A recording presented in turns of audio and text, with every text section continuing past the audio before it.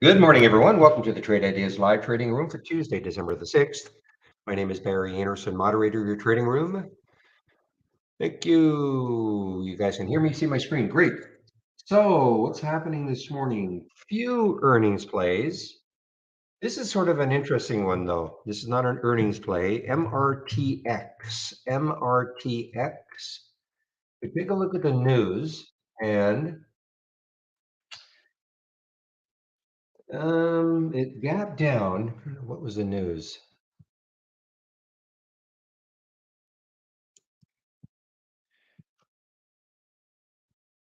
Okay, so in pre-market trading after the company and Kiowa Kirin reported discontinuation, et cetera, et cetera. Okay, that's all fine and good. However, right after this, I'm looking at JP Morgan's, Jefferies, and Piper Sandler, and who knows, maybe others.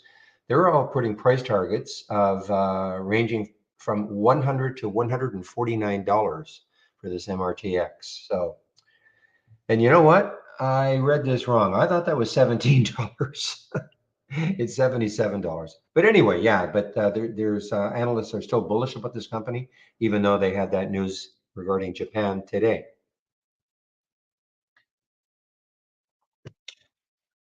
SI gapping down.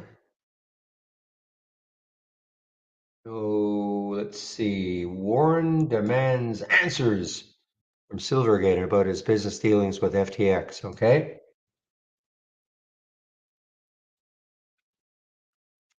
SMMT. I know some of you are either in this or interested in this one. SMMT. I can't really figure this one out. Um, I, they got some kind of a deal with this company called Akiso, let me just see, partnership with Akiso. But then I read something about a $500 million upfront payment, signs an up to $5 billion licensing deal for experimental cancer therapy. Summit said it would make an upfront payment of 500 million. Where are they getting the money? Anyway, okay. That is Summit, SMMT.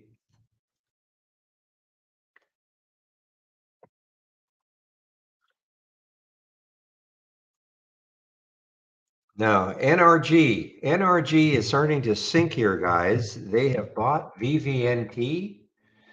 Yeah, the market's not reacting well right now. So they have bought VVNT. If you look at VVNT, it's flatlining right across. Okay, so NRG is buying these guys, but the market's not liking it right now. NRG through the 200-day moving average.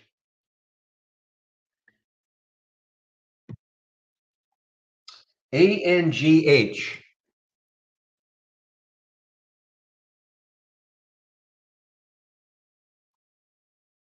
Let's see, ANGH. I don't see any news on it. Yeah, I don't see any specific news on it. So ANGH, little pop up.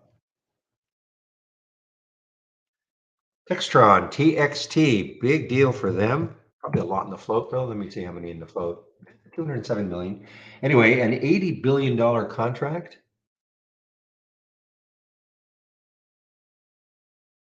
Helicopter contract.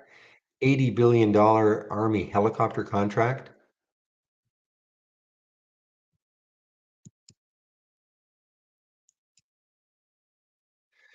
Then I see this one that says 1.3 billion. So who's right? Seriously. These are two headlines, guys. I see an 80 billion and I see a 1.3 billion. Maybe they're different contracts, but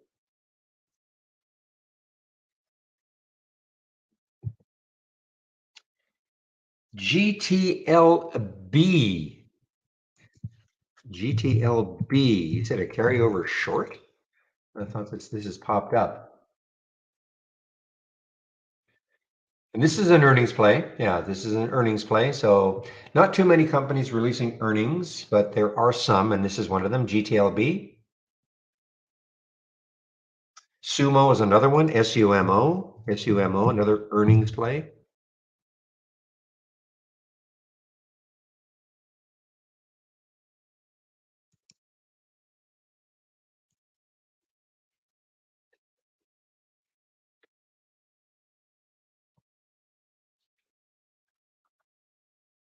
And GOS, GOSS, this was a catastrophe. GOSS, negative, I guess negative phase two data. GOSS. So this is an all-time low right now. We have to wait and see how this opens. This-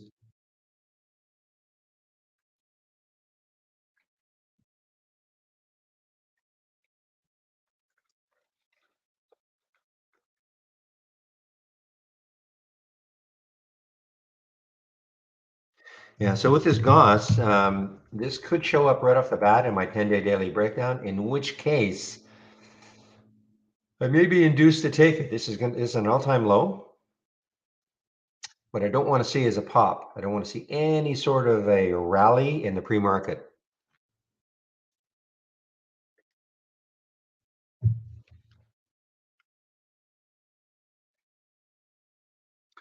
So this NRG is continuing to move down on that buyout.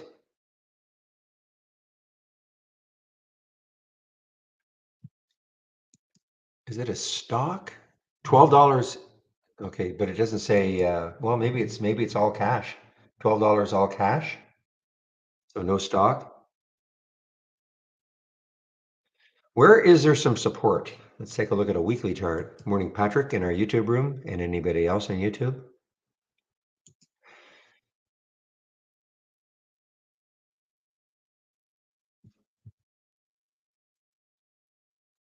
And so 35.61 looks like 35.61 on that weekly candle. That is the next low looking left on the weekly chart.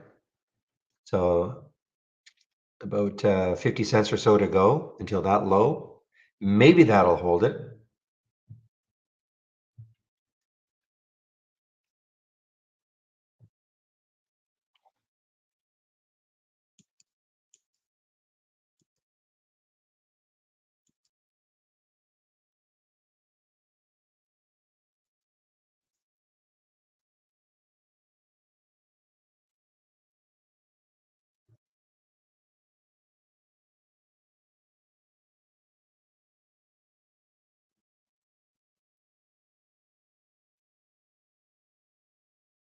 Okay, let's take a look at G triple I is still recovering. That's my weekly chart. Let me get the daily out. G triple I is still recovering from its earnings that it had on Friday. Sorry, that was Friday. Still trying to recover a little bit. The high on Friday was 1362. So if it can somehow get up to that level, I mean, look at the gap, potential gap fill. So keep an eye on G triple I. I just put a price alert and say 1360 and see what happens.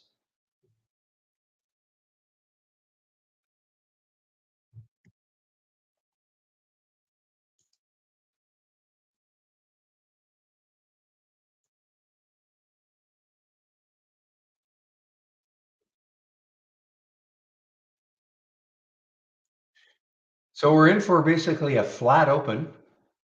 Yeah, look at the SPY, basically a flat open right now. I did see the oil prices were down a bit. So my guess is that when we take a look at the sector status, the energy stocks, probably be 100% down. That make up XLE. Herbalife, I did see Herbalife also. Yeah, what's the deal with this one? They're trading lower after the company announces. Aha, so they're doing a financing.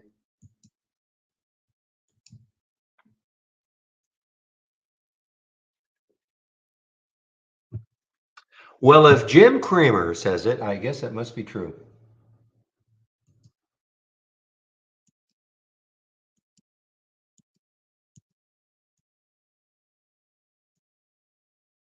Time to buy, yeah.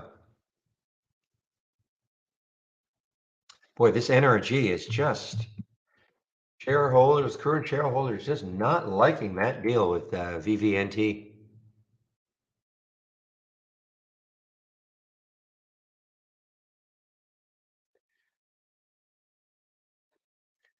2.8 billion deal.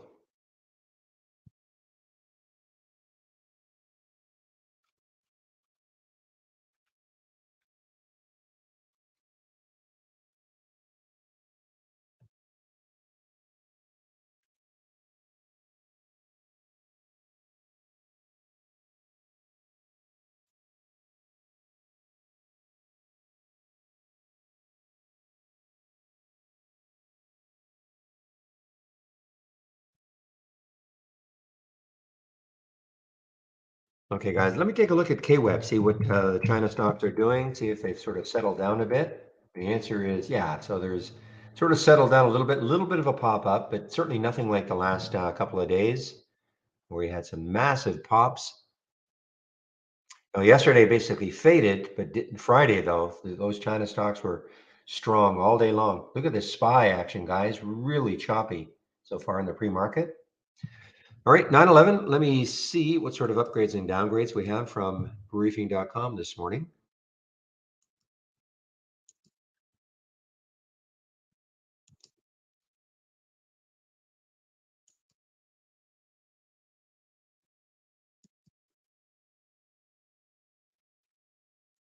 Okay, we have a few upgrades and a few more downgrades than upgrades. So let's take a look at some of the upgrades, see if there's anything from Goldman with some kind of a crazy price target.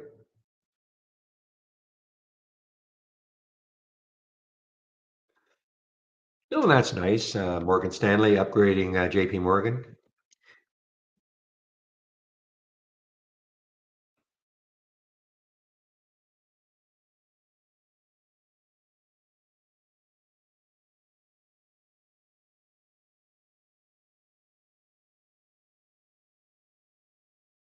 All right, there are the upgrades. I'll get the downgrades in now.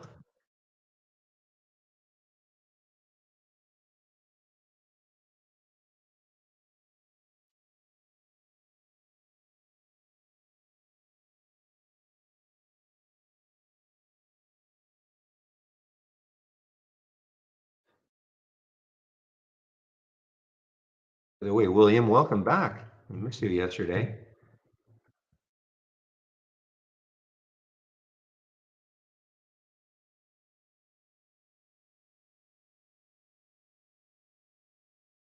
All right, there are some of the upgrades, some of the downgrades this morning from briefing.com. Let me get those into our YouTube room.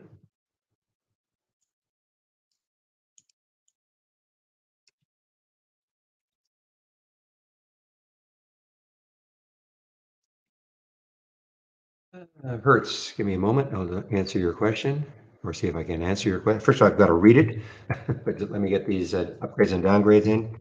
All right. Is the currently ideas surfing taskbar any consequence during the day? I notice.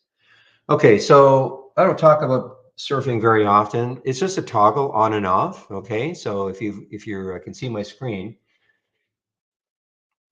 there it is. Idea surfing is paused. So the only way you turn it on is by literally clicking on it. Okay, now sometimes if you when you load trade ideas, it's possible if you look at it, go to tools and then options, and then you may it may I've asked them repeatedly not to have that as a default, but you may have enable idea surfing. So that is one reason maybe why when you load trade ideas, it starts surfing automatically. I would uncheck that and then save if you don't want it. But the surfing is it doesn't have any consequence, during the day to surf or not surf, if that makes sense.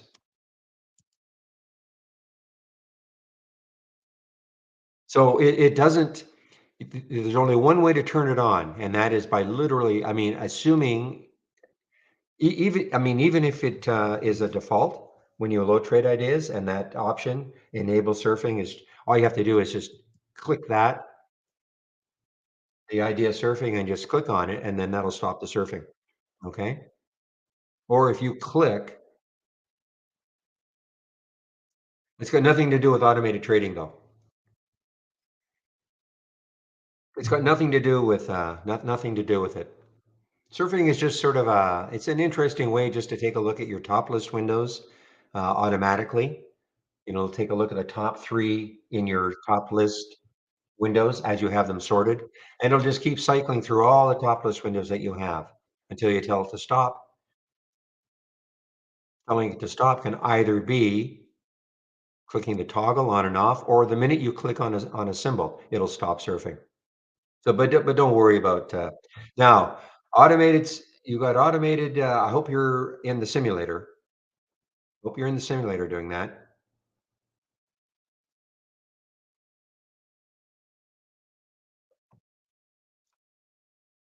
Or at least have you practiced automated trading before you start committing money to the market?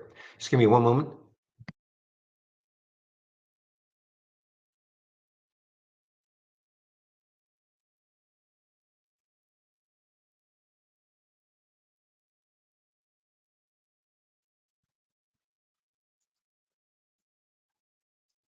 All right. Well, it's up to you. Of course, Hertz. So you want to go automated, and you're doing like what are you using? Your own strategies or the AI, or what are you doing?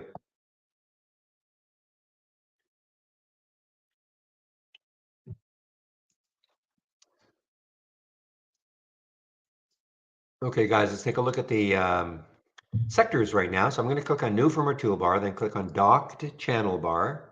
Scroll down until I see sector status. I guess is that energy is going to be 100% down.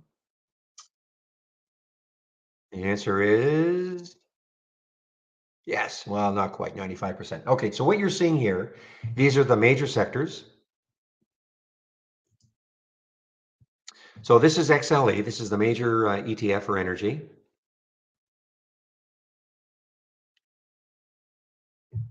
And so when you see 95% in red, that means that 95% of the stocks that make up XLE are down from yesterday's close, okay? So doing a little searching here, technology, 68% are up, retail, 61%. But definitely right now, as we speak, energy stocks are not the way to go today. However, of course, that can change when we look at this change from the open, maybe half an hour or 45 minutes or so from now.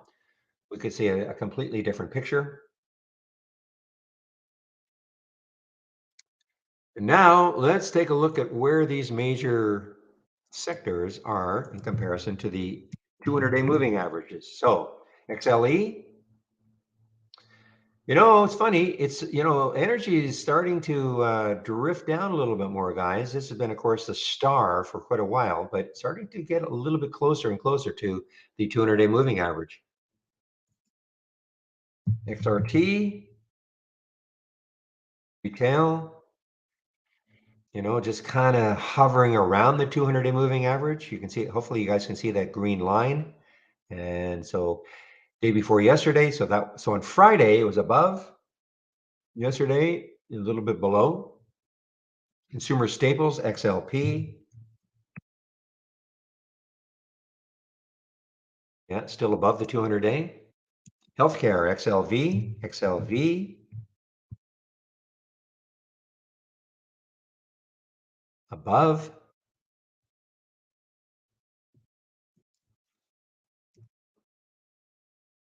XLI, guys, XLI, above. That's XLI, that's industrials. Financials, XLF, always interesting to see where they are. XLF, yeah, starting, so a little, not quite like energy, but starting to get down towards that 200-day moving average. Financials are starting to weaken. And consumer discretionary, we know where that one's going to be. Can't even see it. So there it is, 156. So it is quite a bit below and weakening. 156. Can't. It's off the scale here.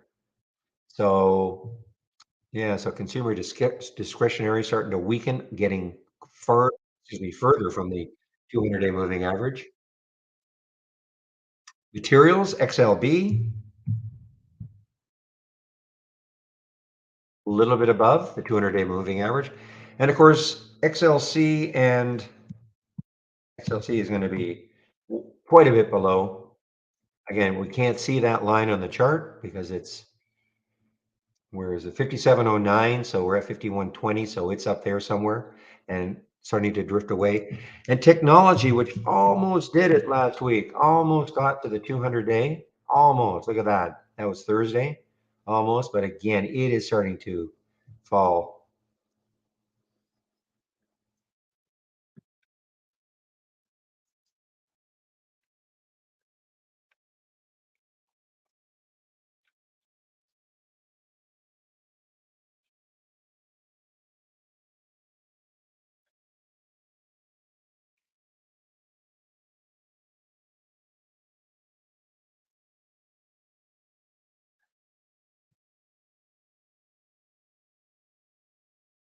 Okay, so Hertz, what I don't understand is when you say you have automated trading activated during the day, but you're picking some of the Holly AI. How are you picking? What are you doing?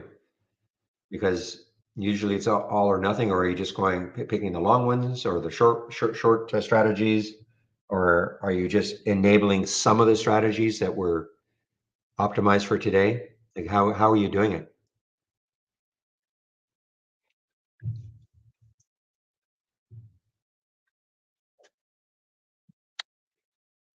Asna, good morning. I don't recognize that name, so now guys, let me do a little experiment today, and I'm looking for some volunteers. Not too many, maybe three or four, especially those of you who may not trade that much.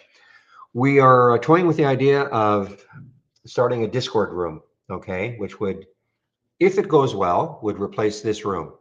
And we've been testing it for a little while. And so I have a link, and the objective really is to find out from you guys, first of all, how does the screen look to you, and how do I sound? Is it the same? We've been testing it internally, and everybody says that the screen resolution looks good, and I come across the same way. So that's all good. If you have ever used Discord before, you know that their first step is to gather an email and all that, and then you're allowed into whatever Discord rooms you choose, I suppose. So if you've not used Discord before, though, that would be the first step. So I'm going to give a link out later on. So anybody, so for instance, you, Roger, um, I just looking for some volunteers. We don't, and looking for some feedback. This is what you're going to see. Okay, this is what you're going to see. So you notice here, there's the tabs, same tabs, specific stocks only, general market talk, TI questions. We put, oh, where did it go? Oh, he must have done it in another one. But just looking for some feedback. How easy is it to get in? What do you think? Mainly the resolution and me. I mean, how, as long as I'm still clear and the resolution is good, we can work around everything else. So I will give, now there's only 10 spots, and that'll be good for 7 days. So I'll put the link in, and you guys can have a go and just let me know. Just got to find the link.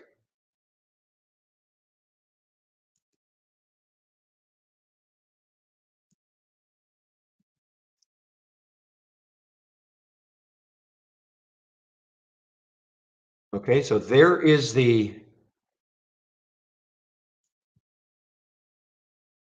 link.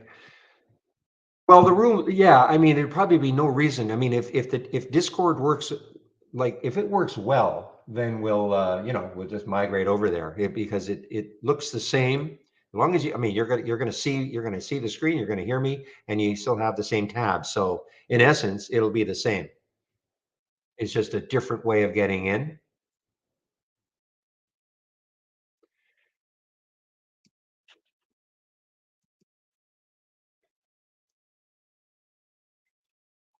True enough. I mean, and that's one of the reasons why we're looking at Discord has more. We can do a little bit more,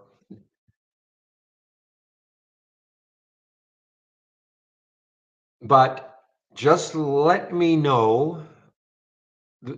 All we're really trying to see right now is, okay, how easy was it to get in? Maybe make a post. I mean, obviously, if you're in, then it's obviously pretty easy. You just click. Now the thing is, I have to get used to this because I'm not used to. And there's a how-to. Is that Mr. X? Okay, so I can see you guys are coming in. All right. So the main thing is, hearing me and the screen resolution. We're certainly not going to go backwards.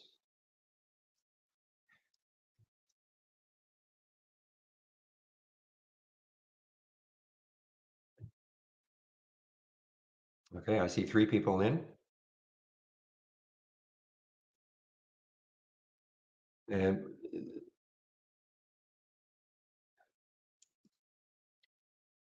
try to do a post. You know, you've got here the same tabs as specific stocks only, general market talk, TI questions. It's going to be a little more tricky for me to know when this is happening. All this does is light up. In the other room, I could see a number.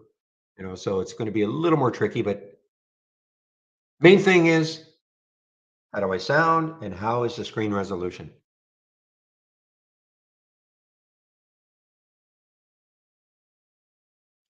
Okay, well, it says invite expired, so this is good. I don't have another link. I do not have another link.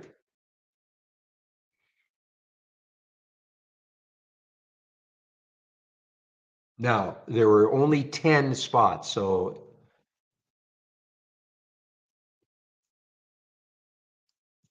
but I only see, I don't see 10 people in there, but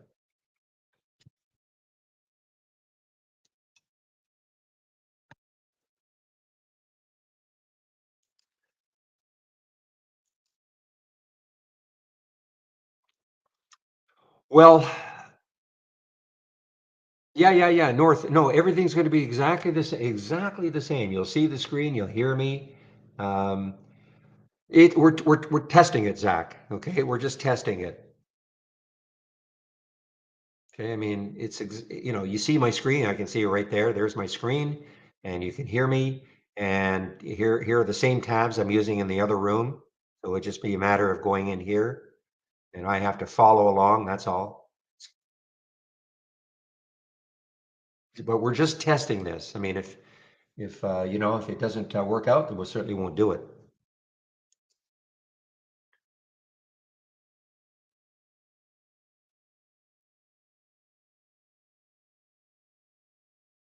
Okay, so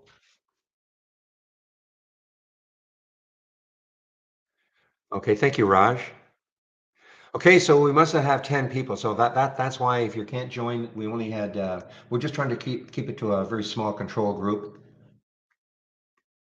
Again, first date just to see, make sure, again, I'm going to just repeat, we don't want to go backwards. I don't want to show you something that where the screen resolution isn't as good as you're used to. And certainly my voice. I mean, I have to make sure that you guys can hear me as clear as you're used to hearing me. So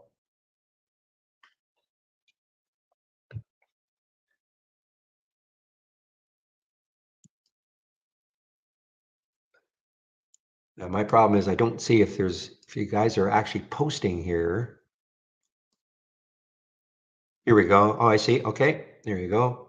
Testing the general talk sound is good. Resolution is great. So when you say resolution is great, better than the other room?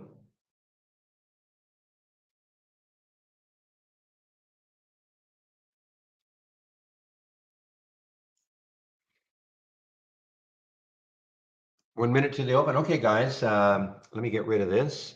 Let's have a great trading day, everybody.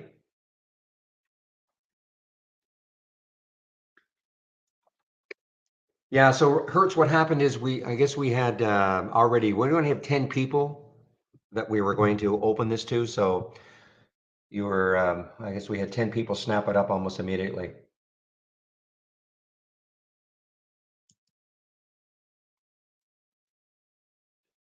Okay, guys, we're now open.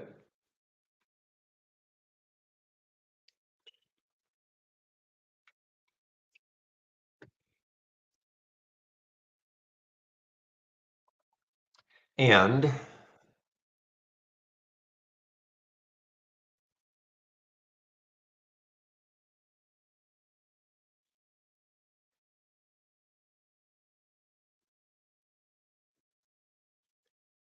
okay, GTLB guys, let's see, GTLB.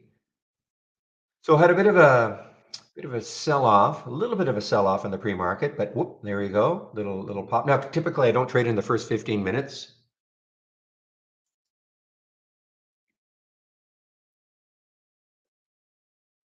Okay, so North says you don't hear the voice, but checking your settings. Yeah, so ooh, there's SI guys. SI. Yeah, actually, interesting. It had a pop, but it's now it's showing up on my 10-day daily breakdown, but it's trying to recover a bit.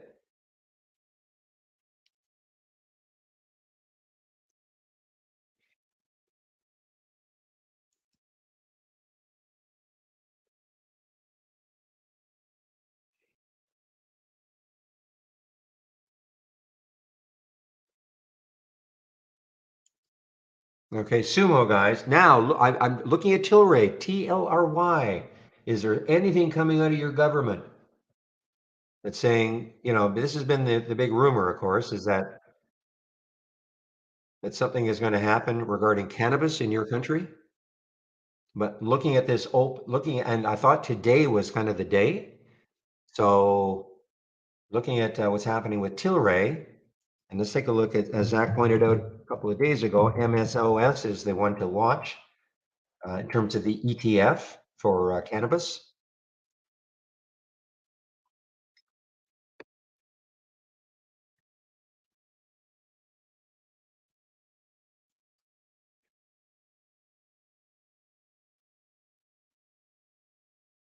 SIG is an earnings play. Yeah, SIG is actually an earnings play. Signet is an earnings play. And okay, so it's right at the 200-day moving average, 64.09. So just right at that 200-day moving average and trying to move above.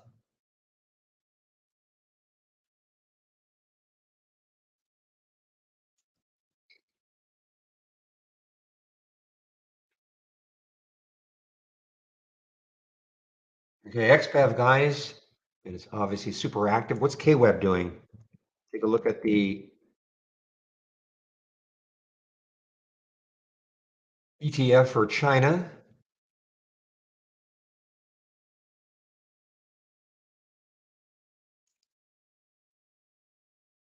So Herbalife is not quite an all-time low, but Herbalife on a financing is moving down. HLF.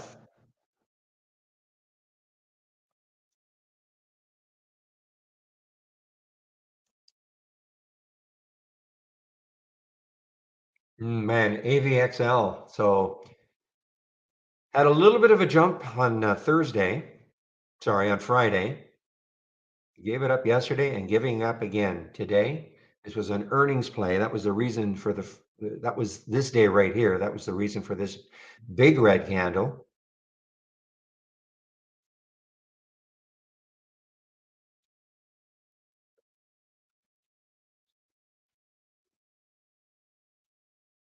Okay, which is that one that was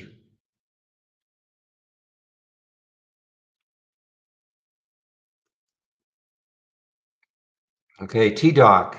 T-Doc is showing up on the 10-day daily breakdown. Too early for me to take any of these though.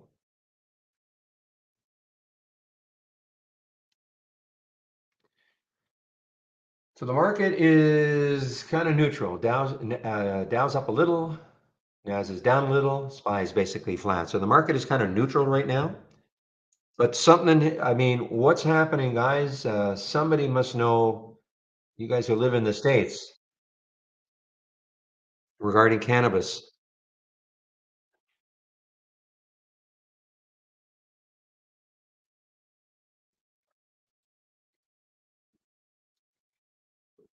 because all the talk was,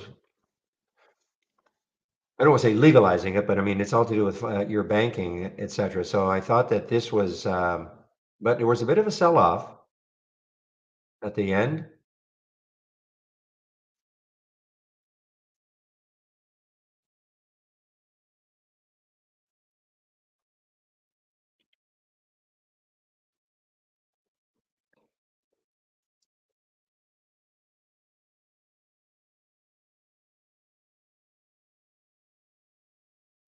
Well, look at Herbalife. Herbalife on this financing, HLF on the financing. Ooh, ASAN continues down. This is an all-time low again, I think. Yeah, ASAN, an all-time low, just took out yesterday's low.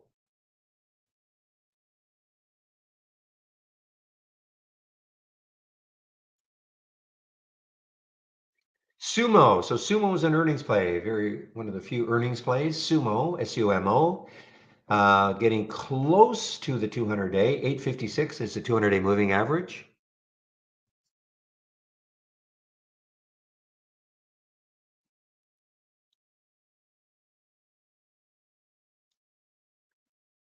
Okay, let me I'm just going to pass that on. Thank you, Wolf. Thank you, anybody who is checking and in our Discord room. I appreciate this.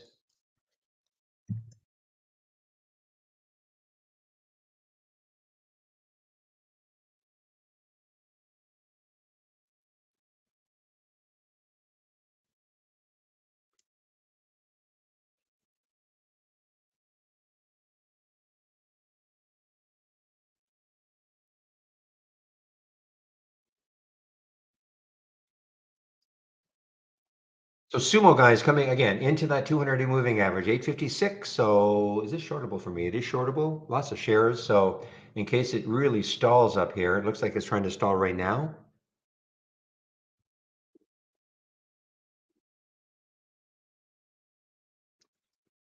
Okay, guys, HLF wending its way down on that financing. HLF wending its way down.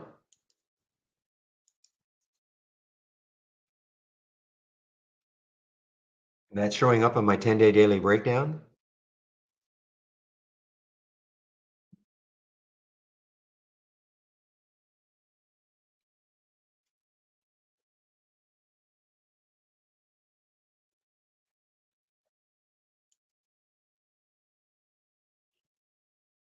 Where is some support for this one?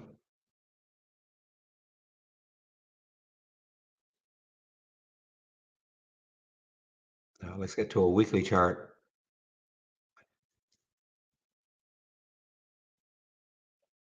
Boy, can't really see anything. They'll go back many, yeah, I mean, I'm back in 2019 now. So, I mean, there's not a lot of support for HLF right now.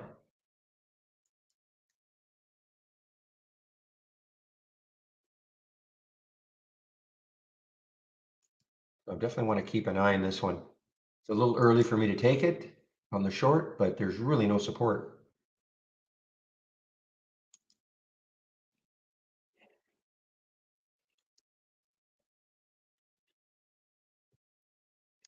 Thank you, Frazzled. So thank you. Anybody who hit it, like took that link or clicked on that link and got in. Now, you guys who were you Discord users before? So you already, or did you have to go like, are you brand new Discord user? So you had to go through the email?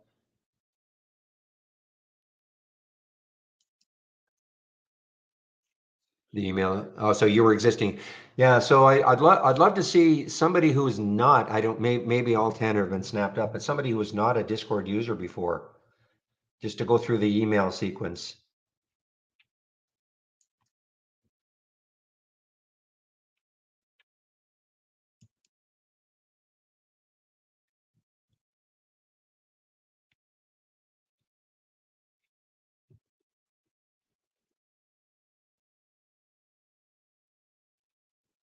Yeah, I don't know if that would work, North, but try. Yeah, maybe that'll work. Somebody leaves, and maybe that frees up a spot for somebody who's not a Discord user right now. We're just trying to see how easy it is to get in. I mean, I know you have to go through an email process. Anyway,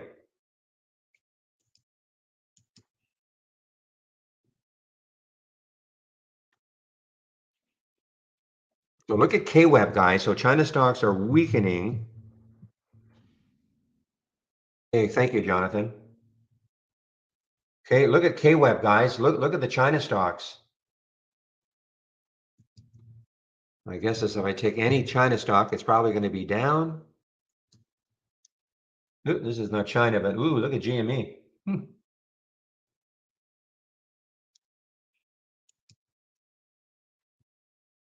How's AMC doing?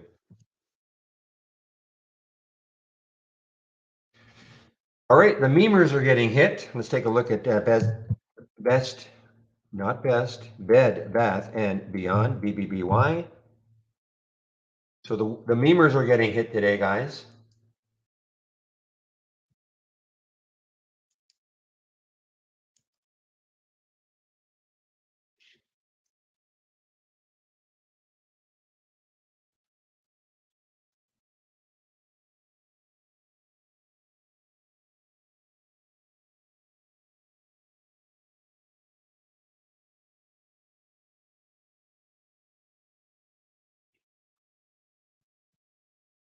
Okay, so Herbalife had a pop, guys. So that's why I don't like to take these trades right off the bat.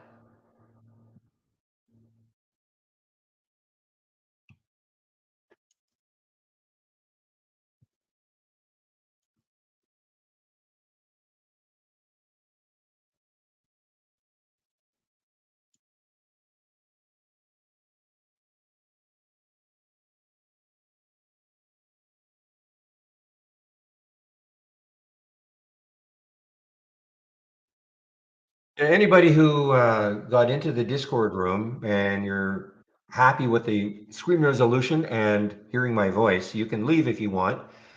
And it would be great if somebody who's has never used Discord before could somehow find their way in. I'll put the link in. I don't know what happened. I don't know if that link. I'll put the link in and let's see. Because some people are leaving, so yeah, you have to create a new link. That's what I thought.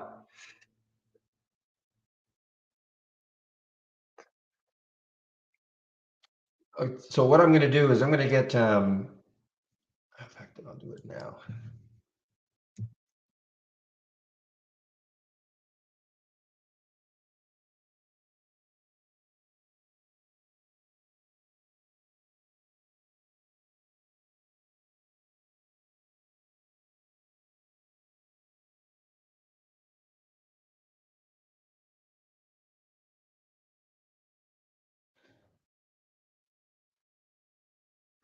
It didn't, but it did not open a spot.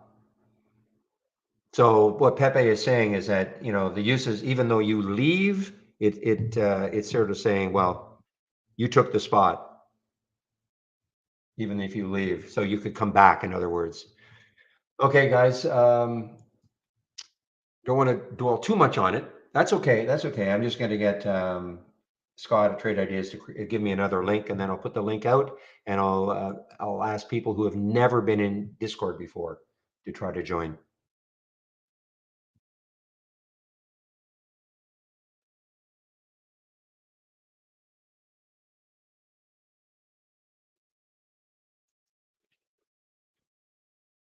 Yeah, thank you, Pepe. Okay. Okay, guys, Sumo. Now, did Sumo take out the 200 day? Right at it. Right at the 200 day. Sumo, SUMO. It got right to it. 1854, 1856 is the 200 day moving average. I got one of the very few earnings plays.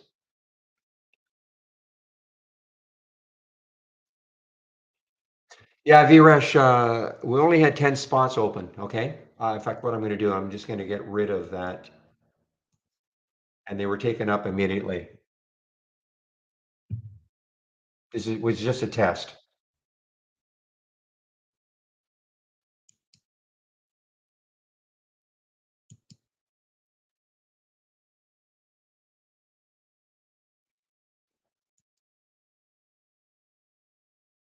Okay, so China Automotive. So that got halted and then it resumed and on the way down.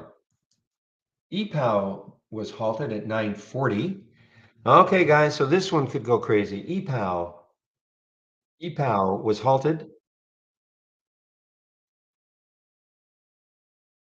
and there is actually news associated with this, receiving a $46 million purchase order from a top 5 global EV player. So that is the news on EPOW.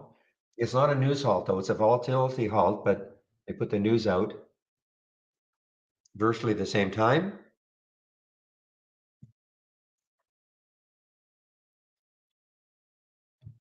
Anyway, guys, appreciate those who went into Discord to let me know how it looked and how I sounded. That was the main thing. So keep an eye on EPOW.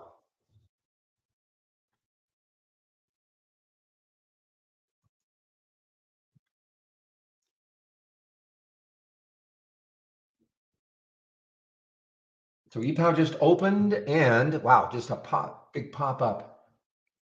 This is not quite, let's see, what happened here? High is 642.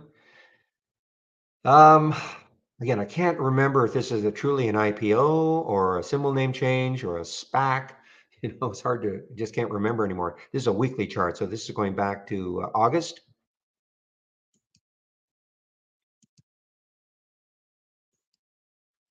All right, guys, Herbalife moving back down again. HLF moving back down again.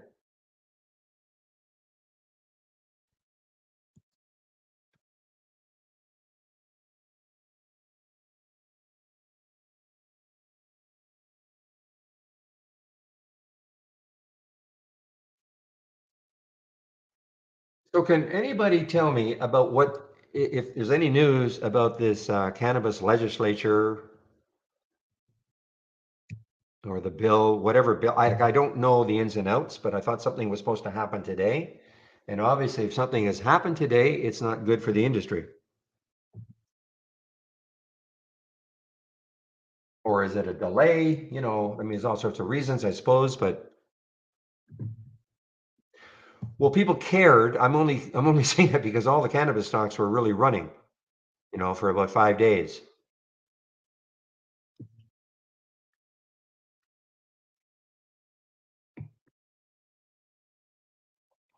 I only care as a particular trade. Well, yeah, but it was in front of your House of Representatives, your Senate, or something like that. Something I thought was supposed to happen today.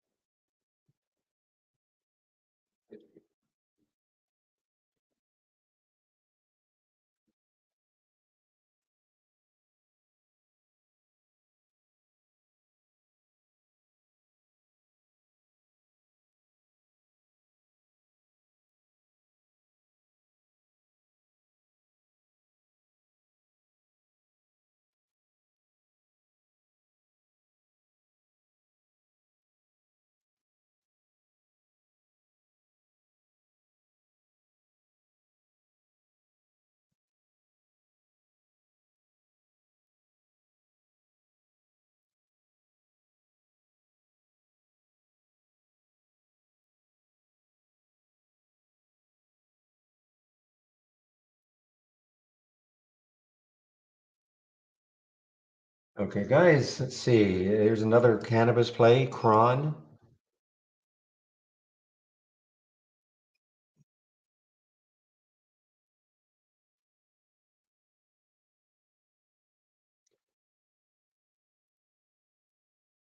Alcoa showing up here. I think it's gainers from the open. Alcoa's showing up. I think William made mention of some of these commodities like aluminum. You mentioned that in the pre-market.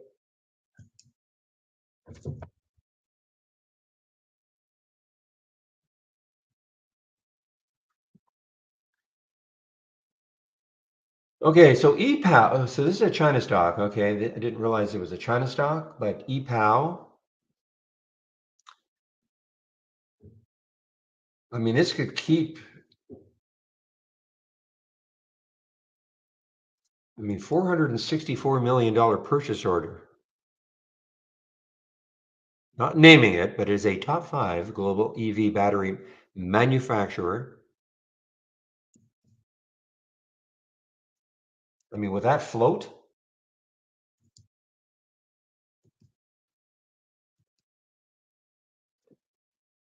well, they've always had those concerns, the banking. Yeah, always with cannabis. Always, always, always. I thought that was supposed to be, did New Jersey yesterday say something about we'll accept?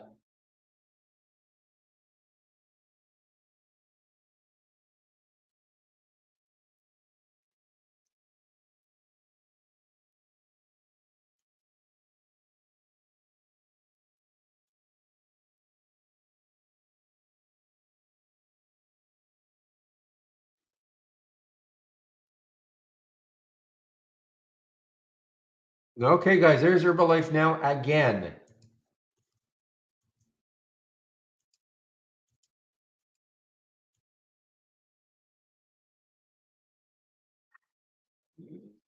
Missed it. Just missed it. Sugar.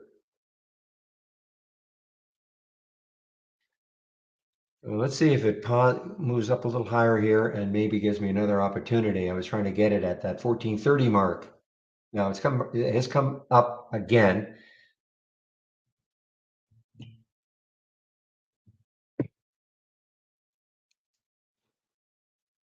Well, this is the one I was trying to remember. So Goss is an all-time low right now. GOSS, I think it was negative phase two data.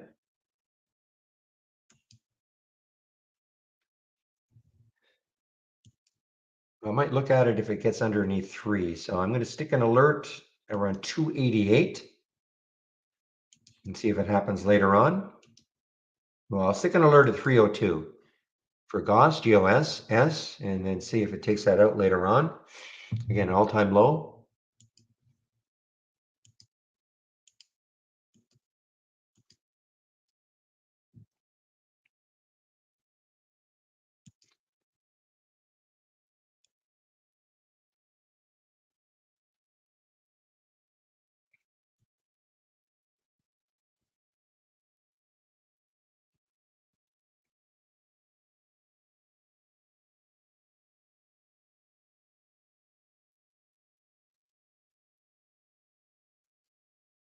Hey, Herbalife is still weakening, guys. See if it takes out 14 and just there's hardly any support for this. Have to go back to 2019 before we start to see anything. And this is a financing they're doing.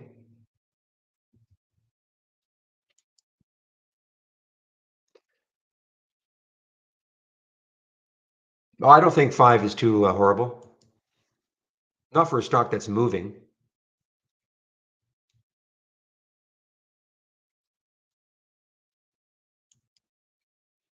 But that's up to you, of course.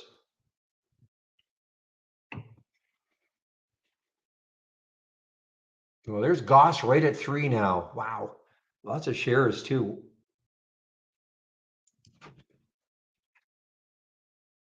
I think I saw there were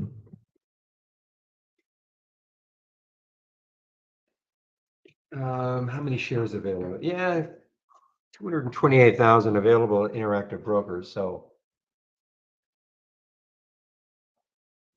just don't know how much more, it's down 67%.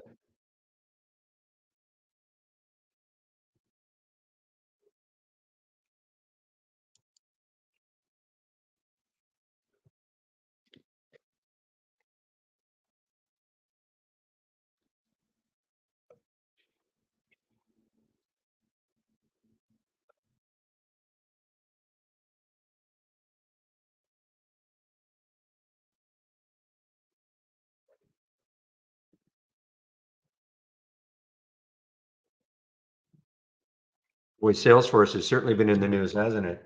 CRM.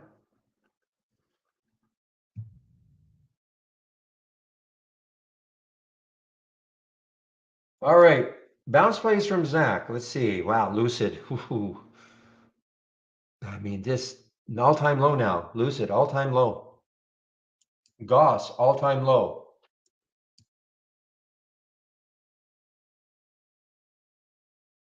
Harry is not an all-time low, but man, oh man.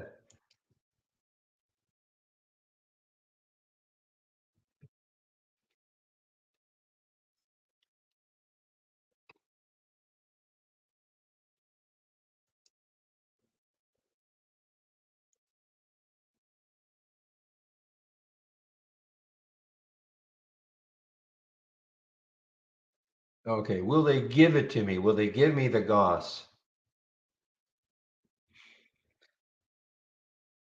Because it's down more than 10%. So the uptick rule well, not kind of, it is in effect. Well, let's see. It's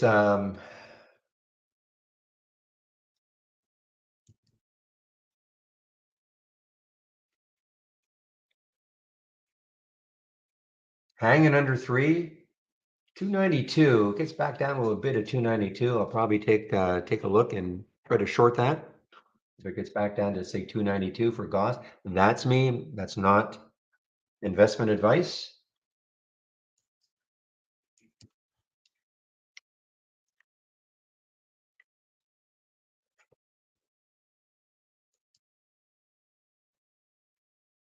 Yeah, it's just kind of playing around 3 right now.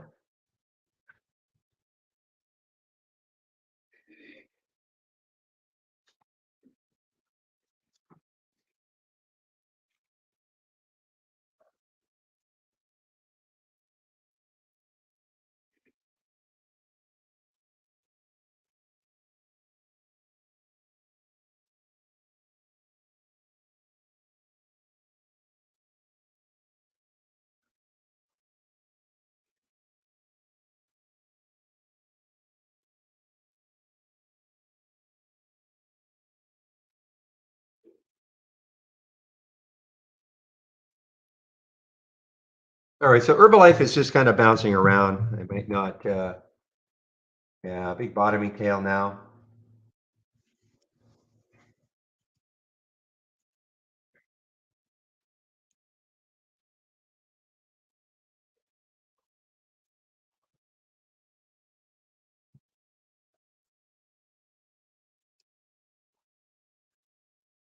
Ripping again? Well, I see Billy is just made a new high. Yeah, boy, this has been all over the place. I mean, the China stocks, my guess is that KWEB may look the same.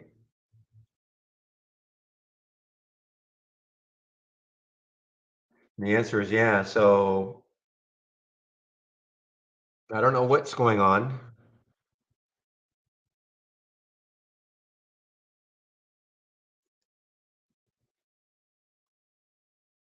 Yeah, I'm sure XPEV is doing the same thing as, yeah. So we had the big red candles to start, and now a recovery.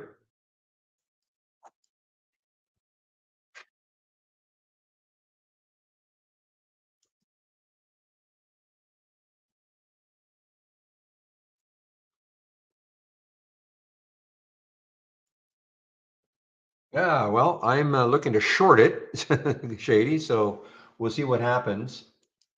But I'm looking for around 291 before I would take a look at it.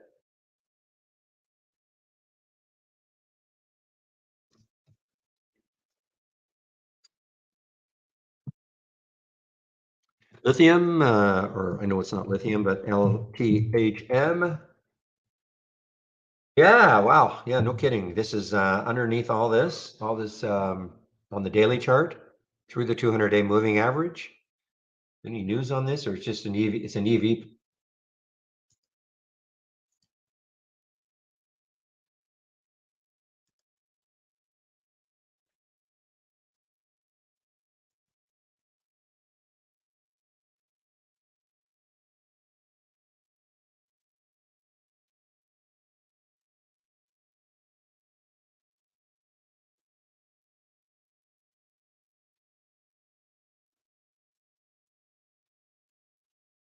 Yeah, just wending, making its way down here. So what's the next low looking left? 26, 25, 26. So 25, 26 is the next low looking left for LTHM. So will that stall it? If it doesn't, then the next low is 23, 25.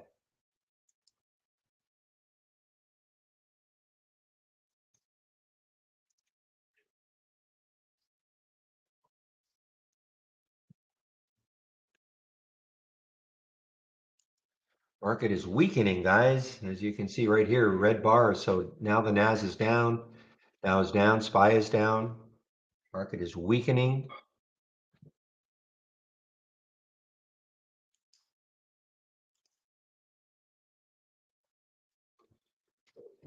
Ah, Sava.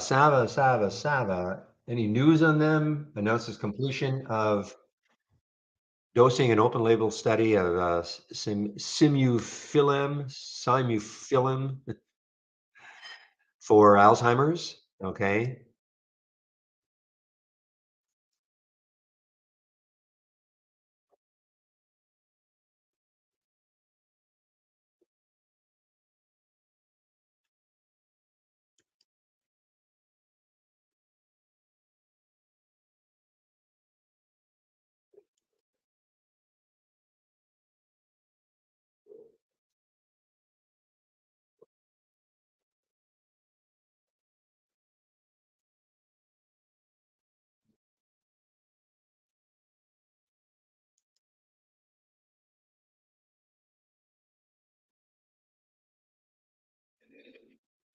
Now, this one from yesterday, MNSO. I remember this one had a big down day yesterday, trying to recover somewhat. MNSO.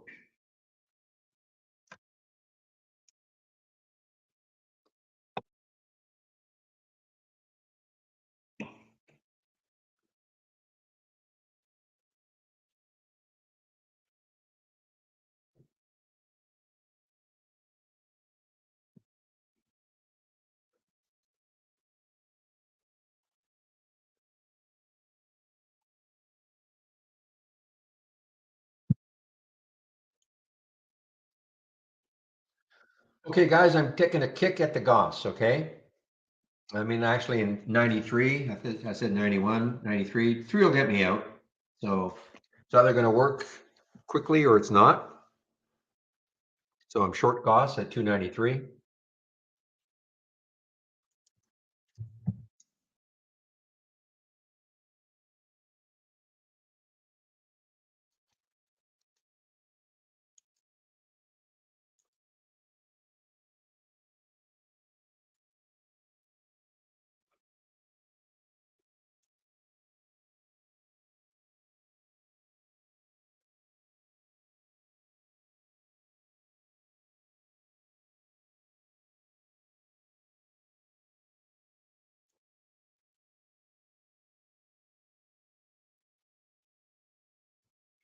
Viru, guys. So Viru was an earnings play yesterday. Viru, VERU was an earnings play yesterday.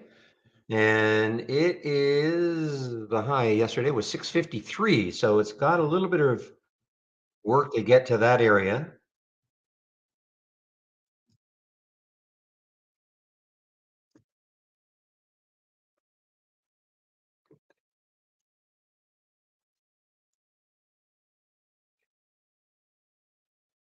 Yeah, EPOW.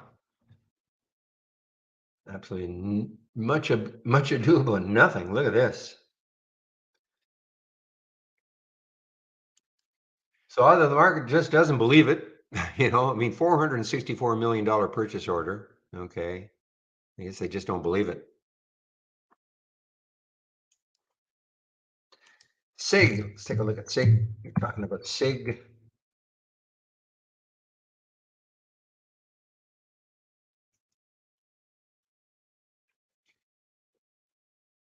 Yeah, one of the few earnings plays. So held the 200-day moving average.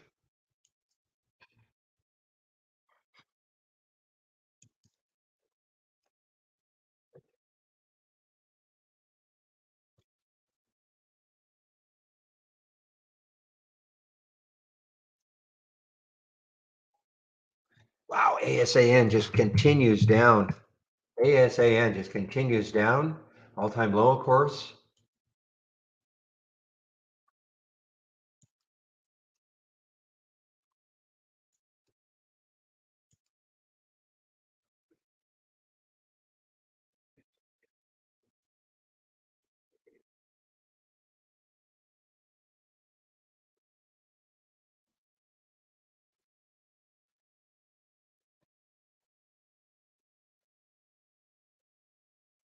All right, guys, give me one moment. I'll be right.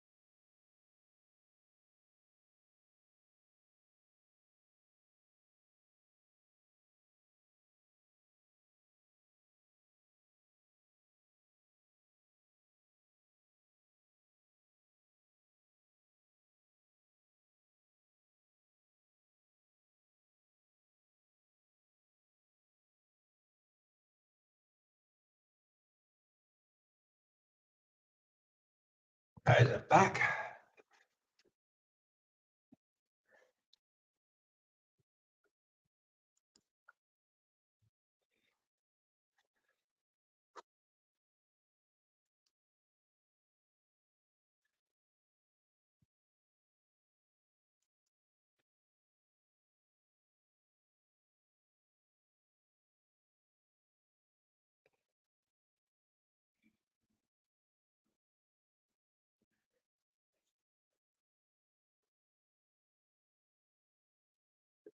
All right. Well, Goss is just taking its sweet time. He's just hanging underneath that three. Again, if it hits three, I'm out.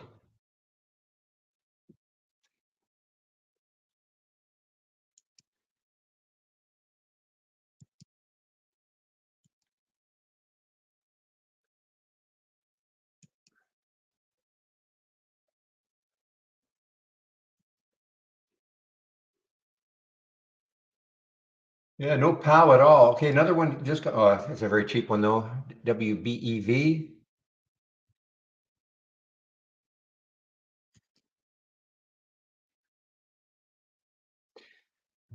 Well, pretty tough to play bounce plays right now, guys, with what the market's doing. I'm looking at some of Zach's bounce plays, but with the market doing what it's doing, I mean, I'm not saying nothing will bounce, but probably won't get a significant enough bounce as the market is leaving 400 behind now.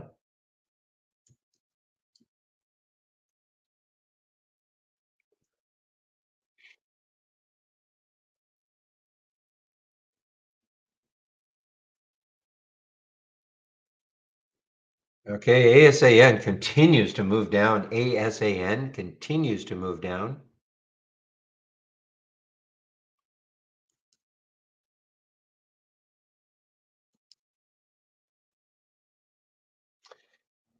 Yeah, I wish it weren't so close to the high of yesterday.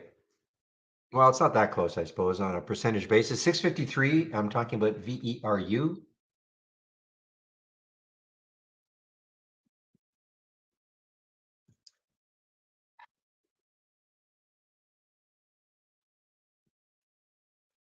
You're not able to log into the TI for, I can't help you, Adam. I have no access to the accounts.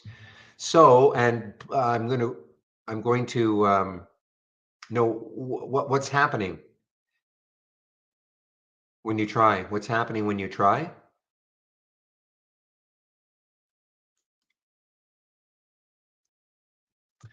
Do you have a green ball? Let me just let me go to the web-based version.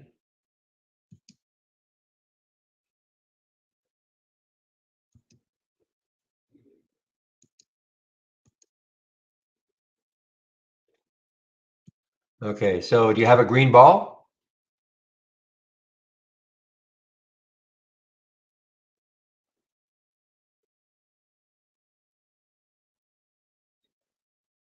Okay, so one of two things has happened. So you're not connected correctly. Okay. Have you used the web-based version before? Well, the username and password are case sensitive. Okay, number one. Oh, so you've used it every day. Okay. And you're not logged into another device? Well, that I don't know. Okay, so what I would do, Adam, I'm going to give her a home page. Normally, if it's a credit card issue, usually they send something out saying, "Hey, your credit card is due to expire." But let me send you to the home page and give them your email address, and they'll take a look at your account, okay? And they should be able to tell you why. So when you click on that link, when you click on the link, no, nobody's you're gonna contact them, okay? So questions and answers, that little pop up there, click on the questions and answers, and then click on ask, and then give them your email address and say, hey, I can't log into the web-based version, and they'll check to see why. Okay, let me know what happens.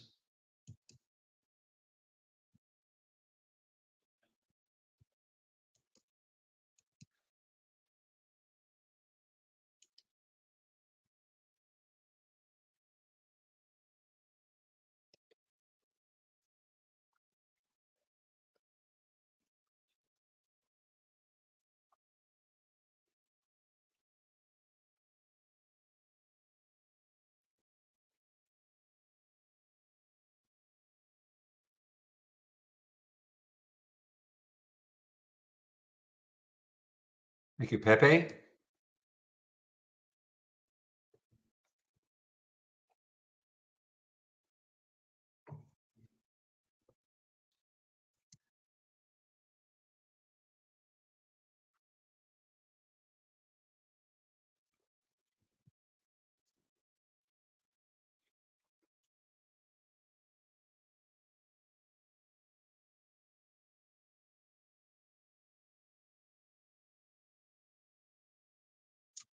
That's only usually because we've got well, we have a limited number of people answering questions at this time, but normally they'll get back to you very, very quickly if you ask that question.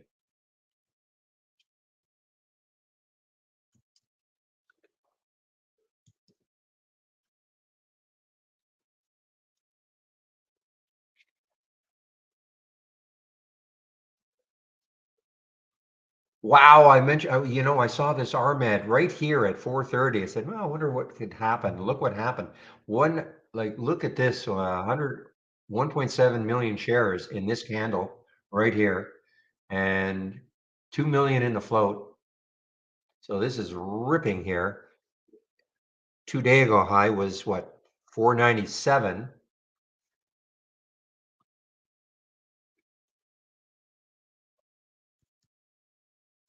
This Herbalife, I'm so interested in it, but it's been so choppy. Yeah, too choppy for me.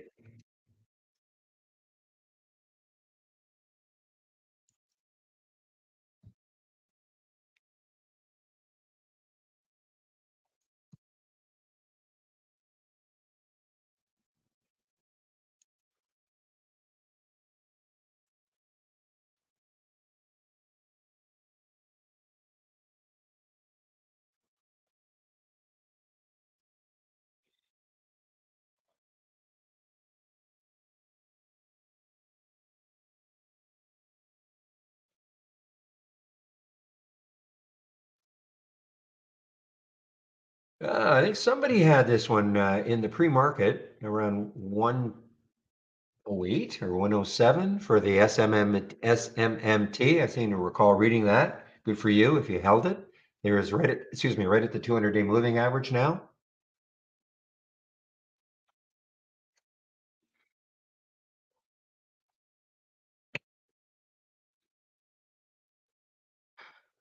All right.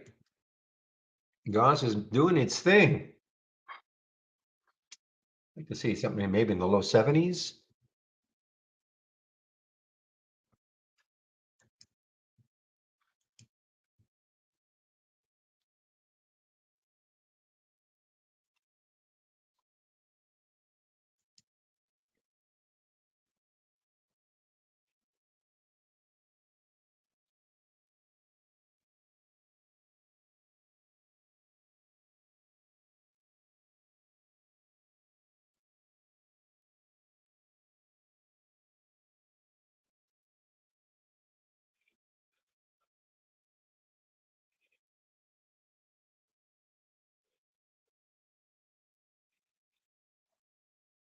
All right. Well, this is an interesting one from the AI. A short of D, Dominion Energy.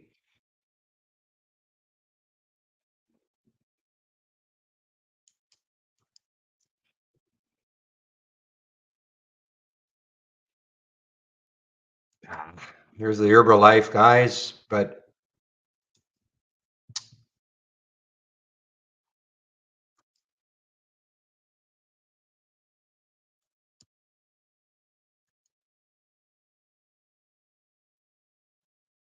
I'm gonna have to leave it alone. It was just a little too whippy for me. Maybe later on, if it settles down a bit and then continues. But right now, I'm just happy with the GOSS short. Love to see it get into the low 70s, maybe take some off there. But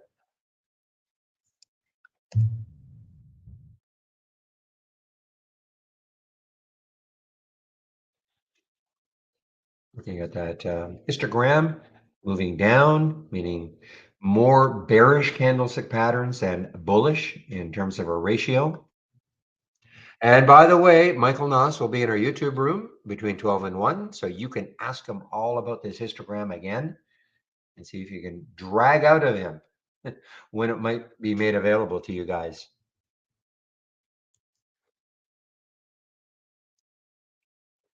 So I take a break between 12 and 1. So somebody else takes over in our YouTube room, and today's Tuesday, so it's Michael's turn in our YouTube room.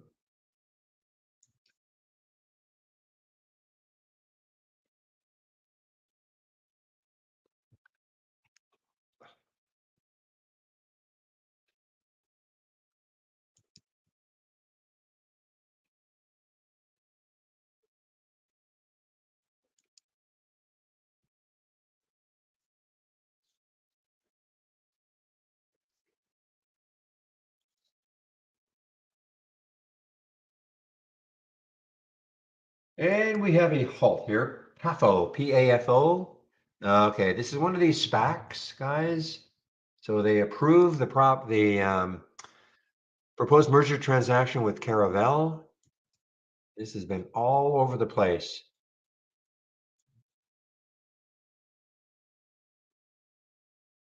The issue is when will it happen though? When will it change from PAFO to whatever the new symbol is going to be?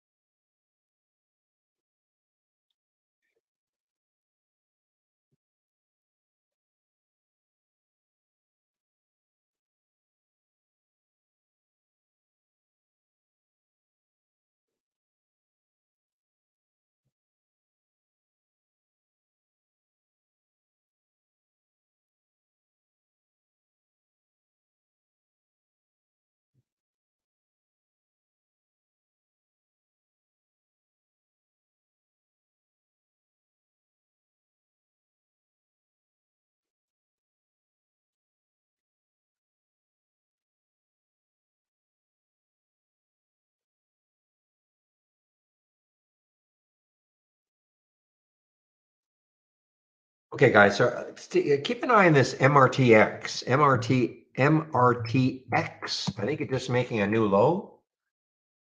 Now, there's a pre-market low here at 73.73. Some kind of a deal that they are not.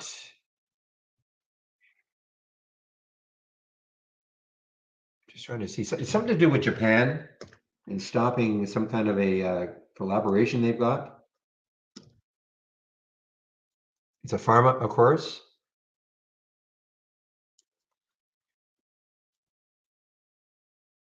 But many companies are so insisting that this is a $100 to $150 stock, including I think Morgan Stanley or JP Morgan or Morgan Stanley, Piper Sandler, Jeffries.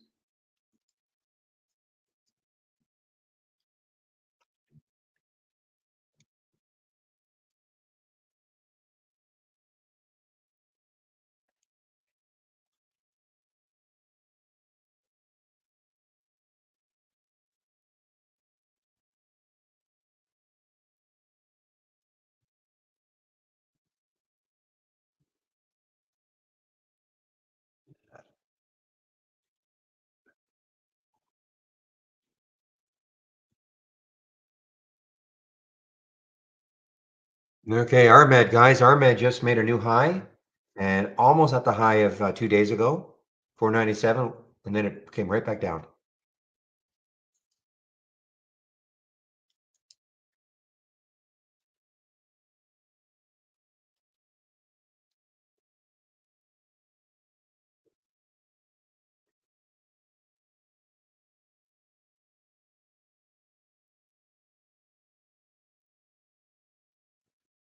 So you're looking to short SIG, of course, aren't you, Zach? You're looking to short it as it gets higher and higher.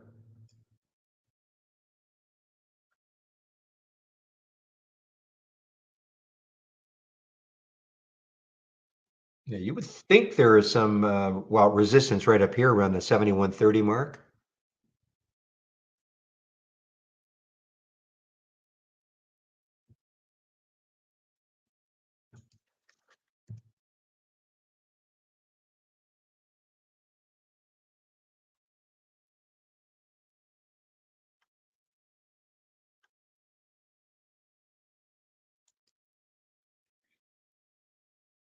So what's keeping me in this short still is this histogram as I'm watching these bars, and they're still small bars, which means that the bearish candlestick patterns on a ratio basis to the bullish ones are more. So that's what that is telling me right now. So that's allowing me to keep in this trade, not even take anything out yet. Does it work 100% of the time? Of course not.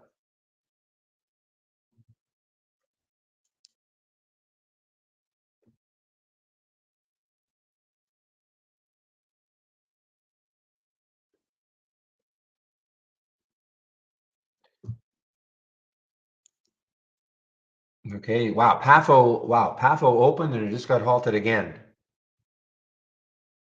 PAFO. So what I said I would do, but I just don't know when it's going to start trading as Caravel. You know, to take some of these SPACs the day before they begin to trade under the new symbol, you know, like 100 shares or just something. That's not a recommendation, and just see what happens once it starts trading under the new symbol.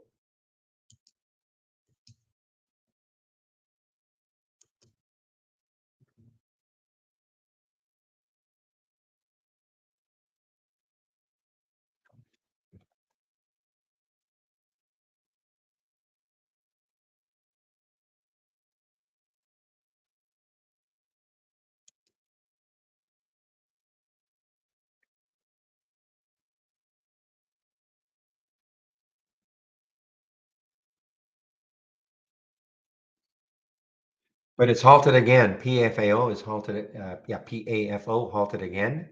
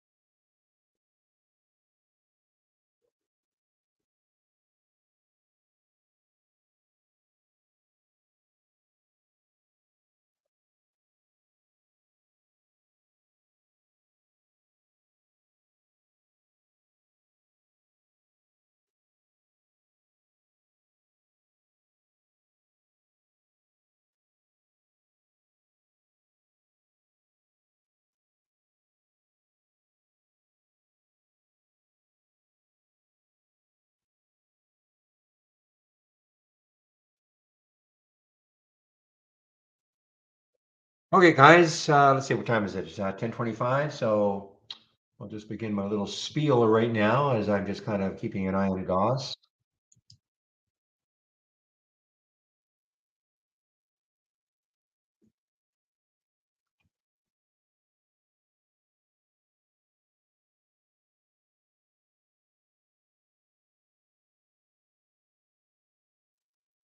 Another downturn was Silvergate, SI.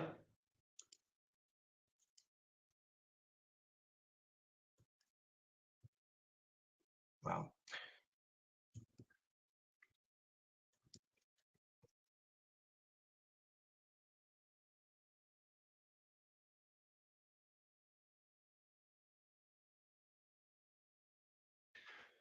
Okay, today I'll keep this one brief, guys. First of all, if you're new to the room, welcome to the room. This is the format, Monday to Friday between 8 a.m. and 3:30 p.m. Eastern Time, live and sharing my screen. And I don't get onto the mic until 9, though, okay? But I do open the room at 8. So if you click on my homepage link, this is what you're going to see.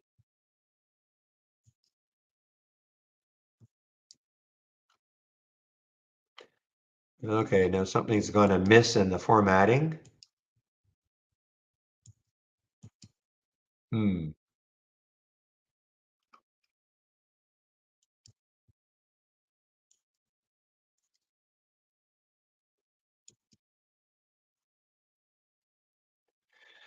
I don't know why that happens.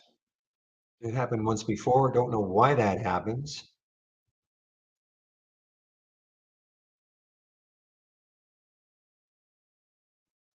Well, at any rate, if you want to take out a subscription, there's a promo code you can use. I don't know what you're seeing on your end. Maybe it's just on my end. And you click on the Get Trade Ideas, and here are the 4 plans: annual, monthly, premium, standard. Okay.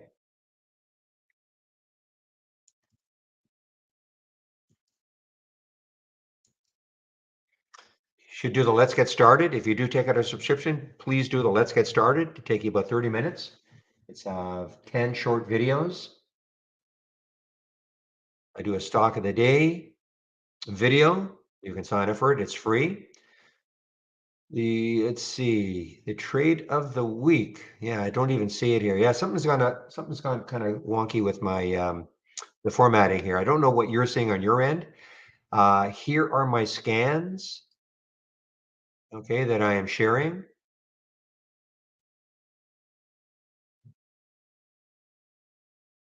Yeah, so I think what I'll do is I'll just have to ask the guy, what's happened?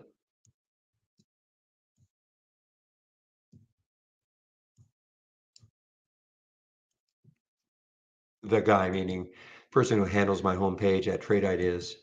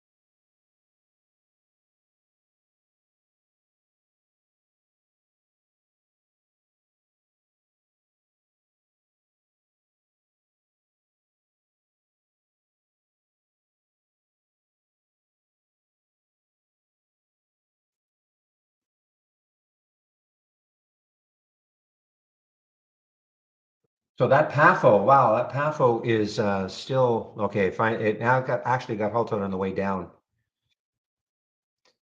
So Casa or Cam, you either of you two, you're pretty good at figuring out what's going to be happening, when it may start trading under Caravel.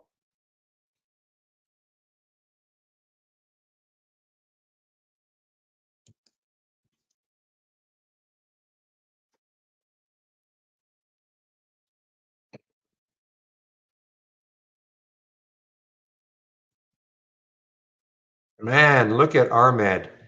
Look at Armed, guys. I missed out on that long. No news on it today that I can see anyway. Nordstrom's, JWN. When you say that, it's probably not a good thing. Yeah.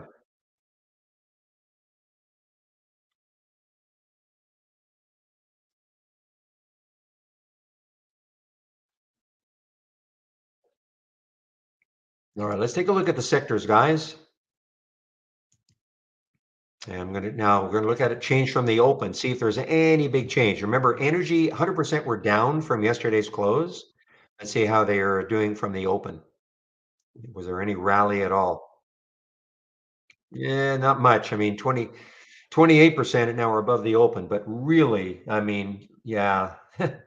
Remember when we looked at technology, I believe 10 minutes before we opened, or the market opened at 9:30, I believe that technology about 68% were above yesterday's close. But look what's happened since the open. 95% are down from the open, 90% community. I mean, there's no strong sector. There is just no strong sector right now. I mean, energy's had a like a minor rally in some of the stocks, but other than that,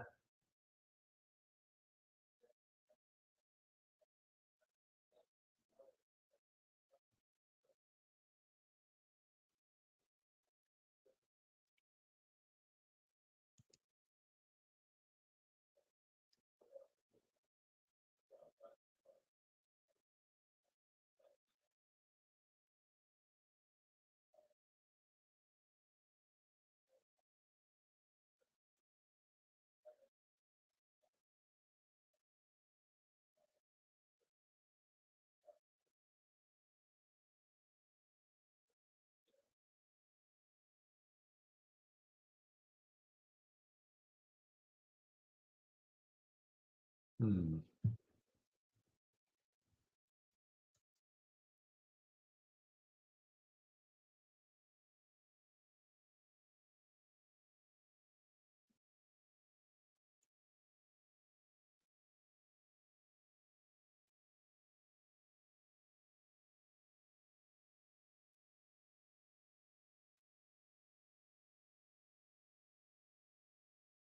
Okay, Pepe, I need your help.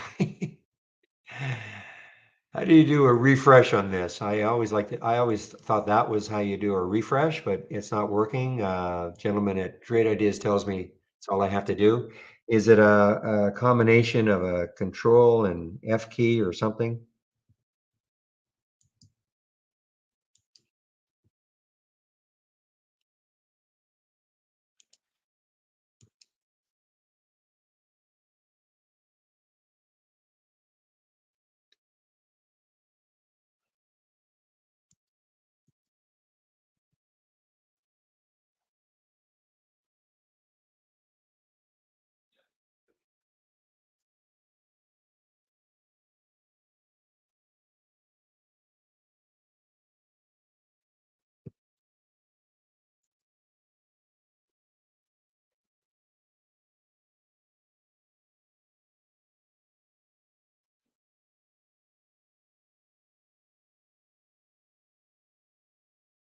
Hmm, still nothing. All right, guys. Well, Goss is, as Zach would say, it's paying me. It's paying me now. Very happy. I was looking for something maybe in the low 70s, and we're getting there. So, and that is the short I'm in.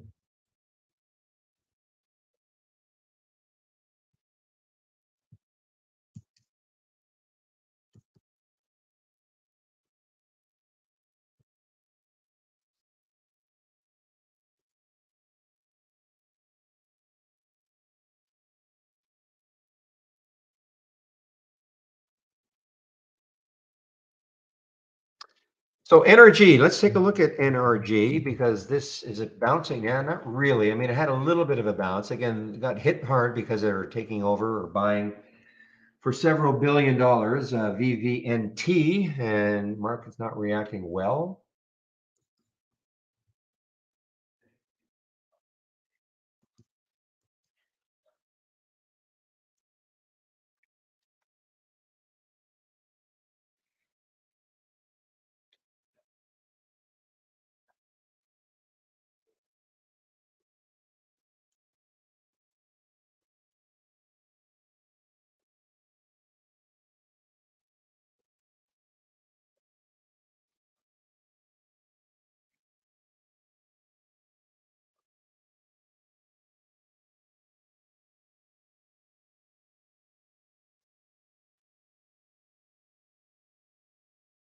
All right, guys, I actually covered some of the gauze at 71 from 293.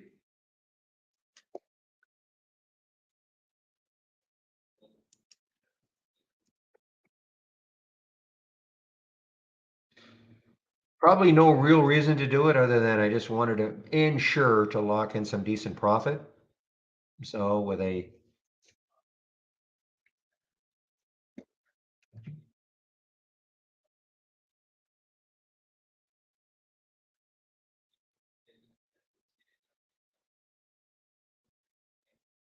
So that would be about a 3 to 1, 1 to 3 risk reward in at 293, 7-cent stop, going down to 271. That's approximately a 1 for 3 risk reward.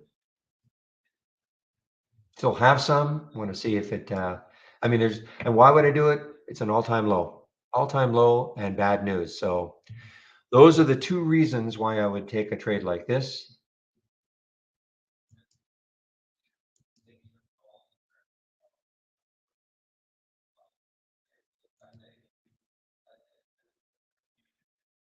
Pepe, where are you? How do I do a refresh on this? I thought that was the refresh button.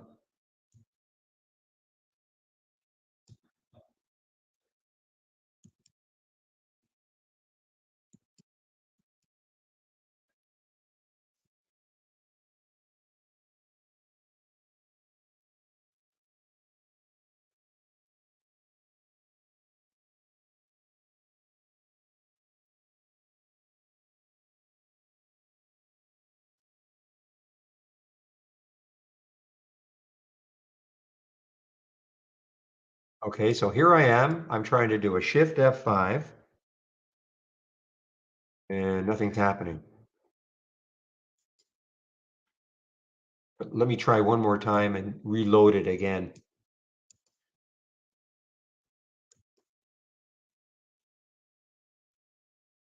And see, I don't know what to do.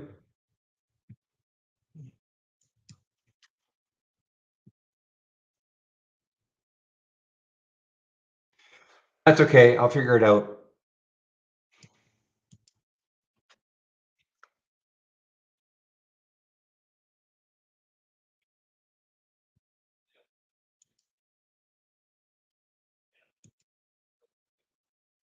Well, that's the that's why I'm trying to fix it. The gentleman who looks after my homepage at Trade Ideas, he just said he said he just republished. Go ahead and refresh to check it out. So you don't see that. So when you click on my link, it looks normal to you guys, not like this. Interesting.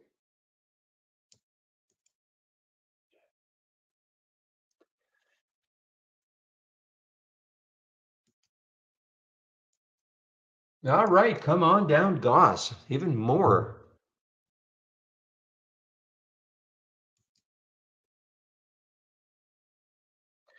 Well, that was my number one look this morning, guys. You know me, anything that's at an all-time low with bad news, I really, I just wasn't sure, it being so cheap, how much it would move. But on a percentage basis, this has been great.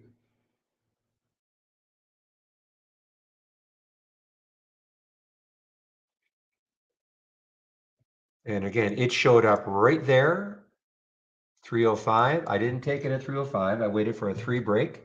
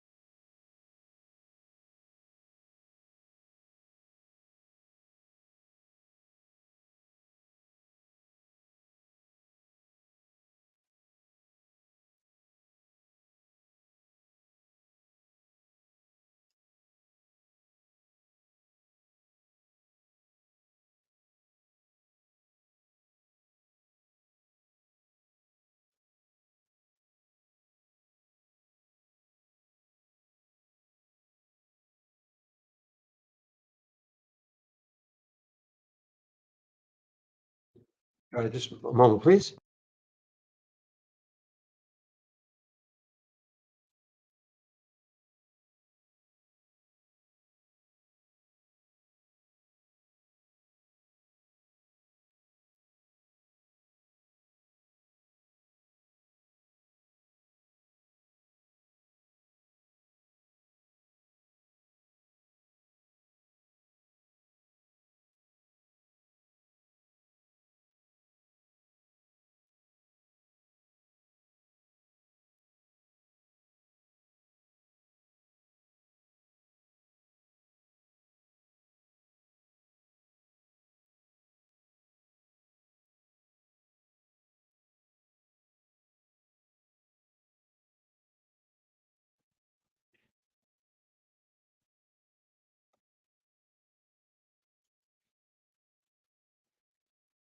Oh man, holy smokes! Look at Goss now, guys.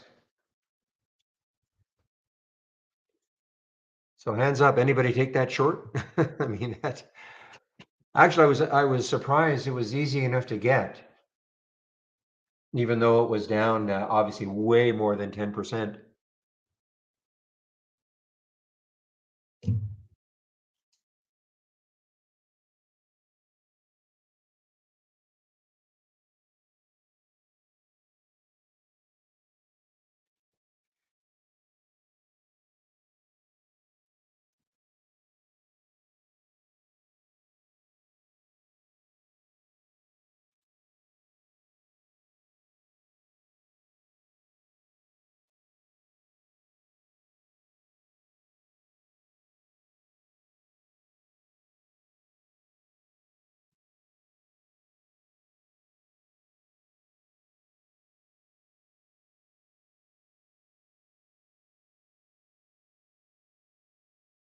Wow, what a market now. One, two, three, four, five, almost an hour and 15 straight down. And if you count that first, even at 9:15, so one, two, three, well, so almost an hour and a half straight down now, guys.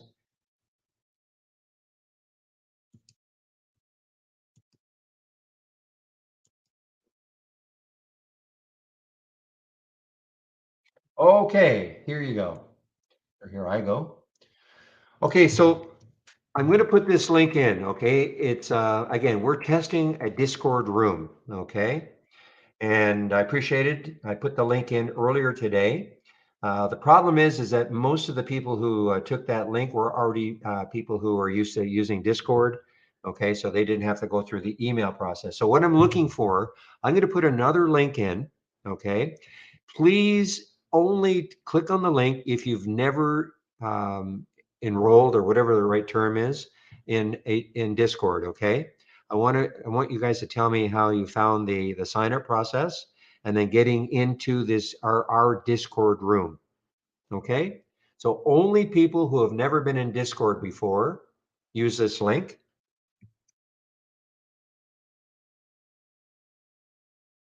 because we're experimenting with the Discord room. And it looks like this, okay? And it's the same thing. You have the specific stocks only, general market talk, TI questions, okay? See my screen, hear me. It's exactly the same. It's just a different look, and it's a little more, I guess we can do more things as a company within this Discord room. So we're just testing it. And so right now, I'm not concerned at all about how I sound and how the screen looks, because everybody has said, who's been in the room, said the screen looks great, and I'm coming across the same way. So really, right now is just for people who have never ever been in a Discord room, because to get into Discord, there's an email process. They ask you for your email, then they send you, and then you sign up. It's a one-time thing. So just let me know. Okay. Just another, what's Discord room? It's just another well, chat, trading room. Okay.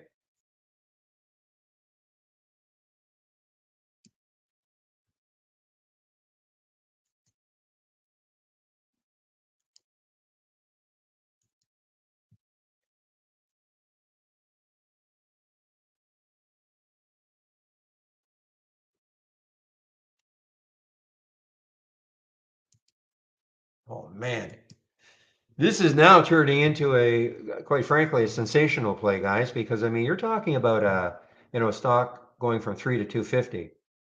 Not quite three, but for me anyway, getting in at 293 and now down to 250. Just a great percentage move, even though the stock was already down a huge amount.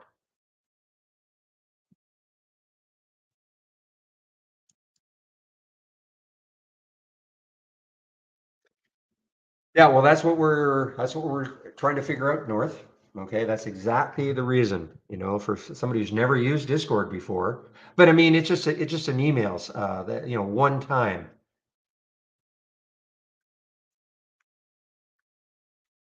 But there are lots and lots, as you know, lots and lots of people do use Discord. So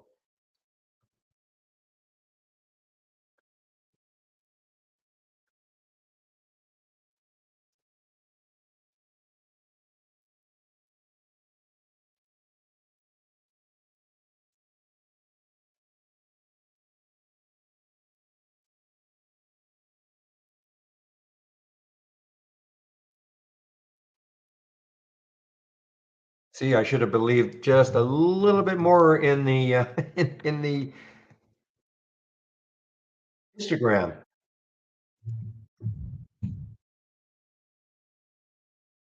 'Cause look at this Instagram; it's still continuing to bars are getting smaller and smaller.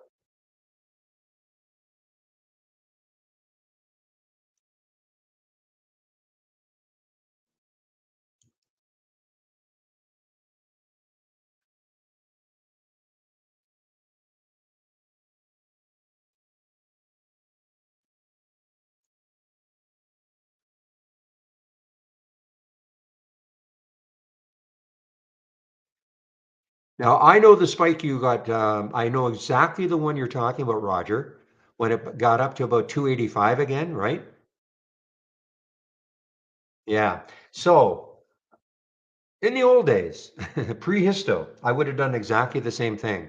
I would have taken some out, but I was watching the histo and I said, you know what? These are still, I'm not seeing a spike like a spike up. So I said, you know what? Just have some faith. Now I did take some out at 271 just to, ensure, a decent profit and then, let the rest run or ride. But that histo kept me in a big way.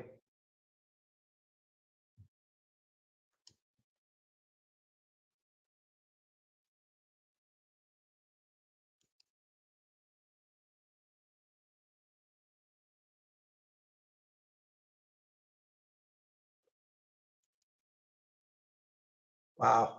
Man, every time, this is my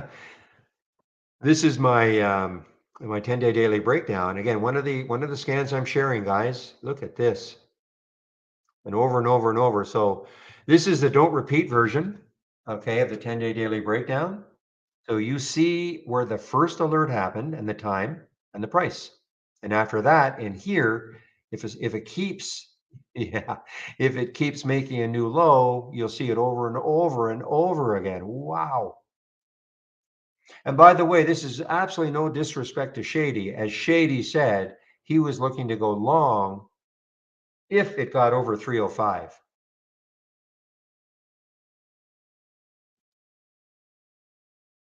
So we weren't trading against each other. He just said, he'd go long if it went over 305, and it didn't get there. So not available yet, Peter. But you know what, Peter? You are probably one who's going to be in our YouTube room between 12 and 1, and Michael will be there. So he's the one who created it. So you can ask him, when do you think it'll be available? Holy smokes, this is awesome, guys. Awesome.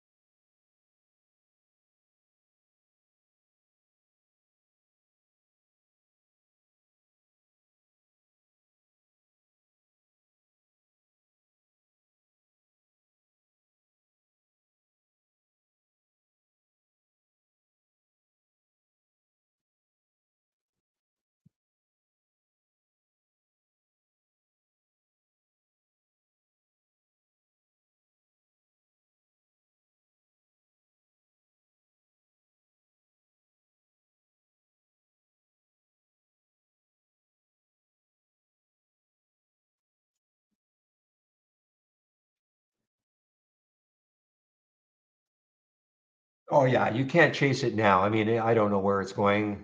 If the Goss, I can't. You cannot chase it now. But boy, when it took out three, took a while though. I mean, it's not like it took a while underneath. Well, a while if you're, if you're a day trader, it took a while. It seemed like forever.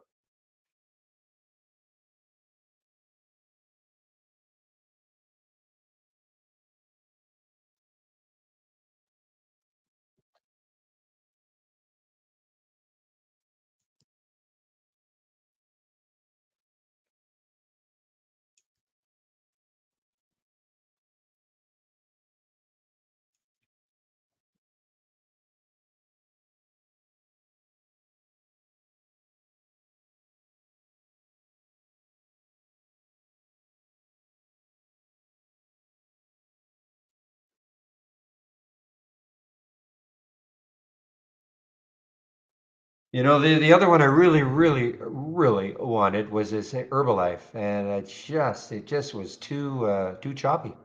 I mean, right now though, right now underneath 14.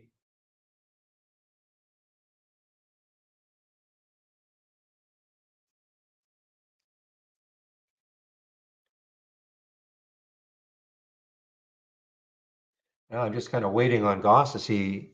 I mean, could it even get close to two? I mean, it's getting there.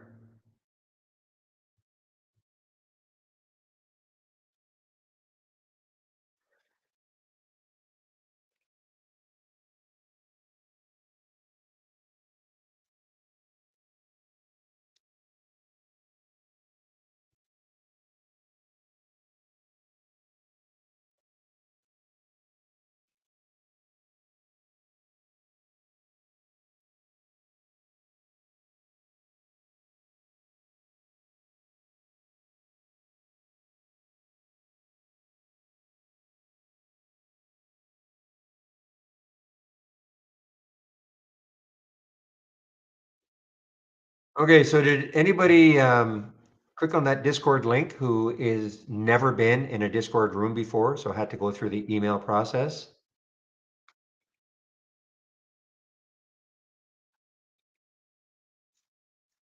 What does the histogram show for SIG? Let's take a look.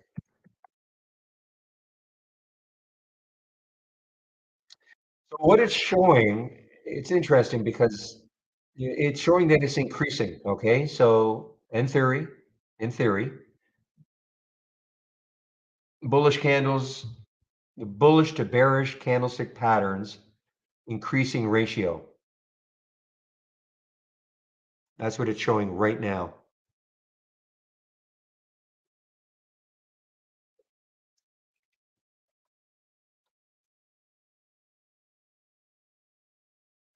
All right, I have covered some more of the Goss guys at the 230.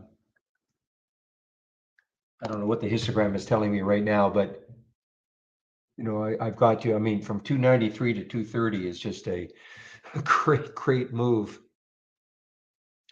Para hit.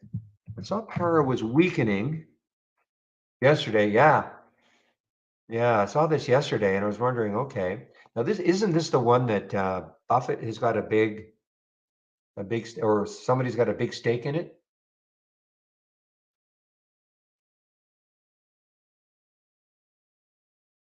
Maybe not. It might not be Buffett, but somebody of note or somebody notable has got a big stake in this.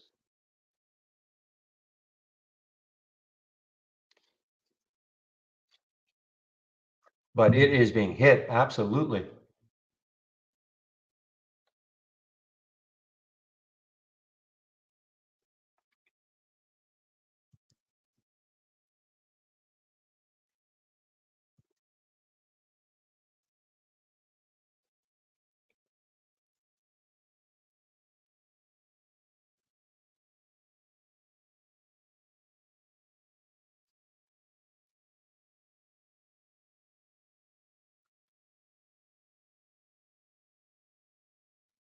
So yeah, so it was Buffett. Of course, he's looking a little longer term than anybody in this room is.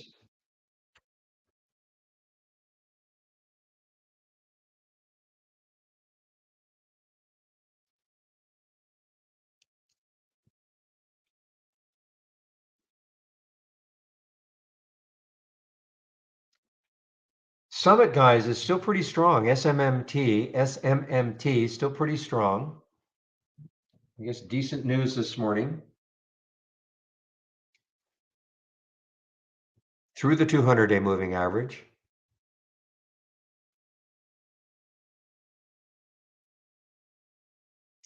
Now, I mean, I did take some out at 270, 271, just a little piece, but I don't have very much left, but I got certainly a big chunk out at 230.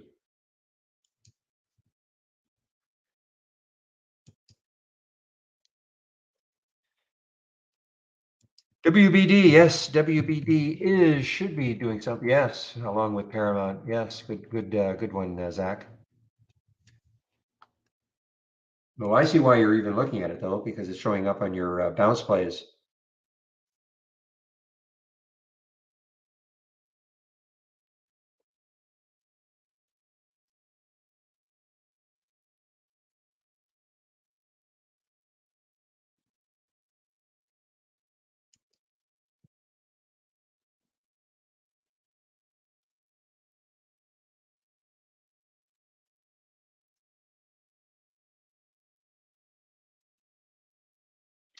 Yeah, I heard that too, Zach.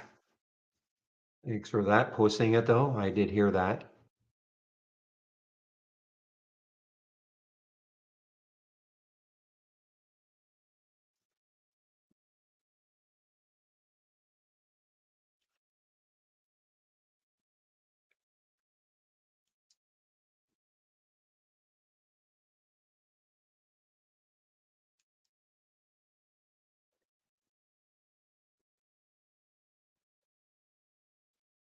You took a swing at SHPH.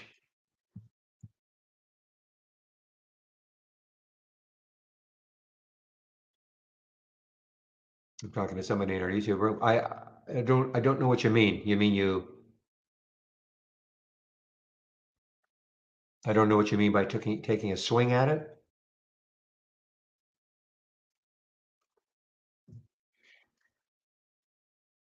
You don't mean shorting it.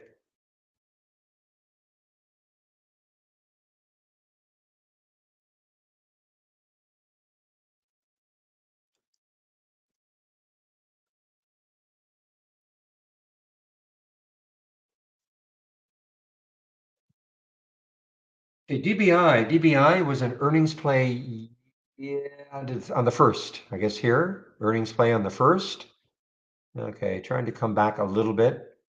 So what's the market doing? Is it finally? So that's one, two, three, four, five, six, seven. So this is now eight. So almost 2 hours down. Almost.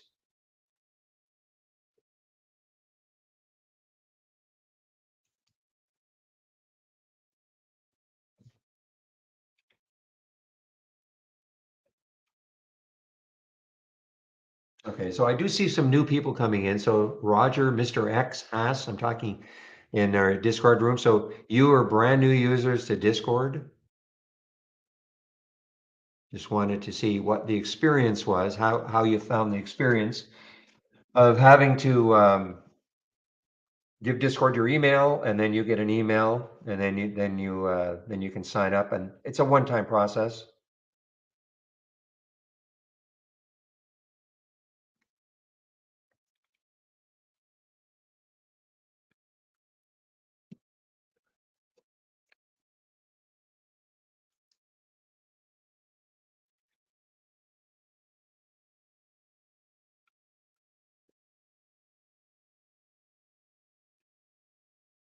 So here's another one on the way down, DVAX, that showed up at 1160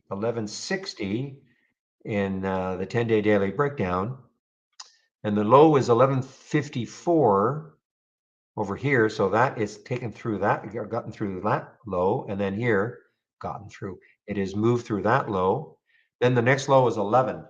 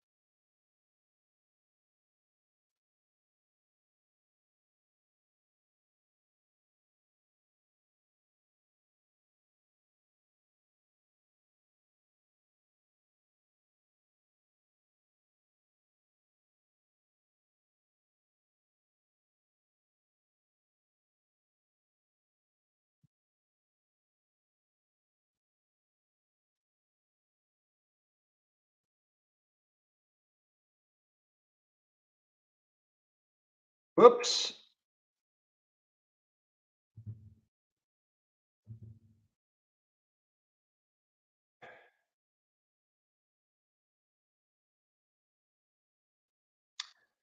All right, guys, just give me a moment here.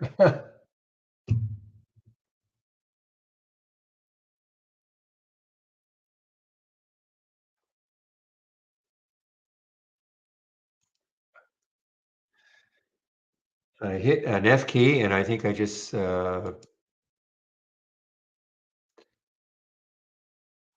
rid of this for some reason. Let me just hit the F key, F5 key again. Okay, so that's getting rid of,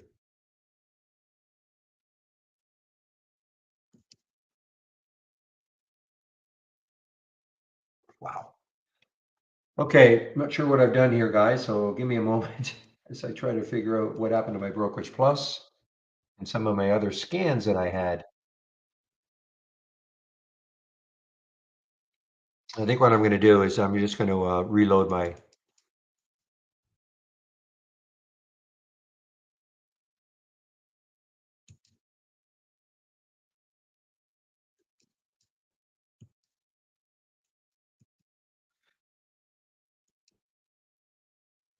Give me a moment. I'll tell you where. Well, if you look at a daily chart, you should be able to see TT. But let me just let me get my layout up and running again.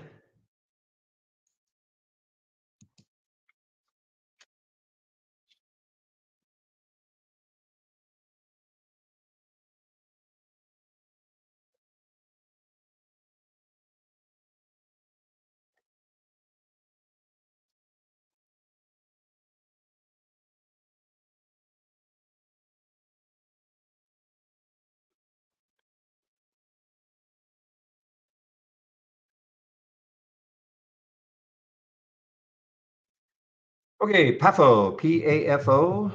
I mean, just look left on the daily chart. I mean, there's your next high. I mean, obviously today's high is up here at 816 or so, and the high of 3 days ago was 835. Now you're not asking me where I think it's going to go. You just asked me where the because I on that of course I have no idea.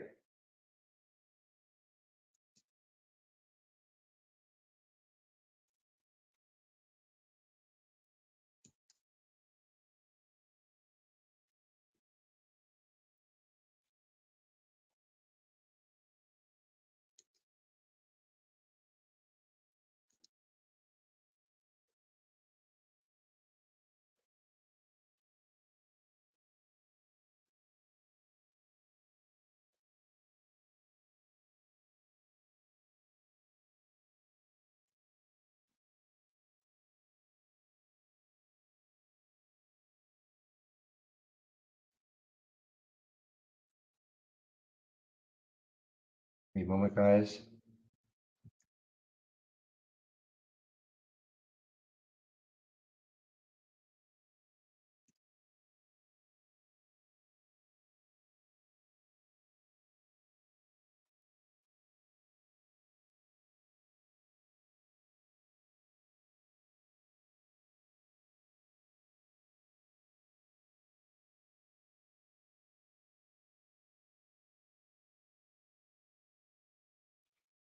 So DVAX, guys, DVAX is now unfortunately I can't show you where because I just did a reload.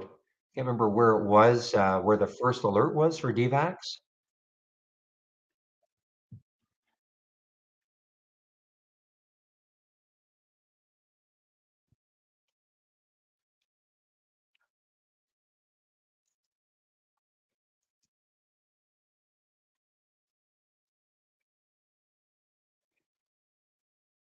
Now, interestingly, you see how there's a little histogram here, a little pop here. So, there could be some bullish candles forming, candlestick patterns forming.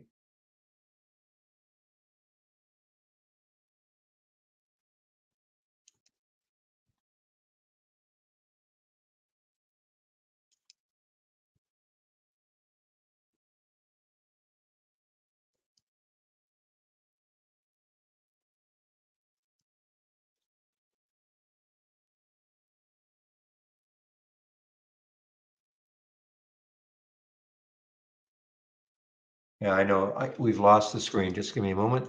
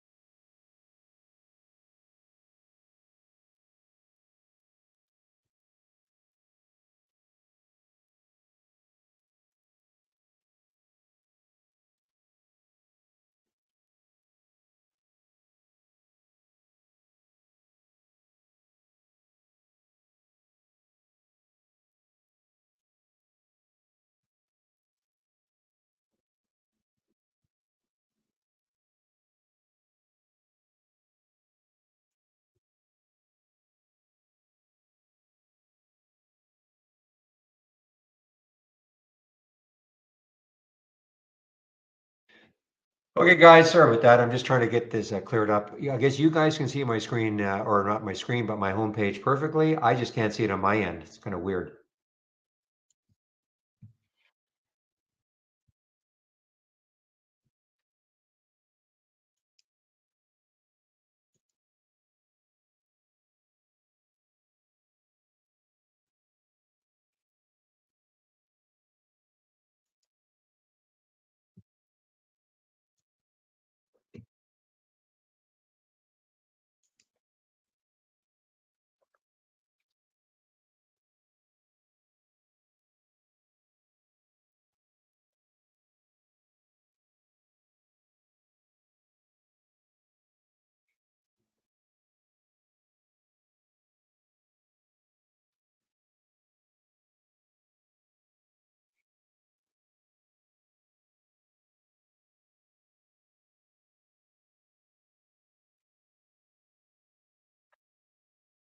I see that let's see, I'm going to take a look at the cannabis stocks also, MSOS, see if there's any. No, they're still drifting down. So obviously that it's not going to happen, or not anytime soon.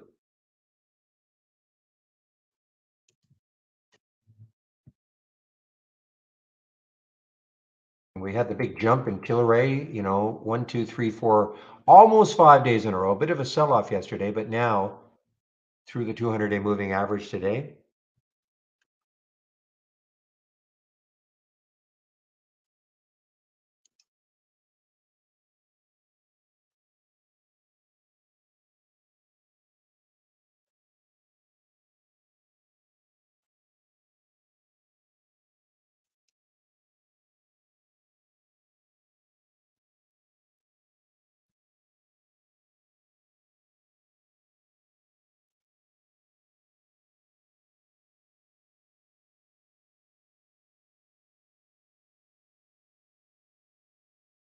Hey, give me a moment, guys.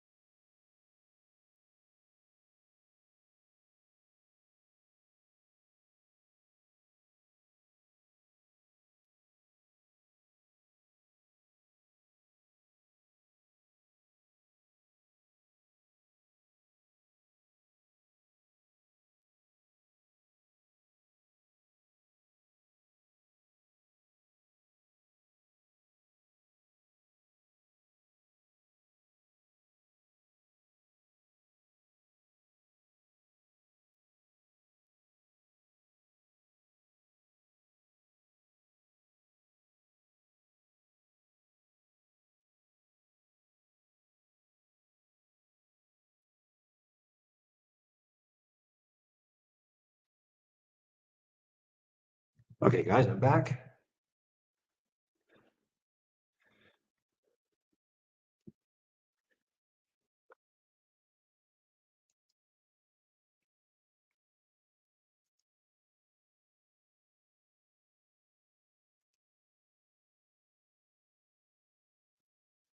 Okay, haven't really looked at the races today, especially the market being down. These are all, especially in the large cap.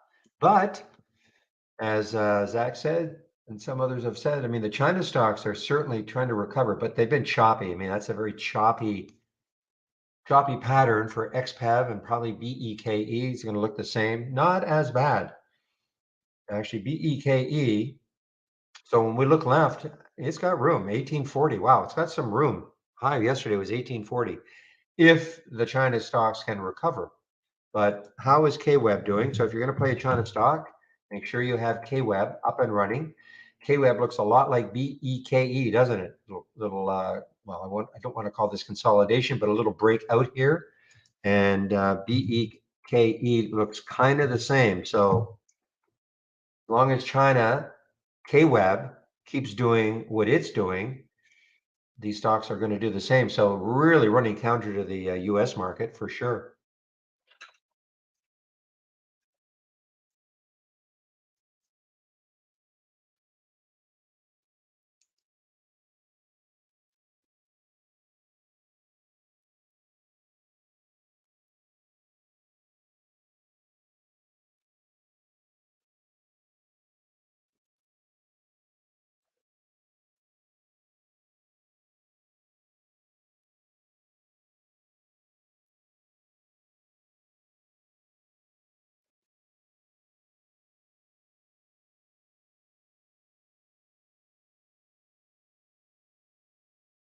Just one moment, please.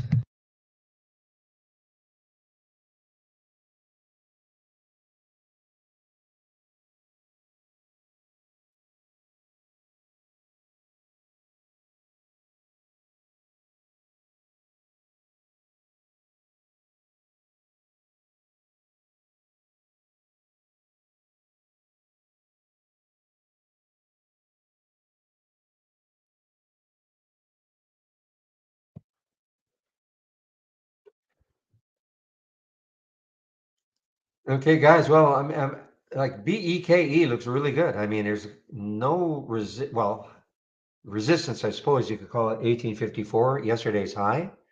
As long as KWEB continues to move,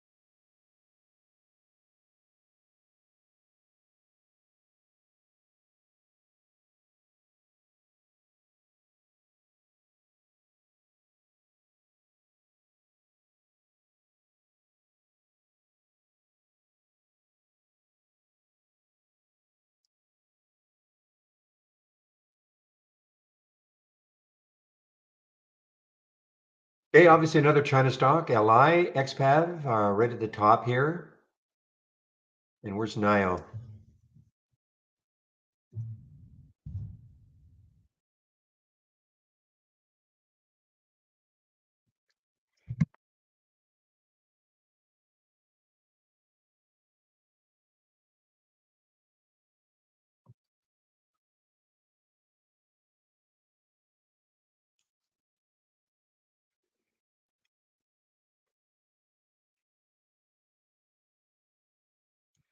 And a little ZH. I think it had earnings also. Yeah, the 30th, ZH, another China stock that's moving, cheap one.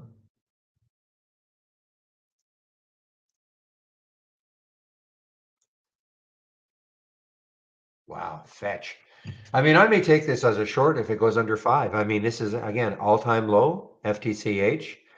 Earnings on the 17th, but I don't know what happened here, but just got absolutely slammed down from what 850 down to 550, $3, and it's just continued. Really had a little brief respite the next day, but the last 2 days.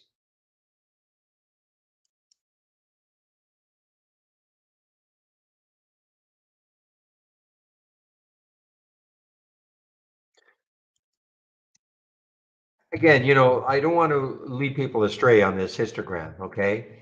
Um, no one indicator is the be all and the end all, but what it's telling me right now is yes, to a certain extent. I mean, we had the bars were a little bit high up here, and now they seem to be just getting a little bit smaller. But also, look at the VWAP, 68.24. So, SIG is sitting right on the VWAP, 68.24. So, you have to ask yourself, will the VWAP hold it?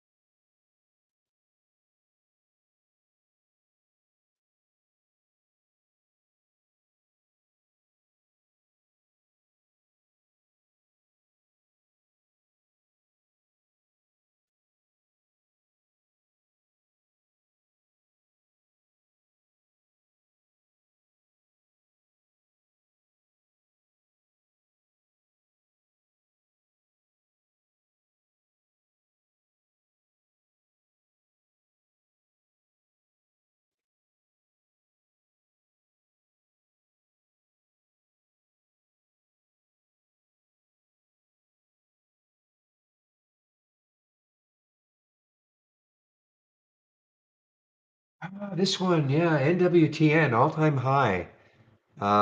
This was I think this was an IPO back here, and NWTN has just had really kind of a nice little run. NWTN all-time high. Not a lot of volume. Is this the one that's out of yeah, UAE, United Arab Emirates? Yeah, but again, not a lot of volume, but just a real, fairly steady up, up, up.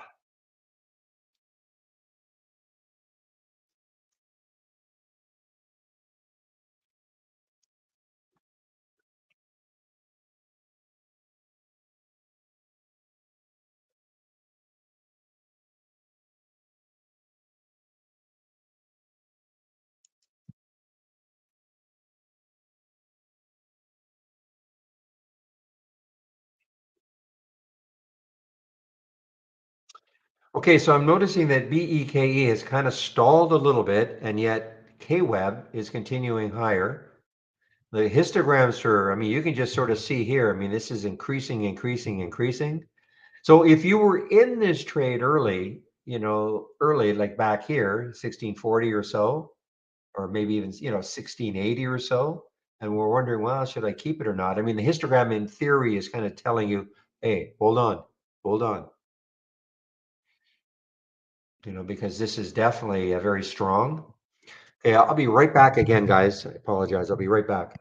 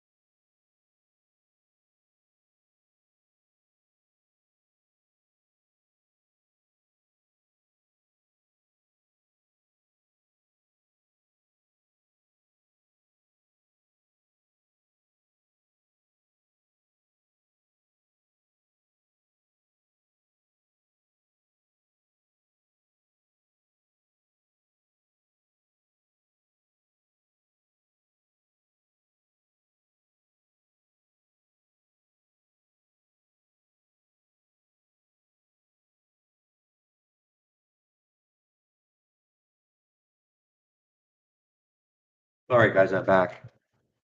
Yeah, keep an eye on this BEKE, especially since KWeb is continuing to move higher.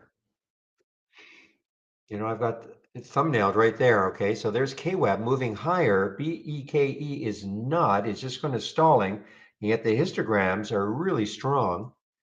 So, Michael Noss in Discord. Morning, Michael. Oh, I've been telling all about the histogram, Michael. So I've been preparing them to pester you. But seriously though, I mean, this is maybe just pausing. I mean, these two bars are very, very strong. Maybe it's just pausing. And of course, why would we be looking at it? Well, the high yesterday was 1850. So if China continues to be strong and always, keeping an eye on KWeb.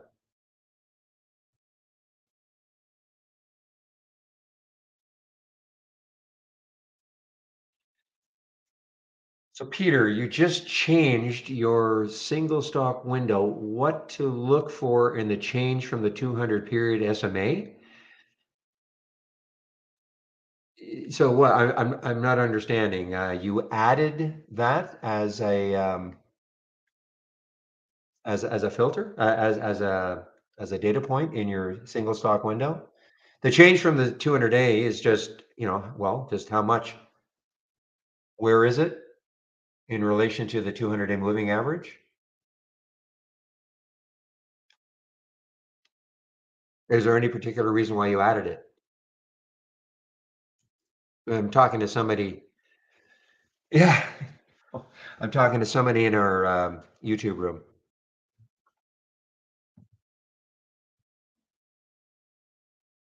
Well, I know it's a filter, but why are you using it?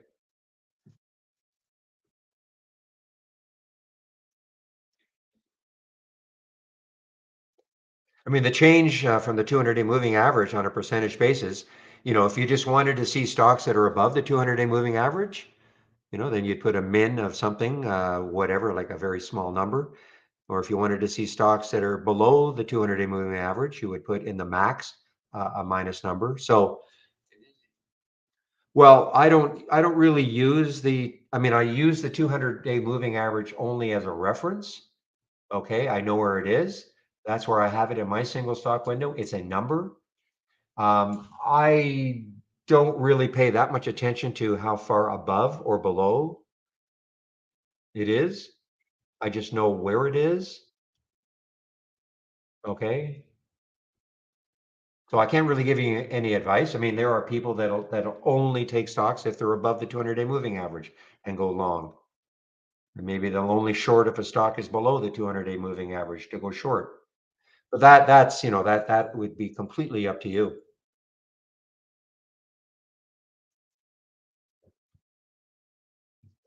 I mean, the 200-day moving average, yeah, it's a very important data point, no question, along with the VWAP, in my opinion.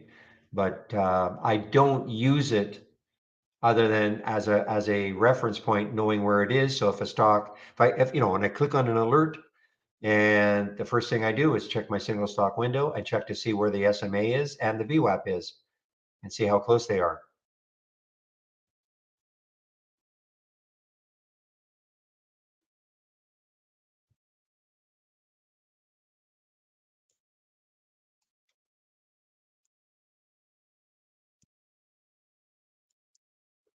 Tilray, boy, guys, these cannabis stocks are now almost wiping out, that 5-day gain they had.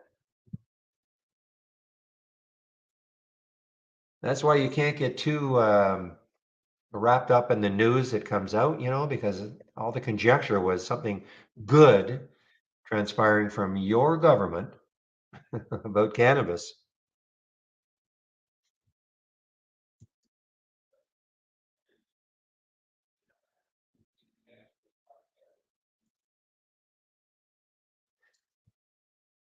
Still intrigued with this BEKE, guys. Histograms are very strong. KWeb is still strong, moving higher. This is just kind of resting. I'm I'm looking to take this one if it pops up because it's got the room. Looking left on the daily chart, it's got the room still.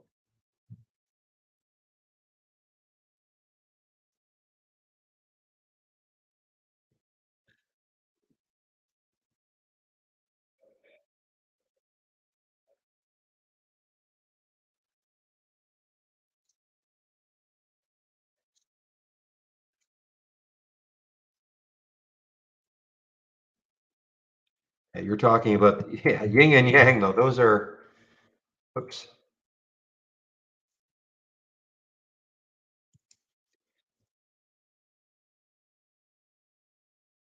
Yeah. This is the China bear, of course. 3-time China bear. Yeah, so I mean, Peter, you get a statistic like that, 45%. So how are you going to use it? I mean, there are some that say, stocks will, maybe gravitate back to their 200-day moving average at some point, but I just don't use it. I don't care how much above or below the stock is to the SMA, 200-day SMA. My only thing is if I'm going to go long something and I check to see where the SMA, 200-day SMA is, let's just say I wanted to go long this Yang at 1228. And if I look and I saw that the 200-day moving average was at 1250, I wouldn't take the trade as an example. Okay, just using the eyeball test, I just wouldn't take the trade because I would consider that too close. I would wait to see what it would do at the 200-day, see if it held it, and if it popped through it, then maybe I'd get interested. Just using this as an example, the 200-day is at 1814.70, but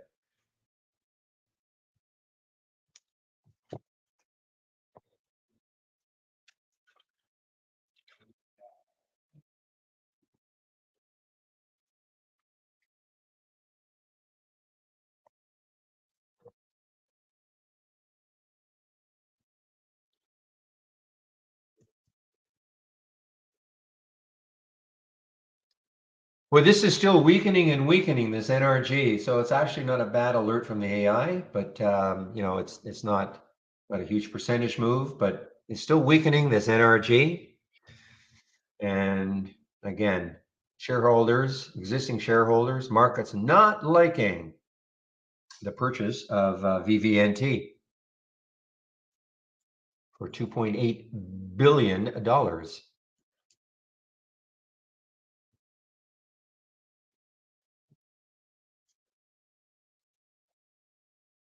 Hmm.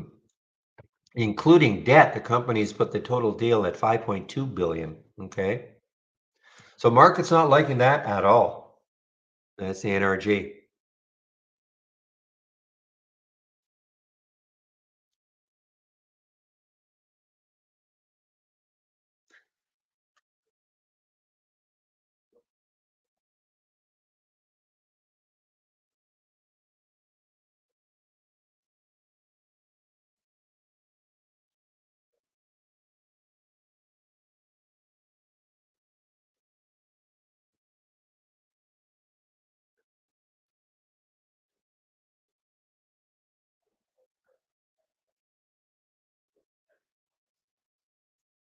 Okay, guys, we have to find out when this PAFO is going to become or when it changes from PAFO to this Caravel, what the new symbol is going to be. When is it going to happen? I don't see any news on it. All I see is that they approved the proposed merger. So the shareholders have approved it. And I'm bound and determined to take some of this the day before I know that it's going to start trading as a new symbol. Not a lot.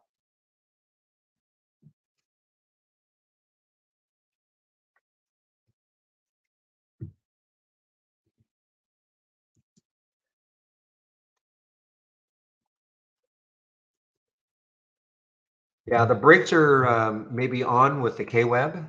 So let's take a look at BEKE. Yeah, so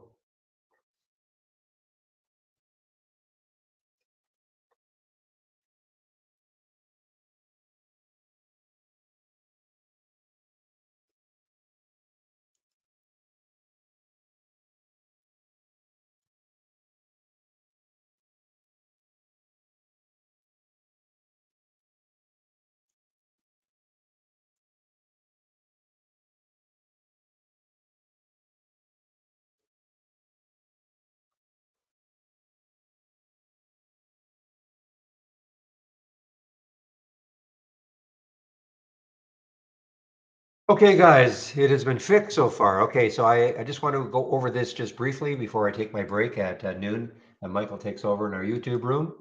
So the link now is, well, I guess it was working for you guys. I just couldn't see this. I guess it was formatting correctly on your end. I just couldn't see it on my end for some strange reason. So let me put the link in.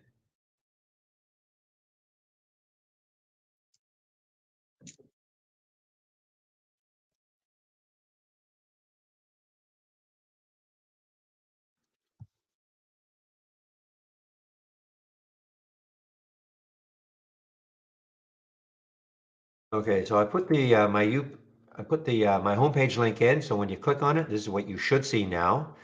So again, here is a way in which you can take out a subscription to Trade Ideas using this promo code Barry15 for 15% off the first month only or the entire year. You click on Get Trade Ideas, and we have 4 plans. We have an annual, monthly, premium, standard. Annual premium is 2,000. Annual standard is 1,000, less the 15% in both cases, of course. The big difference is the AI, which is not having a bad day, is what it looks like. If you have our premium service, this is all I would do. Just have this window open, the strategy trades all, and you just wait for the alerts to happen. You have a stop. How you trade them will be up to you. No trades happen in the pre-market. The earliest trade would be 9:35, or earliest alert. I like to call it more of an alert, would be 9:35. You don't have to go annual. You want to go month to month, that's fine. 118, 228, less the 15% for the first month only. So after that, you would pay 118 or 228, depending on the plan. If you decide, though, that you want to upgrade to an annual, we'll honor the 15% at any time. If you do take out a subscription, please do the Let's Get Started. In fact, it's not just please do, it's mandatory you do it. Okay, download and installation. There are first startup and login, 10 short videos, toolbar and right click magic, etc.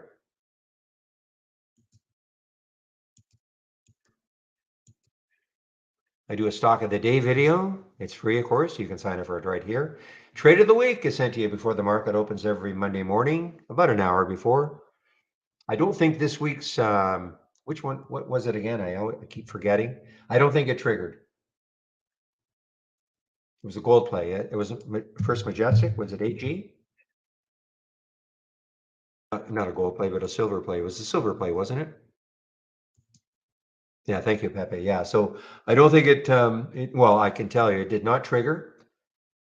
I think 960, if my memory serves me, was the trigger. So before everybody says, well, it's a terrible trade of the week. Well, it isn't. It hasn't triggered. It did not trigger. 960. If you get the email, it tells you exactly when the suggested entry is. So it did not trigger.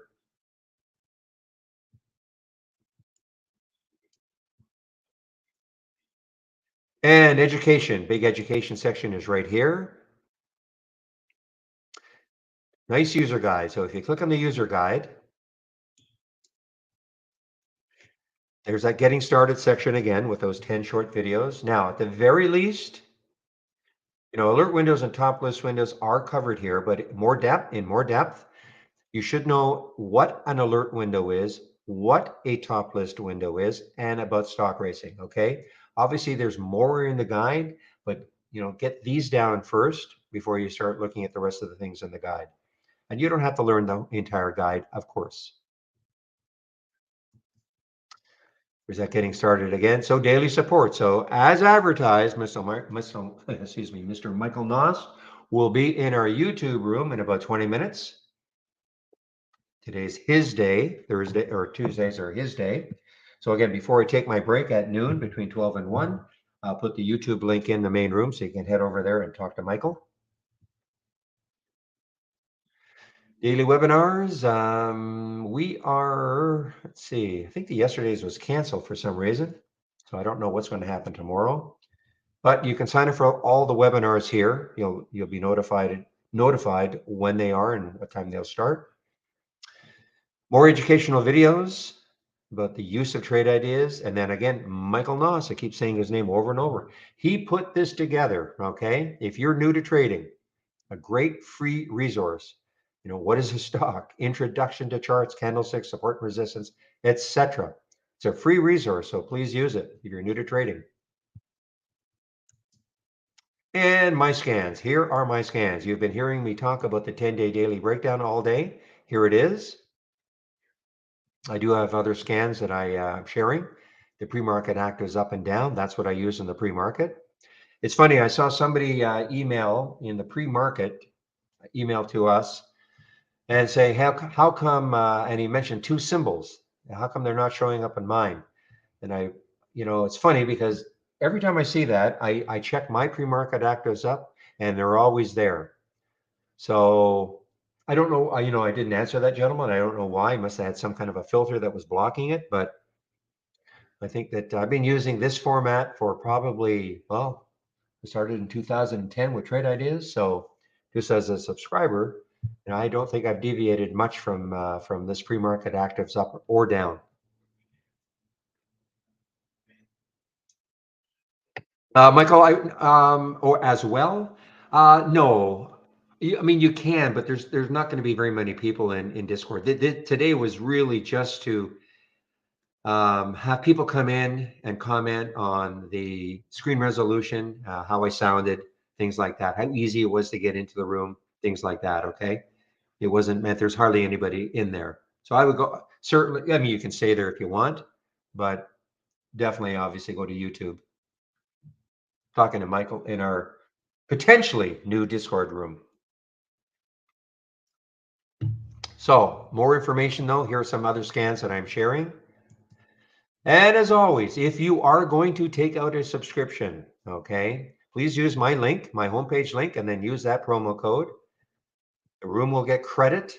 It's a free room. The room will get credit then. The company likes to see if the room is being used. And yes, I do get a little cut. So now the other reason to save my link though is not only that, all the information here in the education section, and of course the scans, which I'll change from time to time. What I tried to do on my homepage is give you most of the information that I think is the most important, as opposed to having to go to our homepage, the Trade Ideas homepage, and try to navigate through all the information you see there. Okay.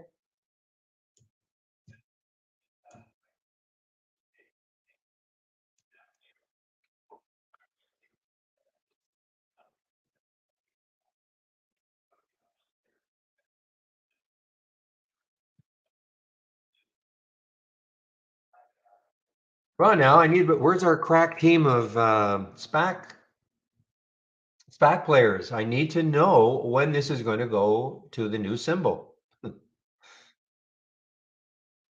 And this is the patho. I mean, they've approved the merger. It's just a matter of knowing when it's going to start trading under the new symbol.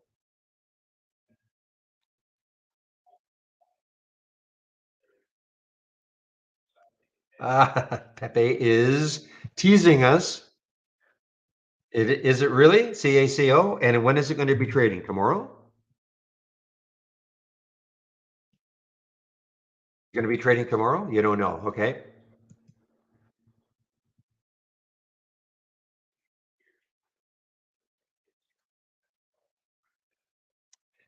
Thought there was a way to display the welcome screen, swing picks on start.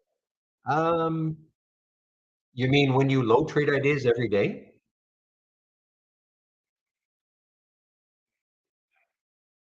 I mean, you just have to go. I don't know about. I don't think so. I mean, there's a welcome screen and all, but if you're looking for the swing picks, you just click on new and then dock channel bar. And then here are the swing picks here, okay?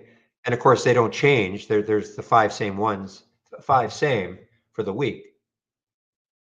But I don't think there's a way in which when you load trade ideas, it automatically.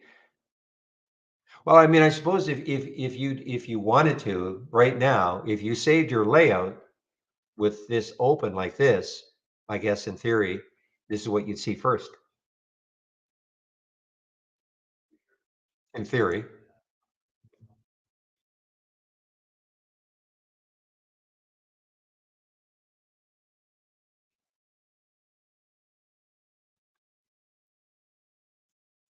Yeah, the welcome screen is something I really don't even look at. Help, where is that? Well, where is it? The new, where is that welcome screen?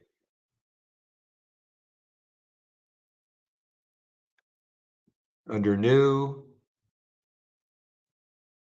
you mean where it says welcome screen? Okay. I mean, I suppose in theory, if you saved your layout right now with this up, I suppose that's what you'd see.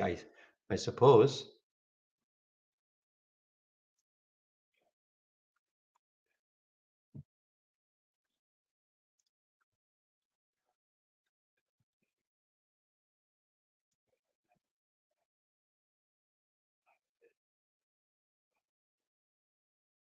So try it. Okay. Now that you have it up and running, then file, save your layout, and then tomorrow, or if you close your layout down and reload it, see if that happens. I guess it would happen. You'd see this. I don't think there's any sort of default though, though it's probably a good idea.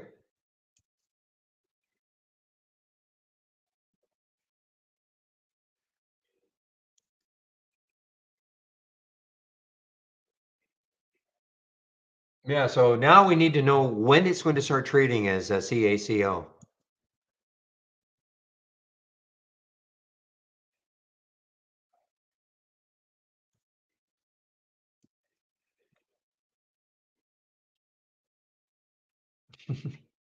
When am I going to launch the IPO? Yeah, I wish.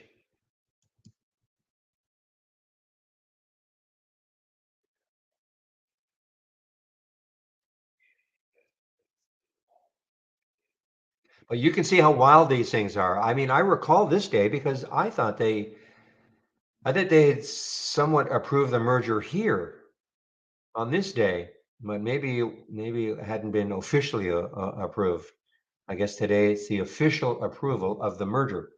But I do recall this day because it showed up on a scan moving down. I didn't know what PAFO was, and I see it's a SPAC. And I'm sure when I read the news, it talked about that Caravel.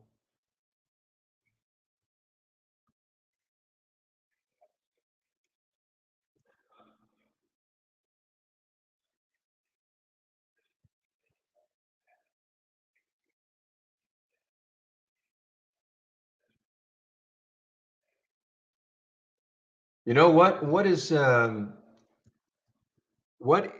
Caravel do? Okay, that's your somebody else. I mean, I could have sworn I know one of the past press releases that I saw, it went into what Caravel is all about. I don't think it's a bio.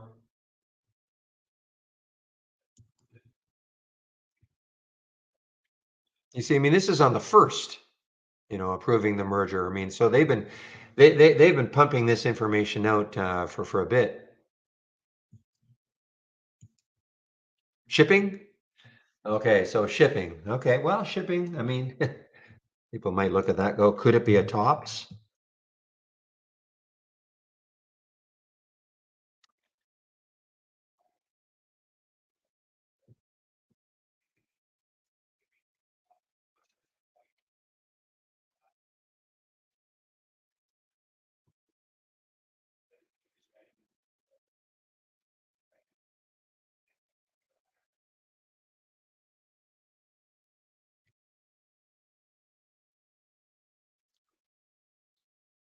Okay, guys. So what I'm going to do is I'm going to put the YouTube link in right now. So Michael is going to be in our YouTube room in about 9 minutes or so.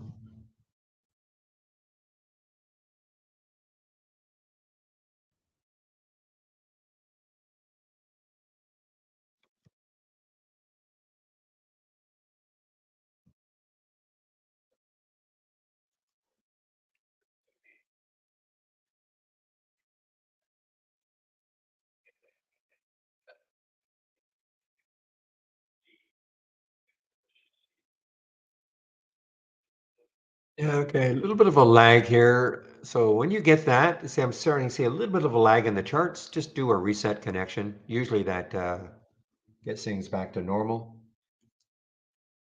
Yeah.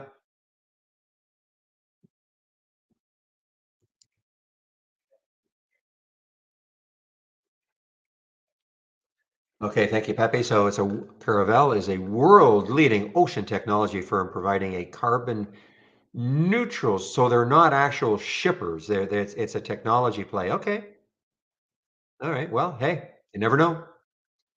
You just have to know when to start trading at CACO.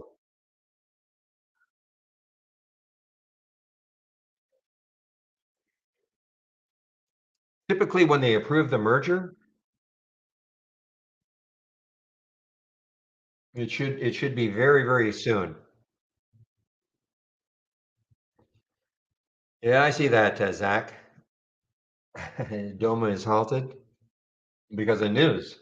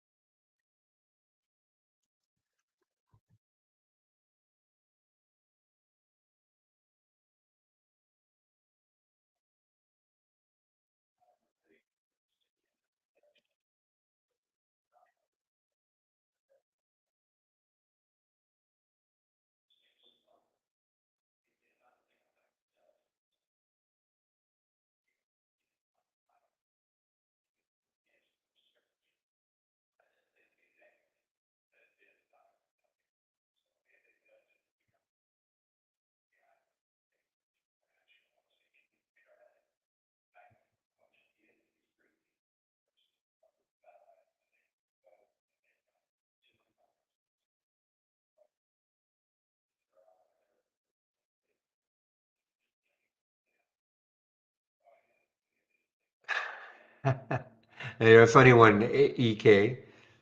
So again, I have to ask the question. I put that link in for Discord, the second link. It was really for people who had never been in Discord before. I just wanted to find out how you found the process of having to sign up for Discord. You know, they're going to ask you for your email, then they send you an email, then you confirm it. It's a one-time sign up. I just wanted to know how it went because yes, we are looking to moving to a Discord room. I'm not concerned at all now about the quality in terms of the video, the screen resolution, and the audio. That seems to be a no-brainer.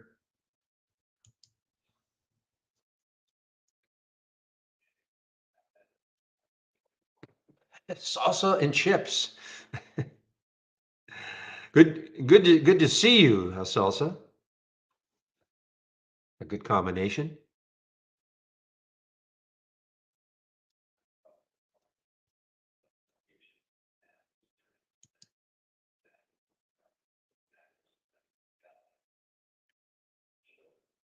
Now, I think there's a way in which we can. Yeah, see, we talked about that, but there's a way in which we can do something on that. But that's a good point.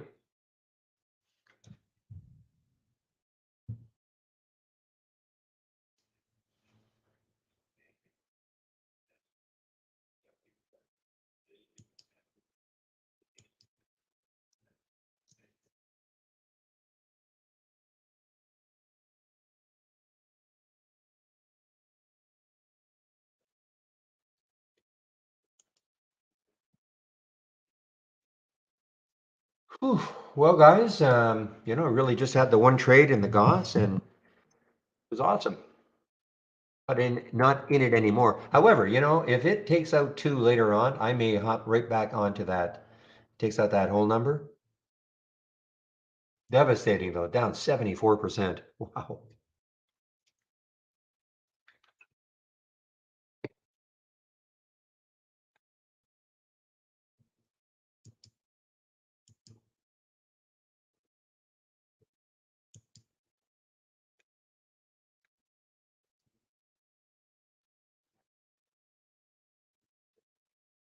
Did Fetch take out five without me? Not yet. Wow, look at Fetch, guys. I mean, FTCH, another all-time low.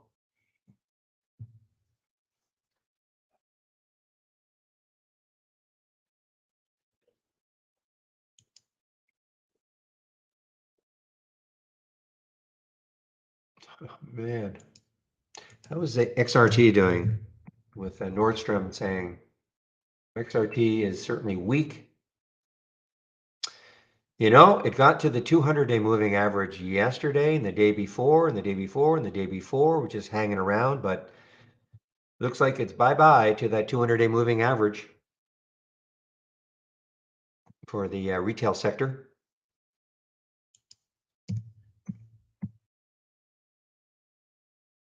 So SIG kind of held the VWAP. The last time I looked at this, it was just sort of sitting around that VWAP and it kind of held. The VWAP is 68.31.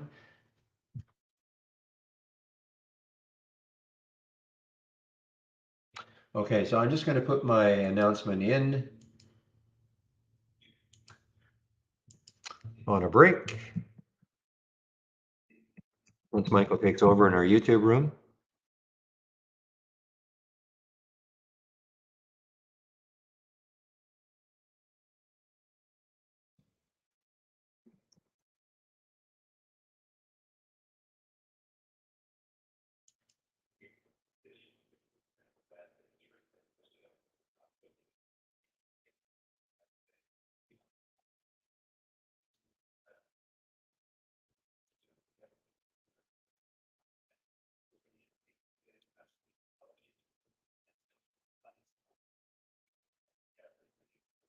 Here's another one that has just been dropping all day, BIVI.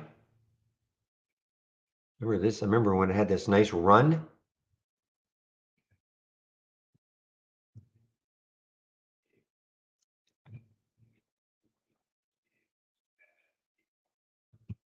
And remember, you go to that YouTube room, you better have a trading plan.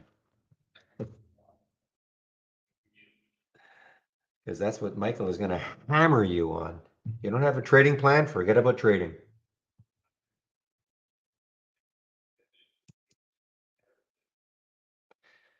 NerdWallet, here we go. NRDS, getting right sitting on that 200-day moving average. Did I hear a little pop? Nope. Yeah, I did. Yes, I did.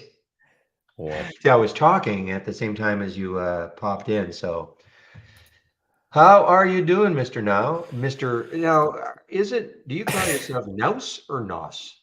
Nos. You It do call is yourself Nos. German for nose, I think. At least that's what I've been told. That could be Okay. complete Now, nutter. if it were truly German, you would be saying Naus, right? If you were going to use the German pronunciation. Probably, yeah. Probably. Just give me a moment, Michael. Okay, guys, I'm going to mute myself in the main room. Okay, so we'll see you guys in the main room at about 1 p.m. All right, Michael. I am setting up the super secret ultra thing as well. Okay. Well, the cat's out of the bag now. Okay.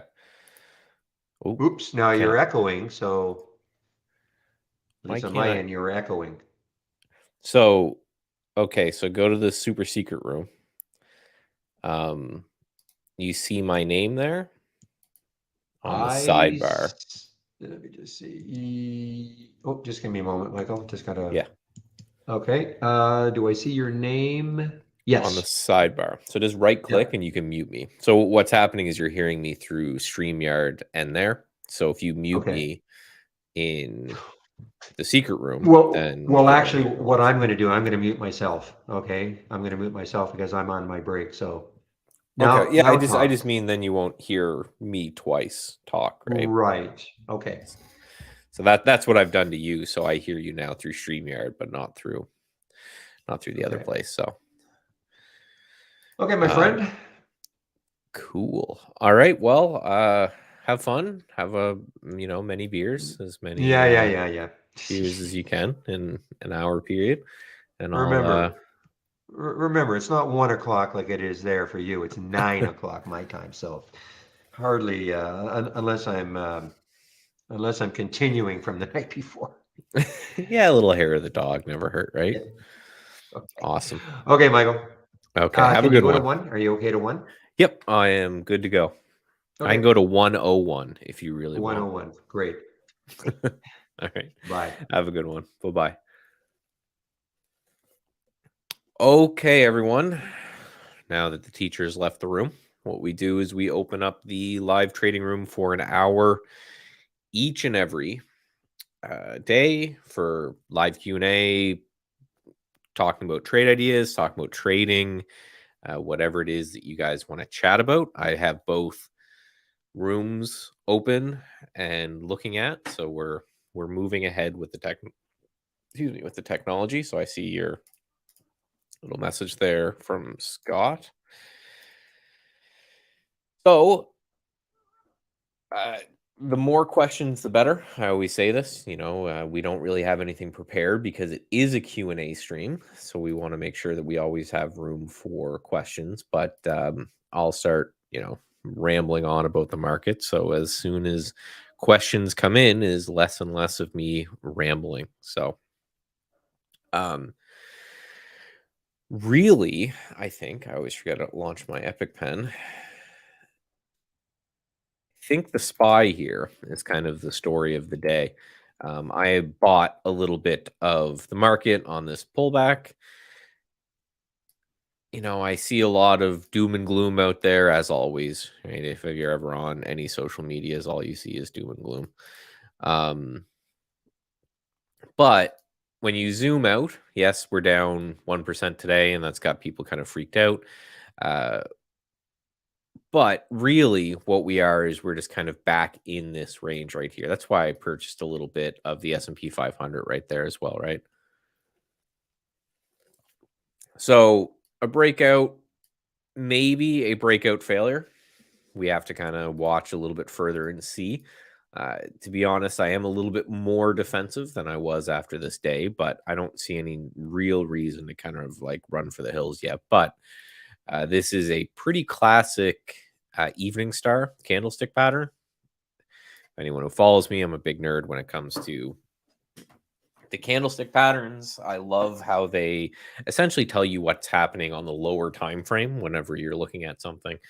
And an evening star is just a push up and then an indecision candle and then a push down. Right? So dojis and spinning tops, and like here's another one as well. Here's another one as well. I love these candlesticks because when they happen at major turning points or highs and lows, they can often signal kind of short term reversals. Basically, this kind of candlestick, right? It can be a spinning top, which kind of just looks a little bit more like this with a small body and then an upper and lower wick, or even no body or very little body and an upper and lower wick.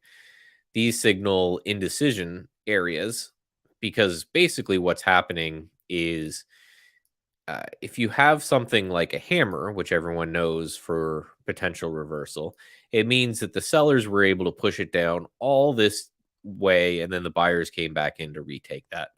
When you have a small body or an indecision candle like this, essentially what you're getting is you're just getting a big battle that's going on, right? So again, each candlestick always represents what's happening on the lower time frame, right? So if this is your daily candle, then again, what you're seeing is probably in the morning you had a big sell off, and then someone bought it back, and then later in the day or in the afternoon you had a rally. If you have a candlestick that's like this, it basically just means that there was just this going on all day, right? And then we closed pretty much right where we opened. There was just a big fight. The bears fought, the bulls fought. No one really gained any ground. We had this kind of sideways in the middle type of action. So I love these candlesticks for potential reversal points. And maybe that's what we saw here because we had this resistance right here that was tested once or twice and then smashed through because of some Fed stuff, right? You couldn't pay me to pay attention to that. And now we've pulled back. So we have kind of 3 days down in a row and we're kind of right back to that area. So that's why I just purchased a little bit. You can see my risk on this is like $100. Right? If we get a bounce over the next few days, maybe I make 200 or $300 on it. But the plan is to buy a little bit here. And then if we get, kind of an afternoon ramp or an afternoon push, I'll probably add to the position. Right. If we break back above 400, I'll probably add again. And, then I'll be scalping out in this area right here. Just a little bit of a longer term trade, but still kind of looking to be a longer term scalp. And one of the reasons for that is this downtrend line, which there's another point back here. You can go back even further. Rarely does the market make it this easy. Now, it might be like that. I don't know if anyone's ever watched The Princess Bride, where it's like, with the poison game. It's like, oh, did you think that I was going to think this? And then you did that. So I did this. But rarely is it kind of this easy where the market gets right up to a trend line, just right to the tick, and then just falls apart entirely. So if I were to bet, I think this is probably going to be a pullback, potentially some continuation, but I'll be wrong if we kind of break under this zone right here. So that's my game plan when it comes to the overall market. The only kind of day trade I've been hunting, I did a video about this on my YouTube and Twitter yesterday, and I'm kind of going back to the well again today. So this ship H had massive move on Friday, right? And then gapped up in the post market and then came back down, retested that area, right? So you can just draw a line across here. So retested 250 and then bounced. And I did a video about this. And now it's kind of come back down and it's still hanging out with this kind of congestion area back here. So if it starts to break back up in the afternoon, then would buy here as well. So we got some questions in here already. What's a new room about? Oh, just changing potentially where the official kind of trading room presides. Now, if you're a YouTube viewer, it's going to be no different for you. It's just the room that we have on our website. I think, well, he said the cat's already out of the bag, so he can, it's his fault if he talks it up. But we're basically looking to do a Discord as a way for people who want to get a little bit more interactive with things, to hang out and chat and share ideas. And we may move some support resources in there and that kind of thing, right? Just I personally like Discord. I'm in a couple of them. I like the right that you can separate into a bunch of different rooms, so you can have different people talking about different things. Live streaming, and you could bring other people on the mic if you wanted to. A lot of cool stuff. So, but again, if you're someone who comes and hangs out in YouTube, then everything will be the same. Which answers this question right here: is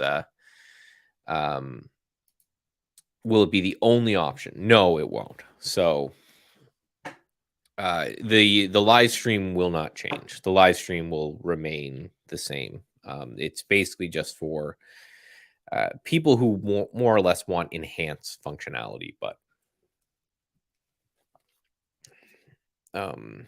yeah, for me, I love Discord. The owners of Discord are interesting because it was what Microsoft offered them.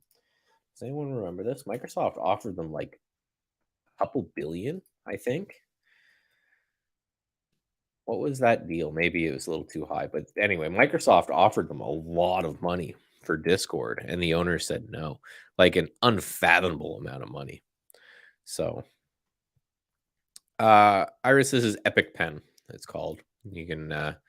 There's a free version and a paid version, so I just use Epic Pen. It's really, if you do any sort of teaching or annotation or something, it's a fine tool.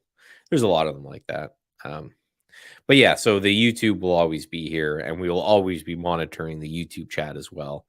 But yeah, for people who just want more kind of chatting as well, right? So it's just another option. Right? We can separate rooms, so we can have a room that talks about this or that or the other thing.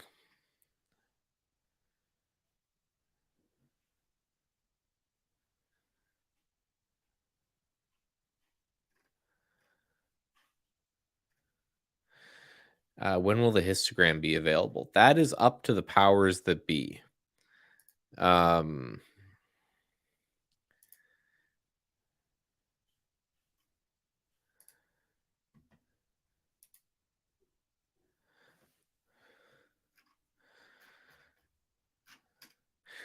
it's the ability to push the indicator is fairly easy from a dev point of view. Uh, the the scans, however, that I'm building is going to be a little bit difficult. It looks like this is going to be because of the computational power that it takes. This is going to be a premium member feature. So I think um, the work is in making sure that it works from someone else as well, right? Right. So that makes sure is that everything kind of clicks based off and signs up and everything, right? I don't know, it's dev stuff, but the idea has been floated. Is a uh some updates I want to do to it, some mathematical updates that I have to do. And that will take a little bit of dev work soon, but it's really a lot of stuff's on pause while we migrate to much faster and better servers with AWS. And then after that's done, I'm sure it will be pretty soon after that.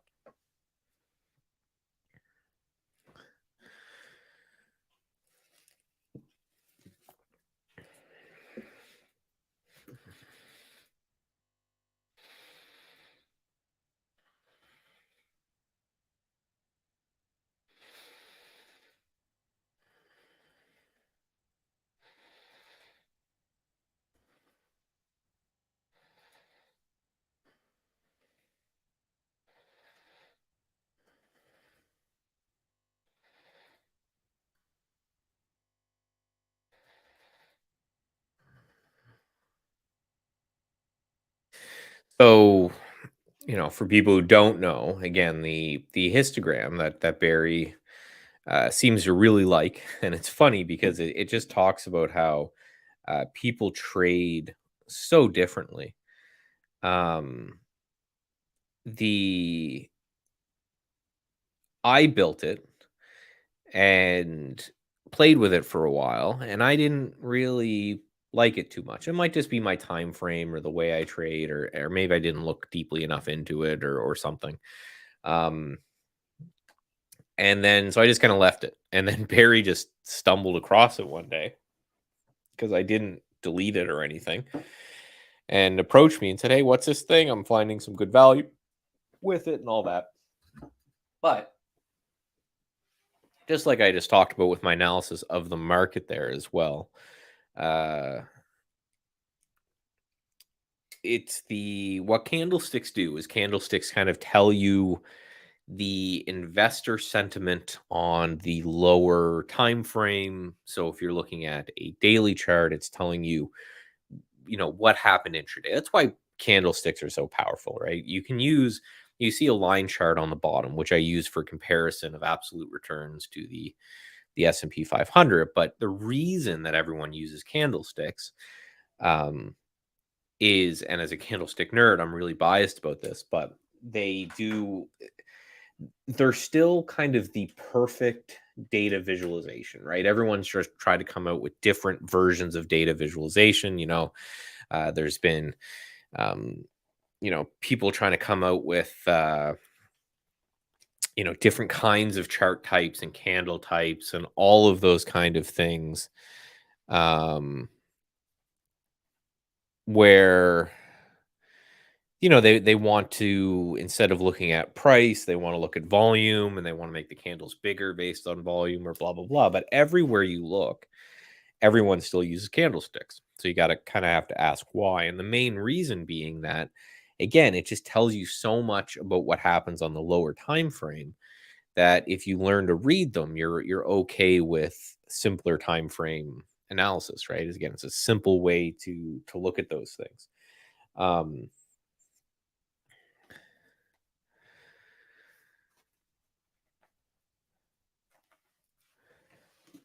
so one of those things where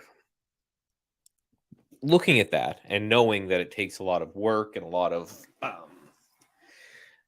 education and everything to understand and to memorize and to do all this kind of pattern. The idea behind the histogram had to do with how about I read, or the system reads the candlesticks for you, and then kind of make shows you a percentage or a ratio of bullish to bearish candlesticks, right? And then you combine that with your traditional support and resistance, and patterns and trend and all that kind of stuff, as a way to kind of help your trading. This is a lot of what Barry's doing, is he will take trades based off of their own merit, and then choose to stay in them or not based off of the histogram. So essentially what it's looking for is, when you see this rising, it just means under the hood there's more and more bullish candlesticks to bearish candlesticks. So right here in the SPY, for example, we had this kind of base going on, but we had a rise in the indicator showing, okay, there's more bullish candlesticks going on right here inside this base. Maybe the break of this will be up. And you can see we had a little up move here. And then we had a fall off in the indicator. Again, just showing that right here, as this is pushing up, that yes, we're pushing up, but the candlesticks are reading more and more bearish. So using the candlesticks as a metric for what's happening on the lower time frame, you can say, okay, we're pushing up, and the everything's getting weaker and weaker intraday. So maybe we're moving up, we're gapping higher, but then sellers are coming in, or maybe we're moving up and uh, we push higher on the day, and then a seller comes in, or right internally on a lower time frame, things that push as well, right? Um, so the idea being, okay, what as this thing's happening, and as the indicator's pushing lower, it doesn't mean just short the market, right? Because you would have short right here for some unknown reason. But when it hit the trend line and you saw the indicator tanking, if you were long from the kind of signal it made in here, maybe it's time to get out, right? And then maybe short if you're brave enough. But you can see what's kind of happening here is a bit of the same thing that happened before. We have this base going on, and we have this indicator starting to spike up. So maybe we're gonna, get a little bit of bottom here. So that's kind of the thing. Same with anything else, right? You had a push down here, and then you had a kind of slow rise in the indicator, and that led to a little pop. And then you had a fall off in the indicator, and that led to a little drop. So again, there's no magic. I don't believe there's any sort of magic in the probabilistic nature that everything's going on in. Um,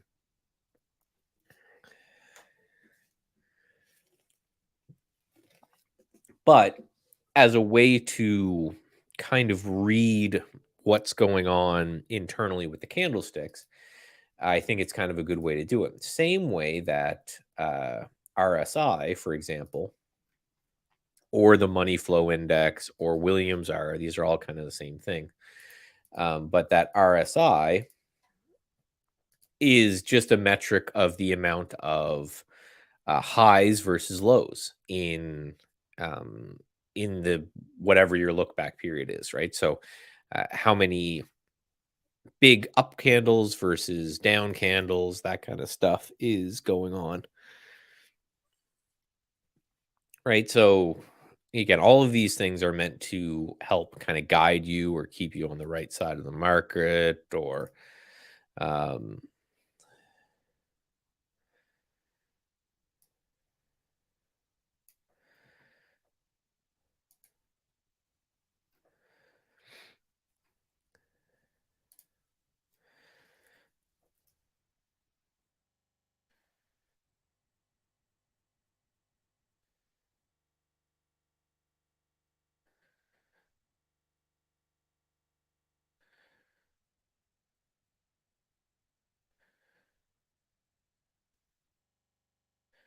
okay, so I hope that helps.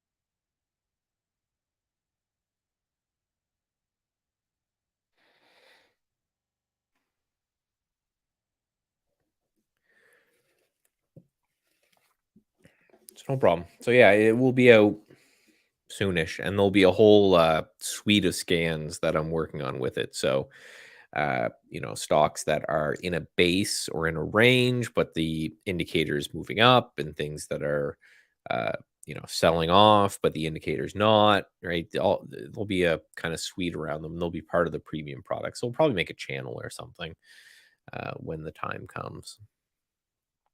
Um, looking for a scan for day trades to find stocks that have a 15-minute opening range breakout.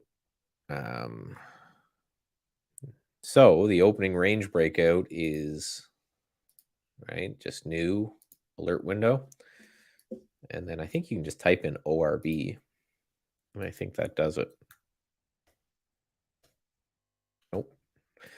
Opening range. So you got to just spell it out. So yeah, here they are. 1 minute, 2 minute, 5 minute, 15-minute, 30-minute. Here's all your opening range breakouts and breakdowns. Your question is what to add with them. I don't know.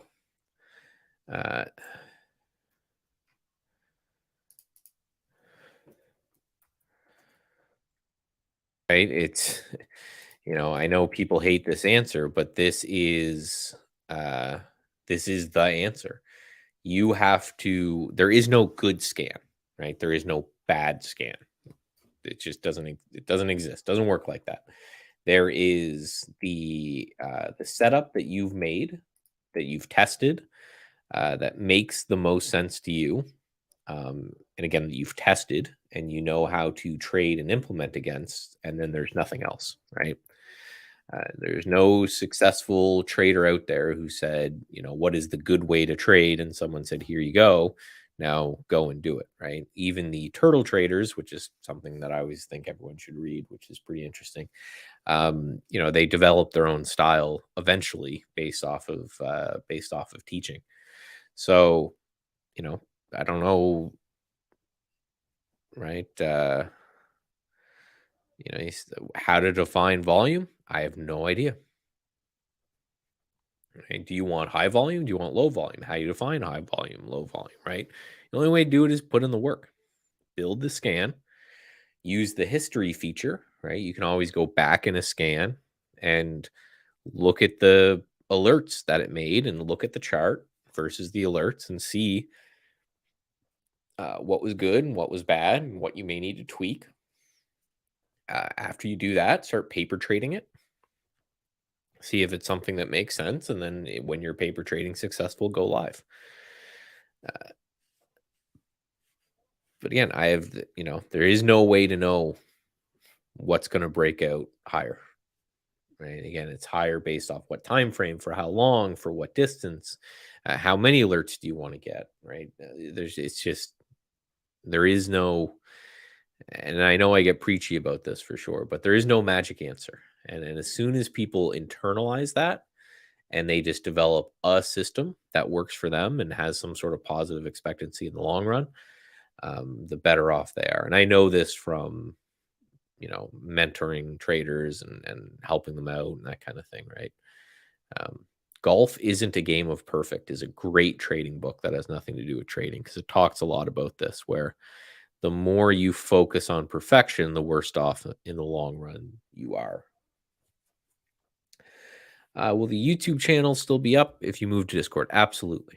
Yeah, it will be. The YouTube channel will not change. So you'll still have the same access that you always have for people who don't want to go to Discord. And I know there's people out there who will put Barry up on a, what's it called, a Chromecast or something like that. They have a TV in their office or something, and they'll do that. So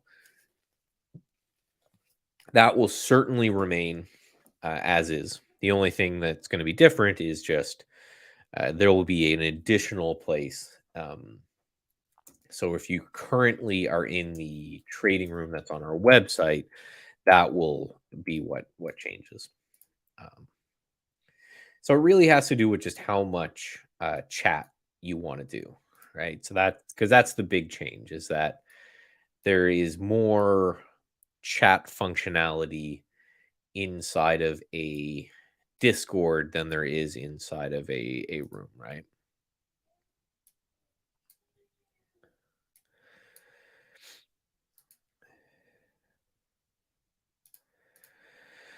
Thanks, mine. I was just thinking some parameters that may trigger a 60 to 70% success rate.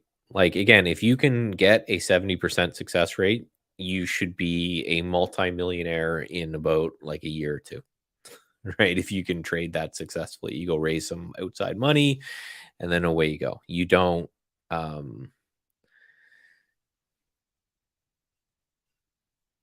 There is no answer to that question. There is only your plan that you build yourself. Right now, I will say that most successful traders have somewhere in the 50% win rate. The greatest hedge fund of all time, Renaissance Capital, the Medallion Fund, just it categorically is the greatest hedge fund of all time, with 60 to 70% annual returns. Right, you compound that over a few years, you see how insane things could get. I think they have like a 51 or a 52% win rate. Win rate is, in my opinion, not the thing to focus on with trading at all. It is risk versus reward. That is the only thing to focus on with trading.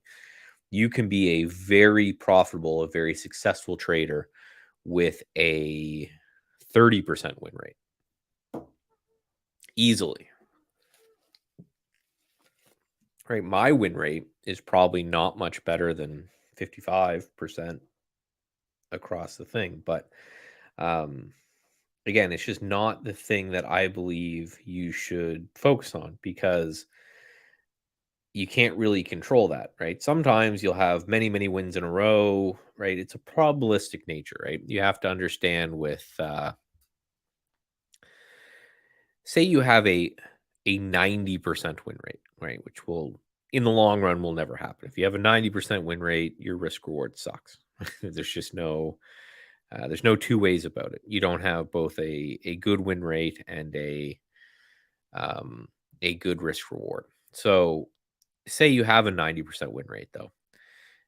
It means 1 in every 10 or 10 in 1 every 100 trades will be losers. And those could happen all back to back to back to back. So if you're not focused on risk reward, you can still blow up your account with a 90% win rate if you have a large risk. So, study there's like US investing championships, and you can look at what they did, where these people have to publish these trades live, and you'll see that none of them have insanely high win rates. Uh, One of my old trading mentors always used to tell me, trading is about staying alive until you get lucky, which I always thought was a cool quote, which basically just means that if you can completely not care about win rate, and focus on tiny risk, as small of a risk as you possibly can be for as large of a reward as you can possibly get, it's eventually you'll knock one out of the park, and then that will make up your day, week, month, or year, right? It really is, in my opinion, trading really is, the Pareto principle, they call it, the 50-50 kind of a win rate, or the 80-20 principle, they call it, where, 80% of your profits will come from 20% of your trades, and everything else will be a mismatch, right? You'll have like a couple winners, couple losers. You have some small winners, you have some small losers. They all kind of net out to even, and then every now and then you just have a banger, right? You have something that really, really just blows it out of the water. Like for one of the, funny enough, I talked about this one before, but as boring as this stock was, generally, I remember TI Strength gave H&R Block around this area, and I picked some up for trading TI Strength. And, my risk was a close right under here. So I think I was risking like 50 cents or something on the trade. And this thing just ran, and I ended up getting out, I believe, I'd have to actually check the numbers, but somewhere in this area. So I risked 50 cents to make $10, right? So if you think about it, if say I took 1,000 shares and my risk was $500 and I end up making $10 a share, right? It's 10 grand off an incredibly boring stock. Again, just from risk reward, right? So then, how many times would I have to lose $500 to offset that kind of gain? And that's what I think you should focus on, is not, hey, I want a 60, 70% win rate. It's, what are the characteristics when you're doing this work yourself and you're going through these charts? What are the characteristics that give an outside move, even if that outside move doesn't happen too often, right? Is it volume? Is it the size of the gap? Is it, how many candles up or down is it, right? Whatever that is. As you discover that, then you make your trading plan around that. And win rate will slowly increase over time as you just get better at your setup. But the one thing that I suggest, and the one thing that no one listens to me about, is be very careful of strategy drift. And this is something that happens a lot to newer traders that still believe there is some magic system out there. Some, if I get the right scan, then all of a sudden I'll be rich, right? There's people who still believe that. And if you're new to your trading career, right? We've all been through it. The issue with that is quite often they will pick a strategy and they'll trade it for, a couple days or a couple weeks and maybe make a couple bucks at it. And then all of a sudden it won't work for a week or two or a month or whatever. And they say, okay, well, that wasn't it. That wasn't the magic. Time to move on. And then they go to some completely different strategy and they'll play with that for a while. And, maybe it makes some money, maybe it doesn't. And then there'll be a losing period of that. And then right. And they're constantly just jumping from system to system to system to scan to scan to scan to even security to security. Like, I've mentored some traders and I always get them to tell me about their journey. And a lot of them are like, okay, well, I tried futures, I tried FX, I tried options, I tried stocks, I tried day trading, I tried swing trading, I tried investing, and then, right, it's like, okay, well, you have to figure out, this is why, doing this stuff is so personal. You have to figure out what makes the most sense to you. You have to make sure that it, fits with your time frame and all of this. And then you just need to be able to sit and focus because, there'll be times where it works and there'll be times where it doesn't. That's why, a lot of people say trading should be boring because you should just do the same thing, because then you build up that kind of mastery with your setup and what it is that you do. And really, I don't think it matters too much what that is, just that it makes the most sense to you so you can focus on it for the longest period of time, right? If you want to be one that buys stocks that are getting hammered, then go ahead, right? Just make sure you have a plan and that, you understand that there'll be times where there's no stocks getting hammered. And then the market's ripping and everything's ripping with it, and there'll be nothing for you to do. Same as if you're buying breakouts. If you're a guy who likes to buy breakouts, well, in a bull market, that strategy is going to kill it. And then in a tough market, you're going to get chopped out a lot. But does that mean you just completely abandon that for another strategy? It's like, no, you have to adapt what it is that you're doing, right? So, again, just a rant, but I think a very important rant to say, hey, right, focus on. For me, it's really simple. Like Dole is a stock that I took today. Bananas, I think I tweet it like long bananas, that I'm looking to take. And basically I have my price alert set up here, and this is a lot of the way that I trade. This thing is incredibly strong. right? I don't want to be the one to guess when something is falling. I'm just not good at that. So this thing's incredibly strong, and now it's consolidating. So if we break out here, I've got my price alert set that'll let me know. If we break out here, I'll buy some and I'll put a stop probably in this area. This is all the simulator stuff that I use to watch it while I'm on stream with you guys. And right, I will buy it here and I will put a stop here and try to make 2 times my risk at least and ride the trend.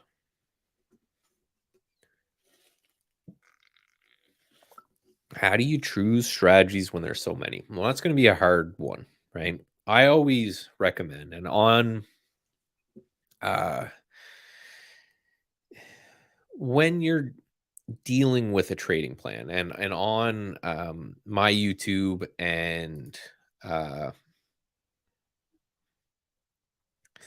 the I think it's on our YouTube channel, but it's on my website too. This is something that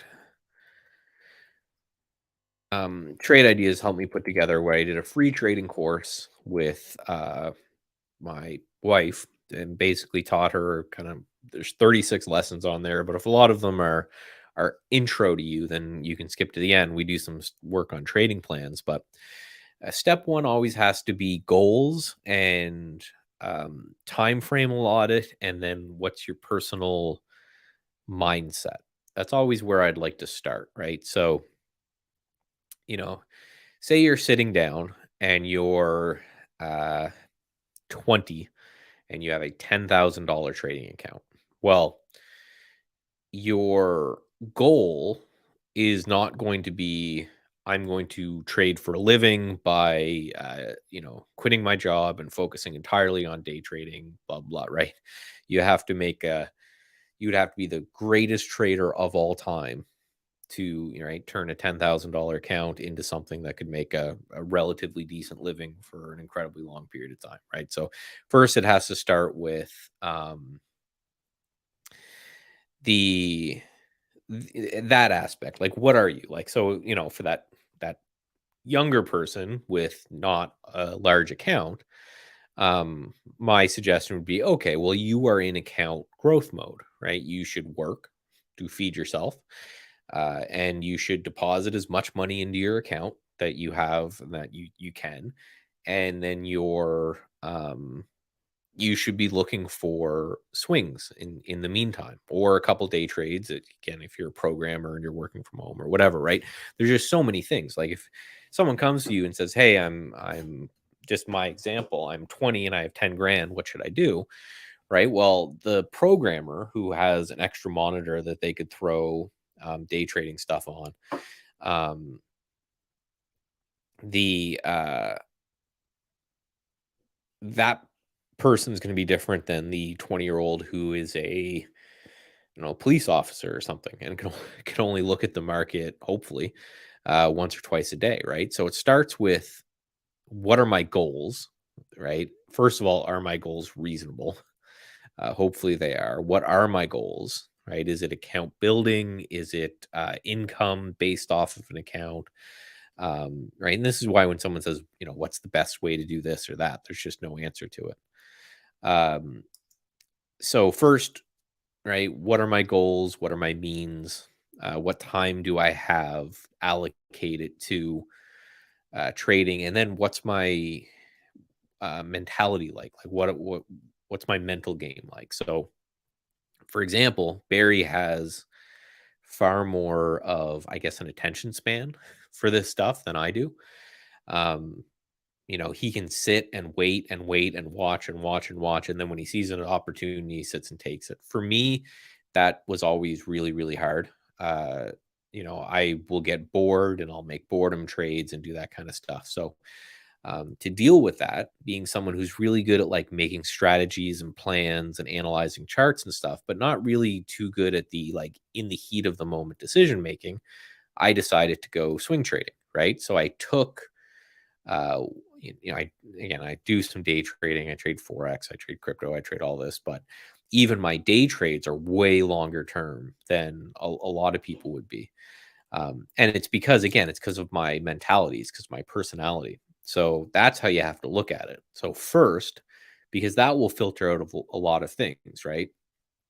If you're trying to grow a small account over a long period of time to eventually trade for a living, um, that's going to cut out a whole bunch of those different trading styles that you were talking about. If you're, if you don't have the attention span or the mentality, or you struggle with the emotional side of trading, that will cut out, a lot of the fast paced, low flow, Momo kind of stuff, right?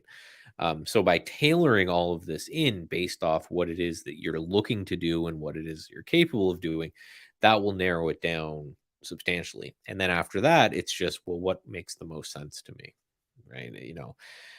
Do I want to be a counter trend trader? Do I want to be a trend trader? Right? So again, it's one of those things that it's a very, very personal thing, which is why I always know that people who go, okay, what's the best way to make money in the market? Go, are going to have a bad time because it's just, again, I'm not going to trade like Barry. Barry's not going to trade like me, right? Steve trades differently. Andy buys oversold stuff, right? We all have different things, and that's just within our own this like one company, right? So you go to other companies, and they're going to have different ways of doing things. So it's a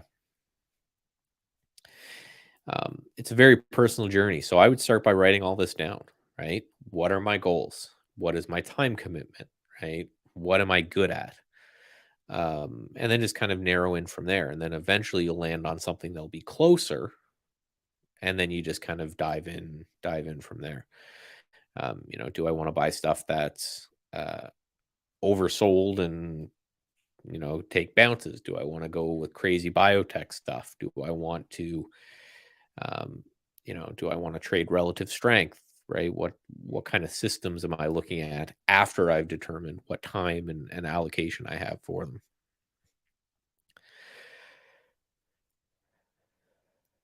How do I change time frame on on exiting on an existing, I'm sure, trade ideas chart for pre-market? Oh, you just so time frame on the charts is just right here. This little kind of clock guy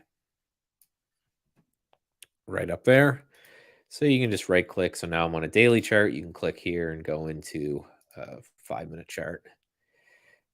And then if you want to turn on or off pre-market, you'll go properties, show pre-market, or show post-market just by right clicking in there.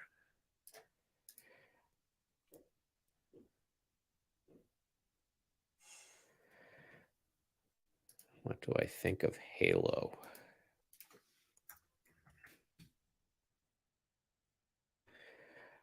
I don't see anything there. Pretty sharp reversal yesterday. I don't think anything. Which I guess that's another thing. So when I look at a chart, it's just instantly, does this match my trading plan? If yes, then I'll start analyzing it. If no, no. And I don't just take a chart and just analyze it just to try to see what's, because it's just there's no way of looking. Now, Halo for me would have been interesting in this area, right? Because as I talk about being such a simple dude, I want a strong stock, and then I want some sort of consolidation, and I want to buy that stock as it breaks out of the consolidation. Now there's nothing for me to do. Right? A very simple, I'm a very simple boy. Caterpillar is something else that I'm watching, right? Strong stock. We've got some consolidation after a strong move. So if it gets over 240, I'm interested. If not, not interested. So I can actually just right click and I can create a price alert and bam, right? So it'll either break 240 and the system will let me know, or it won't, and I don't care anymore.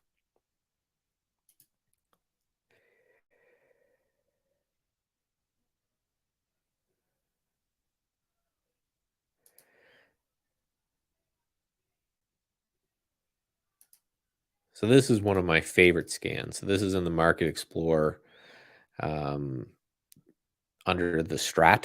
and it's double inside week. So what these are looking for, and it's not updating correctly right now, but we'll figure that out. But if we look at Dole, that's why I'm interested in Dole.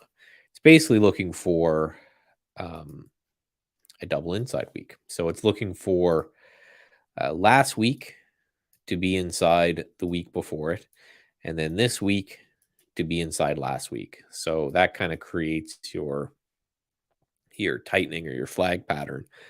And then the idea being is if you take a breakout of that week, you can get a bit of a push, hopefully, in whatever direction the underlying trend is. So it sorts based off position in 20-week range. Right, Caterpillar, for example, right? This same kind of thing, right? Big push up, and then we have this tightening pattern going on here on the weekly chart. And as we talked about, right, all trading is fractal. So if you go from the weekly chart to the daily chart, a tightening pattern on the weekly chart is just some sort of kind of consolidation like that on the daily chart. But looks to be Caterpillar's breaking down for now, but we'll see as well, right?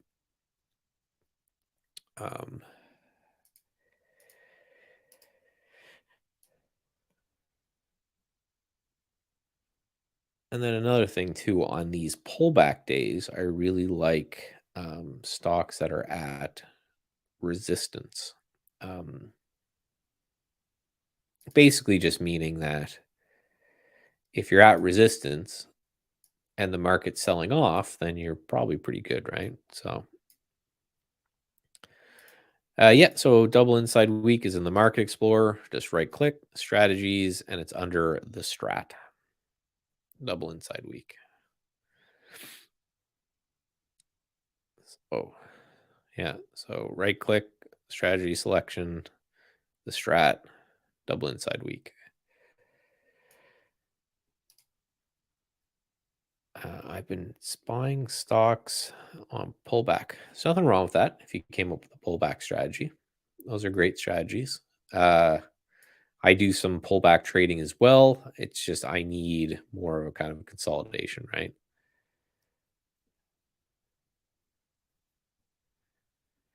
I don't see a time frame for me on the scanners. Well, that will just be depending on whatever scanner you're using. There's no way you can because your initial question was a time frame for the chart, and that's how you do that. But the time frame for the scanners is going to be based off whatever time frame you build. So if I go alert window, then right, whatever time frame you have based off the alerts you built will be the time frame that it goes to. It doesn't link to your charts. Those will be kind of two different things. I hope that helps. Do I believe governments will regulate cryptocurrencies? It's impossible to regulate the currency side of things, like when it comes to like something that's actually decentralized, but I think they'll regulate exchanges further. Anybody who wants cryptocurrencies to be a thing should be hoping for regulation of exchanges, because that's the only thing will be. All right. Still couldn't find it. So take any Market Explorer window, right click, select strategy, hashtag the strat, and double inside week. I'll just leave that up for a second. You can take a screenshot of it, but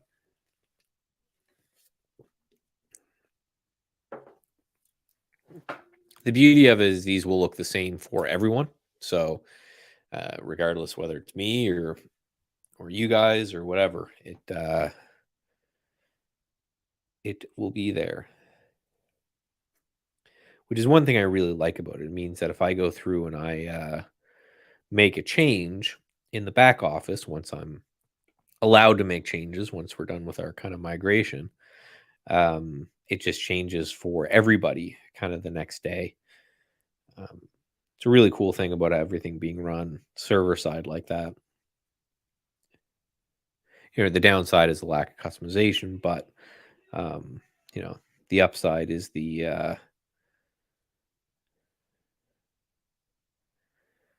Yeah, the upside is the fact that I can do really, really cool stuff. But it's one of those things. The more customization we give, the less data we can crunch. If that makes sense.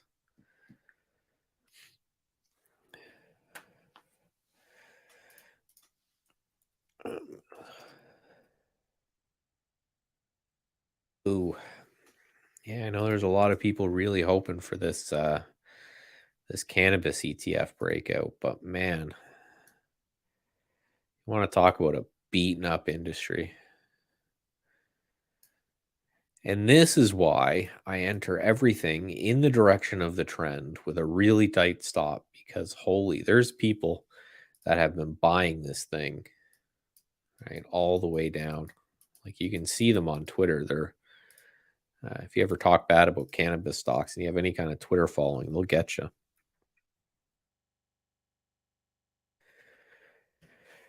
I think they may even be worse than the meme stock people, but yeah, like Tilray, it was $300 on Tilray, and now it's $4. There's somebody out there, guarantee you, who owns this thing over 200 and is still holding it.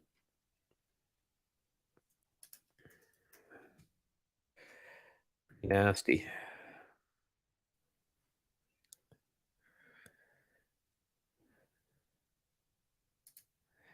SPY looks like it's still kind of barely holding. We can kind of push from here. Sam, what's RBI, GBI? Simply put, and this is something that I'm hoping to refine with the Market Explorer when we're done our server migration, I can kind of play more. But essentially, it's looking for a big upward candle. In the case of a RBI,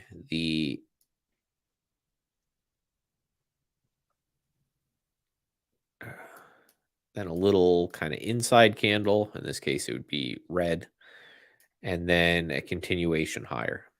The idea being, like, I talked about it a little bit in the beginning of the stream, but these little tiny indecision candles represent areas where, like, war between bull and bears took place. So then if you have a big push up and then you have this little war going on in a continuation, that the odds of this thing continuing are kind of higher, right? So it's like anything, everything in trading is fractal. So if you have a big 15-minute thrust up, and then a little tiny day or a little tiny 15-minute candle, then that inside tiny 15-minute candle basically represents a bull flag on like a 1 or a 5-minute chart. So it's looking for, again, big push up, sideways consolidation, and then hopefully some continuation. And then on the downside, it would be the same thing, or it'd be the opposite thing. It'd be a down candle, and then a little tiny inside candle, and then a continuation lower. Michael, So, are you whispering to me, Barry? I am. Jesus, that's creepy. It is creepy, isn't it? By the way, just as an aside, I've listened to you in StreamYard, and I've listened to you from in Discord, and the sound in Discord is awesome. Yeah, less There, compression, I, because what happens is same with probably the picture if when we get that upgraded, because what happens is YouTube is just dealing with so much. Like there's like something like 1,000 hours of video uploaded a second on YouTube or something ridiculous. They have to mhm, compress everything, right? So they have to make the file smaller. mhm. So audio gets lost and video gets lost, and so that's one thing that I think is going to be great too. Everything's going to sound clearer. Oh yeah, no, it's amazing. I mean, it's not that you're unclear from listening to you on StreamYard. It just sounds a little more washed out. I don't know how else to describe it. Just a little more Yeah, it would washed be out, but richer sound in the yeah, exactly. which would be Michael, cool. What do you think of GIII? Take a look at that. Time frame we looking here. Ooh, yeah. How interesting is that right now? That's an interesting. It's got a lot of if it. I think we're probably looking at the same thing, right? It clears that red day from a few Hmm. days ago. It was an Uh, earnings a couple of days, 3 days ago, yeah, and long way into the gap. oh yeah, and the CEO or some big insider, I think it was the CEO. I think he bought a whack at 12.50, and just yesterday or the day before. So I think that's helping it. But yeah, I mean, just look at that, taking out that high of 3 days ago, which is 13.62, about a dime away from that. Who knows? I mean, maybe it'll stall it, of course. It could just stall right there and fall. But boy, oh boy, what a gap. I always find those insider buys after a really bad move are very positive for the stock, right? Because Hmm. I always say this: there's many reasons for an insider to sell, right? They've got a tax bill, they want a second house, they got to mortgage their yacht or whatever. But if a CEO Let's see, or any divorce. insider, yeah, divorce would probably be one of the biggest. But if you're going to buy, you're buying with like after tax Yeah. money, right? Like you know what I mean? You made your money, that was taxed, you're then plowing it back into your company. And one thing I'm watching and I've been watching forever is ASAN here. The CEO of this spent about 1.5 billion with a B in this stock over the last year or so. He's just been plowing it Hmm. in of his own money. I guess he's like a rich Facebook founder or something, like one of Oh, the okay. original guys in Facebook. Oh, really? Okay. And then he started this, which is some sort of like, I think it's like, how we use Jira. It's like that kind of like Hmm. work from home management kind of thing. And the chart sucks, so I'm not going to get in it yet, obviously. But when you take $1 billion of your own money, I don't care how rich you are, and you plow it Hmm. into your company, you could be wrong, but he at least believes in his company enough to um, to kind of push that out. So Well, I uh, remember you were talking about that when it was in the 60 or $70 range, and that has to be a few months ago. yep. And but now, yeah, all-time low. I mean, this is actually I took a little short on this one today, and I'm out of it now. But this is just you're right. I mean, committing over $1 billion, but maybe it's chump change to him. I don't know. Oh, At I this don't point, care if you're I don't care how I rich you know. are. I don't think a billion would ever be. I don't even think a billion for Elon would be chump change. But I think this is an important lesson that yes, the insider buying is great and I have a theory and a synopsis of what it is that I want to do. Um But the game plan kind of going forward is you have to have the chart confirmed. The worst trades and the people who get hit the hardest are people who um they have a worst case scenario. It's like an ideology, right? Like they really like, I don't know, Trump, so they buy DWAC, or they hate YouTube, so they buy rum or something like this. But um, any kind of a theory, right? You think the market's rigged and the meme stocks are going to go to the moon.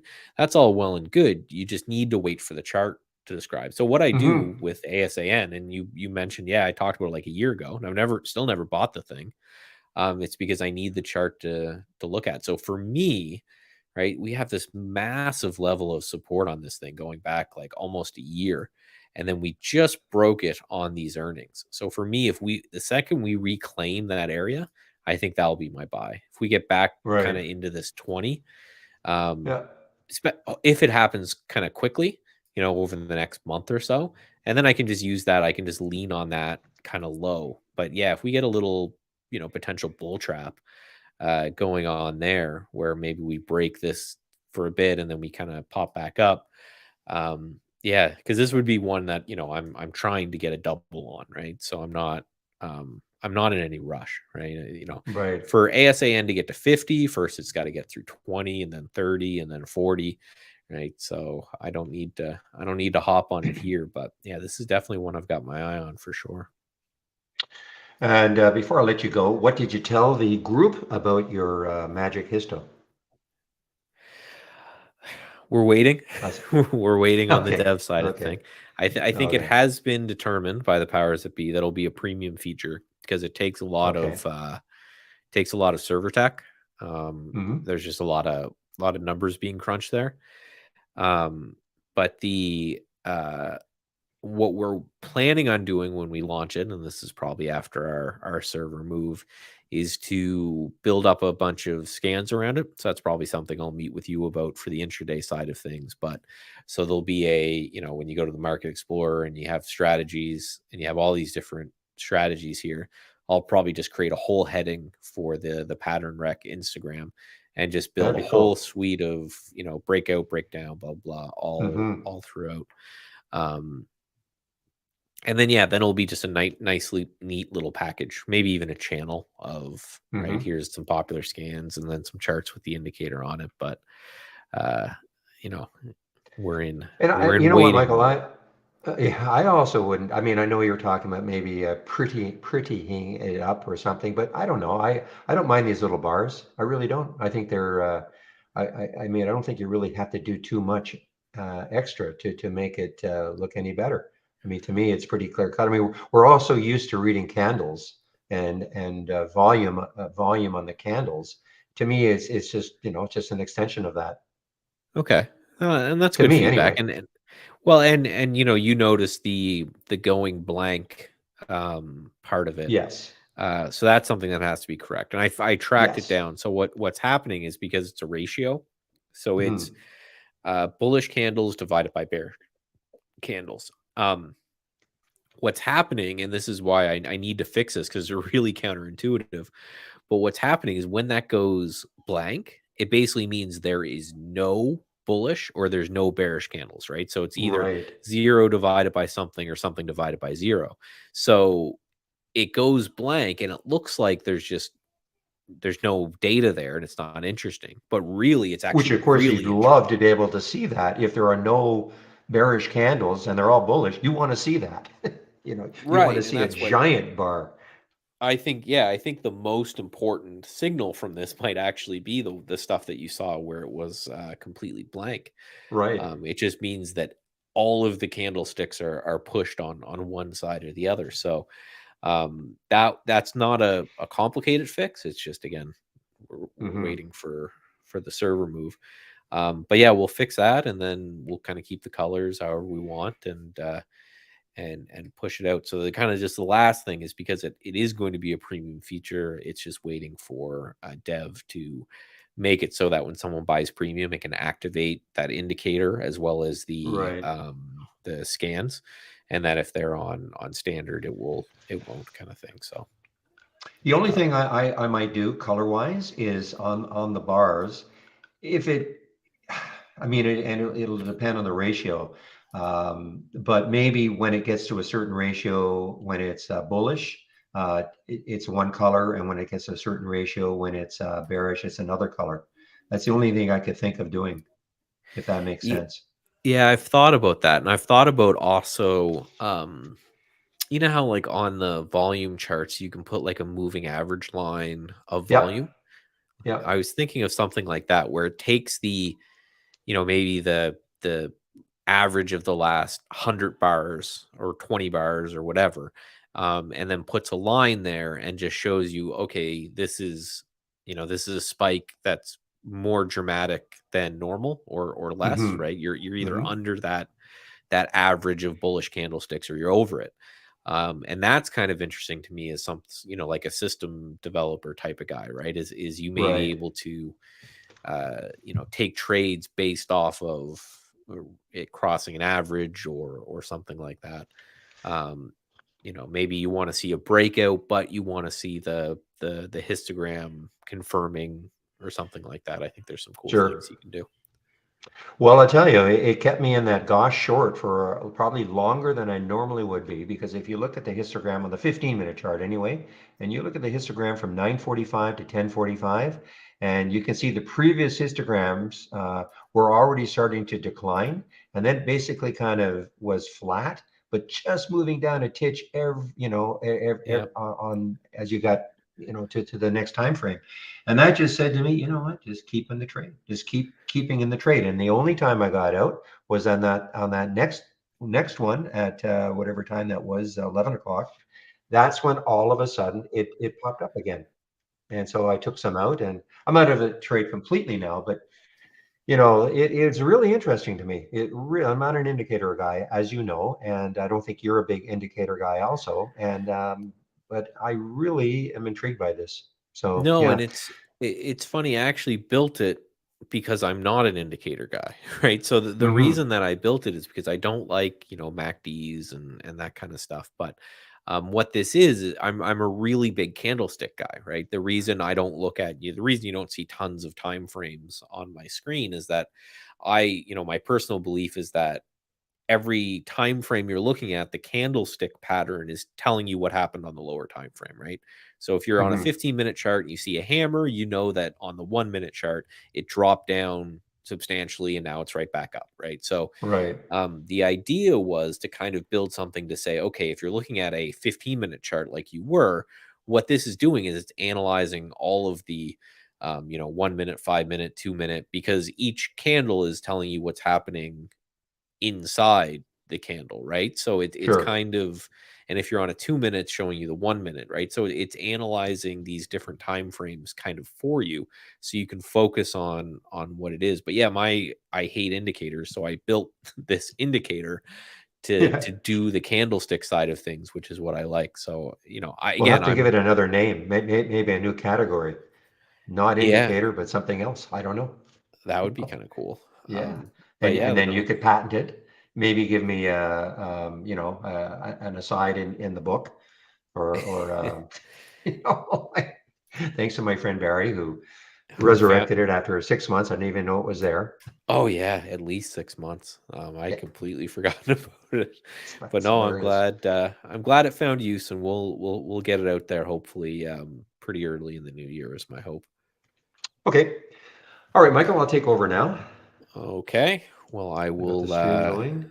see you in the marketing meeting, which I'm sure will Oh be yeah. super fun. Oh yeah, I can't wait. Talk to you then. Okay, bye-bye. All right, everybody, I'm back in both rooms now. I was just talking to Michael Noss for a bit in the YouTube room. And let me get the other one going also.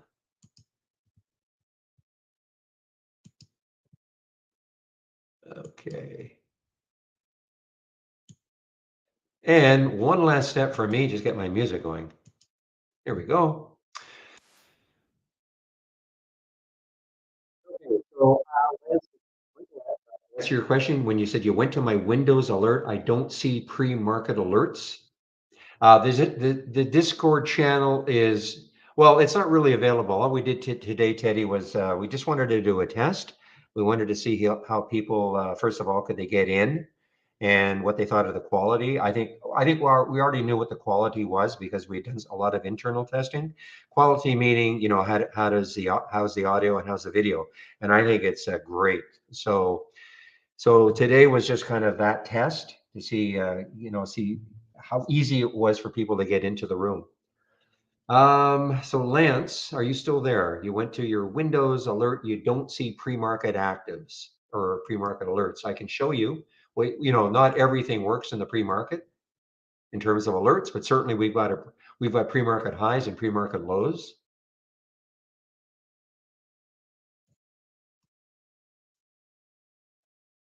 And Sam, when you talk about the strategy listings, are you talking about Michael's Market Explorer? I think you are. So if you click on New from our toolbar, click on New from the toolbar, and then click on Market Explorer window. Hopefully you can see my screen. And click on Market Explorer window. When you do that, this box will pop up, and then just right click on it and select strategy, hover over that, and then you'll see them all, okay? You'll see, and he's grouped them. This thing called the strat. Somebody was asking about the double inside week. Well, there it is. Okay, but he's sort of grouped them, and it's just a matter of picking one. Okay, does that make sense?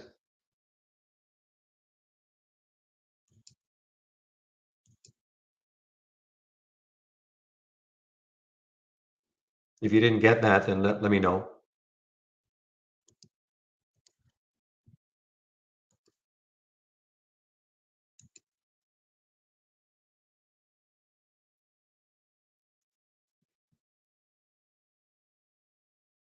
The other one that turned into a really nice short. I didn't take it because I was on my break, but look at NRG. Now you might say, well, yeah, it was a great short here and a great short here. Well, actually, this is a short from the AI also, but it showed up here. It showed up here at 11:59 at $35. So I mean, it's moved a dollar, even from my 10-day daily breakout or breakdown in this case.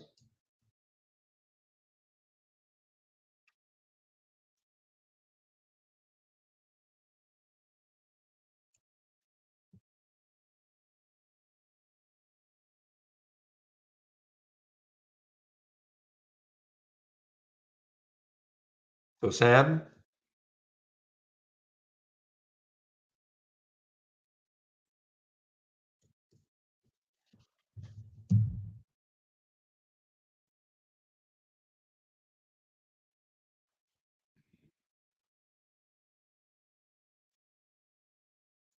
you know what else had an amazing run, guys? DBI, an amazing run. This was an earnings play from a couple of days ago. Got hammered down, but it hasn't cared what the market's doing. I mean, look at this, guys. I mean, look at there's the 9:30 candle.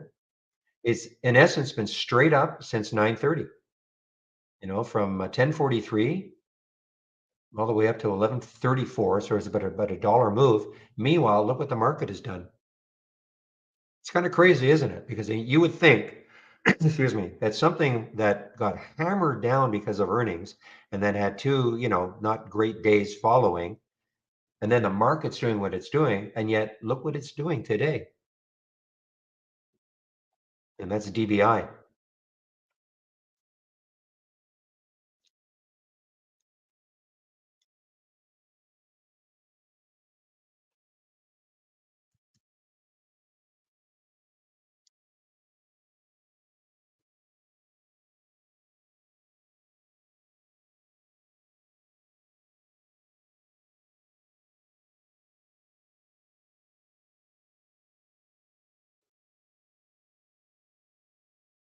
As opposed to Sol, excuse me, Sol had earnings also a couple of days ago. Now this is now starting to drop. Got into the 200-day 2 days ago. Yesterday a little bit above. Today tried to get into it, but did not succeed in getting through it. 200-day is 527 for SOL.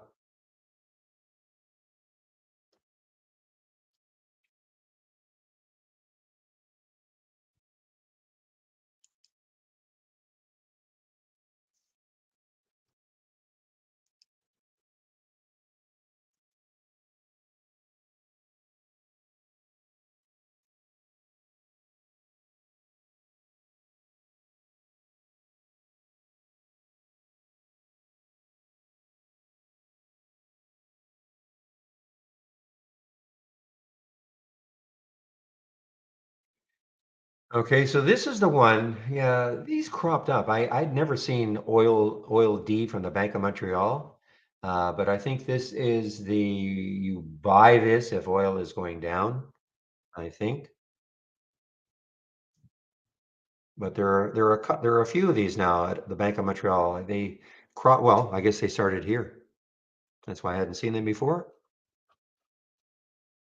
Wait a minute. I guess I'm wrong. Let me do a weekly. Oh, I'm wrong. Oh, okay. They did start here. Yeah, that's what I thought. They started in November of last year. So about a year ago is when this oil D and there I think Bull Z, Bulz. I think that's another one. from Bank of Montreal. That should be moving down. Yeah. Just different ways, to play the oil or energy, I guess, if you're looking to go long or short, kind of like an ETF.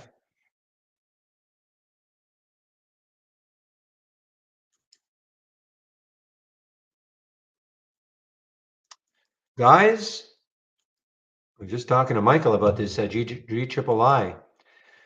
So this is now at the high of 2 days ago, 3 days ago, sorry. So I had earnings, got absolutely crushed, $21 down to 11, almost cut in half. Okay, almost cut in half. And now it's just kind of right at that high of that day. And I think William pointed out that was it the CEO or one of the C-suiters bought some stock. CEO, here we go. CEO reported purchase of, wow, that is a whack of stock, guys, or a whack of money.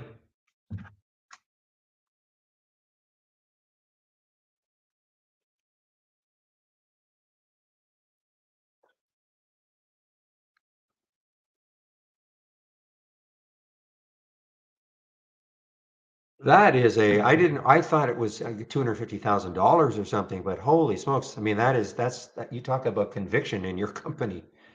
That doesn't always work, but wow. I mean, that's about $3 million, a little over $3 million that he put in.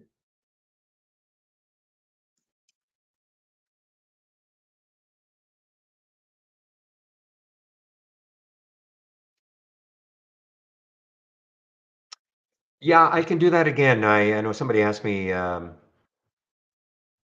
adjusting the size of my mouse. Let's see, mouse pointer.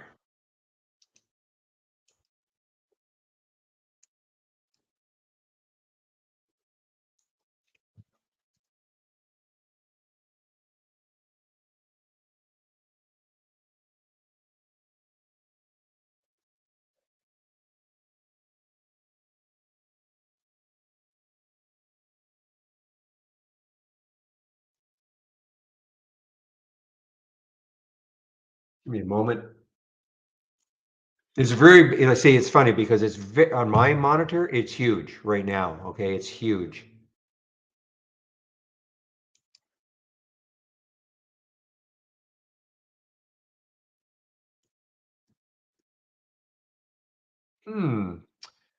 Where's that option to, just give me a moment again, please.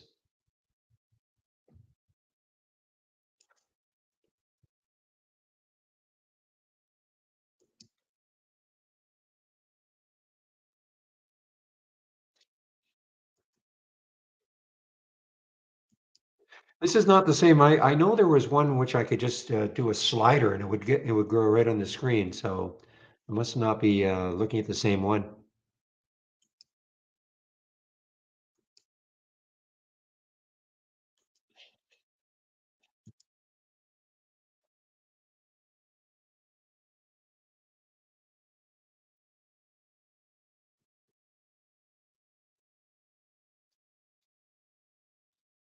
The heck is that?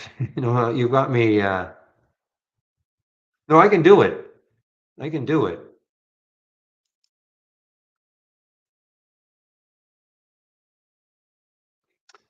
I just have to find the. I know it's in the control panel somewhere, but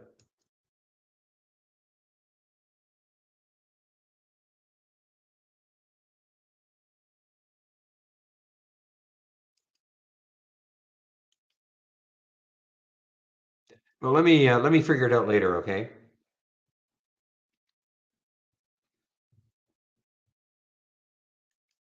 Okay. So Sam, this is what I was saying. Okay. So I think you're talking about the Market Explorer window, right? Like the Market Explorer. Well, it's okay, B trading. Don't worry. I, So if you click on new, I think that's what you're talking about, Michael's Market Explorer strategies. And so you just click on new from the toolbar and then click on Market Explorer window. When you do that, here, oops, you get this window pop up, and then you right click on it and hover over strategy, select strategy, and here they are. They're all categorized.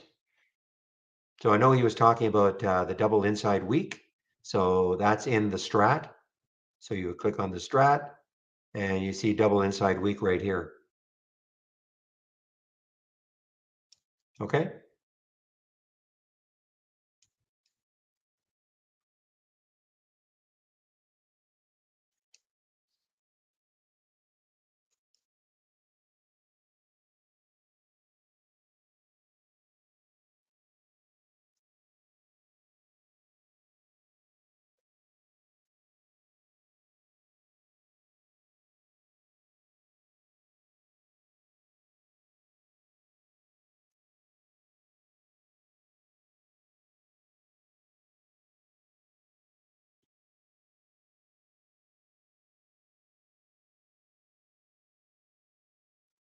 Okay, one more.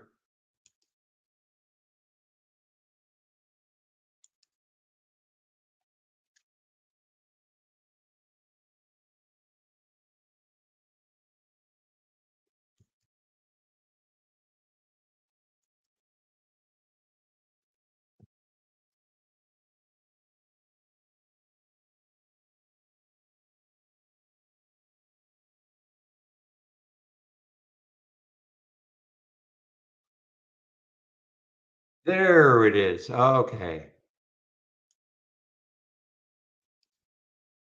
Okay, how's that? Now it's giant. It's huge on my end. Okay, right here. Okay, B trading. It's very, very big. It's almost like half my screen. I'm exaggerating a little bit, but it's definitely bigger now.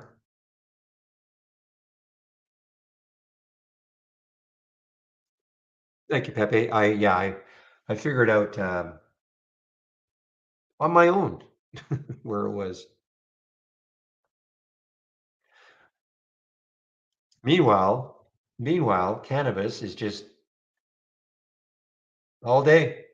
What a short all day long. You know, this I wanted to mention this one, this PAFO, because while I was on my break, I was watching this hold the VWAP, you know, PAFO. The VWAP was at 812. I was watching it hold it, and then it just popped up. Highly risky, but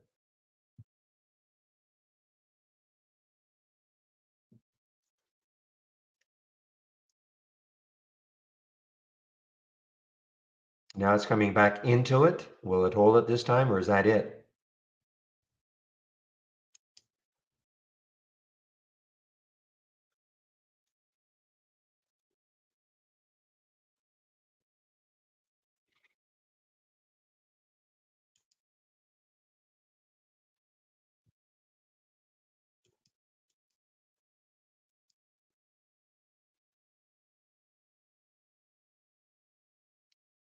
All right, guys, here is another one, all-time low. APP, another all-time low. This for me, very interesting because it's an all-time low, of course, but through that whole number of 11,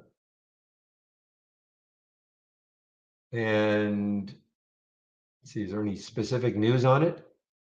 Had earnings on the 9th. What was the reaction?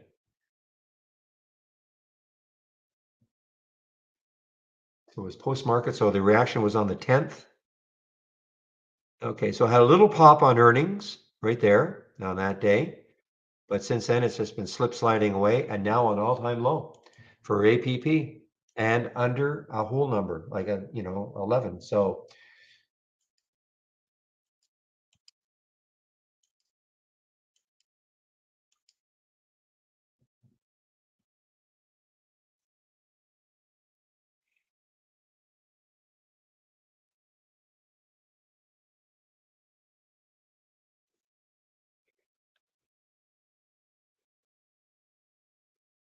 Okay, so I am trying to get a short at 1087, but this uptick rule, it's been there now for almost 20 seconds.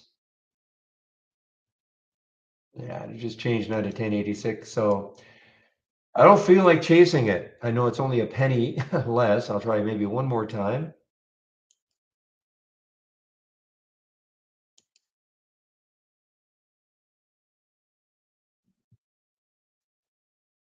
Okay, well, I got a piece anyway. So we'll see what happens on this one. 1085 on the app. And I can just put a whole number stop. And of course, there's nothing holding it up. This is an all-time low. Histogram dropped right here.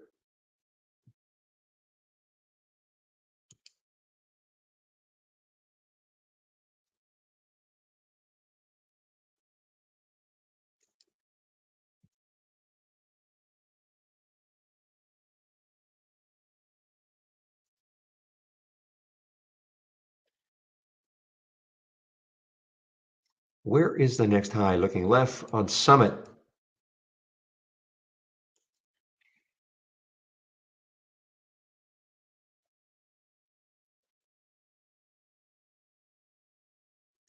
So it looks like 162 on a weekly chart, and then after that, 203. So there is room. I mean, if you can, obviously, if you can get through that 163 on the weekly chart.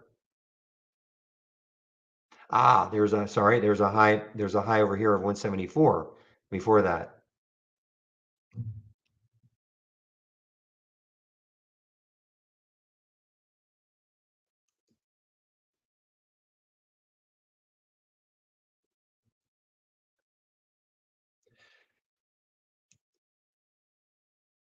Where this energy just keeps making new low after new low, penny by penny.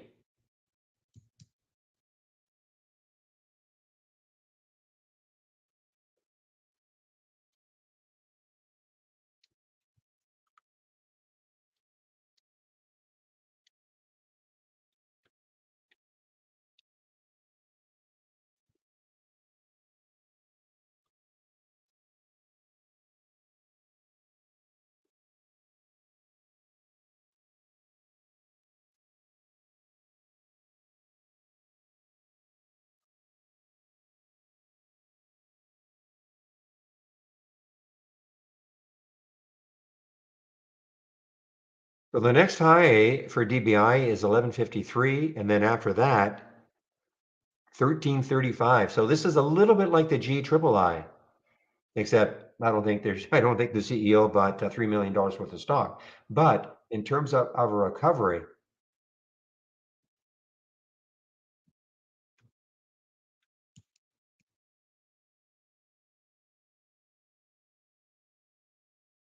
okay, so guys, I think this is really cool. I mean, look at this. It's just basing now underneath that 1362.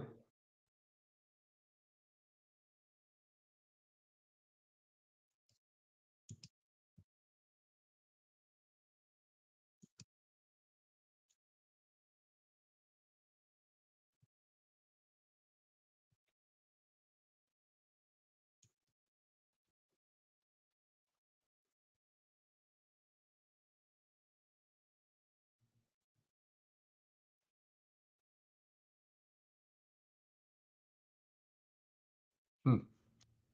Yeah, I bet you LE maybe looks the same. I know it had earnings also. A couple days. Yeah, I mean, look at them all. So you've got three, and they're all retailers. Same day, earnings reaction. That's LE, G triple I, and the DBI. Virtually all the same. The big red candle, the day of earnings, and then we're getting this action. And again, I find it very interesting. We're getting this action on a day when this is happening. Look at the SPY. I mean, it's been almost a straight sell-off. Well, except for that one little little green candle there. That was, just a very narrow candle. But literally from 9:30, actually 9:15, from 9:15 to now, it's been a straight sell. And yet, these ones that got just hammered 3 days ago are having great days.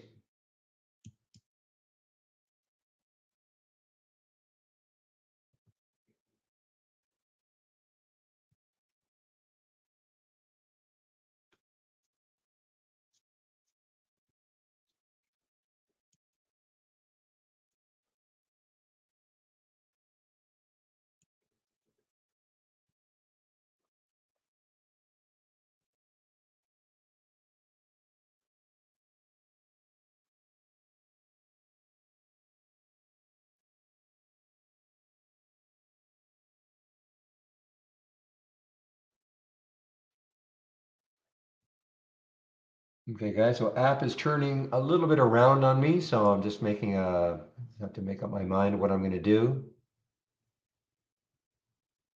APP, I'm in at 1085, so I'm going to see if that's just a little blip up, or is it going to,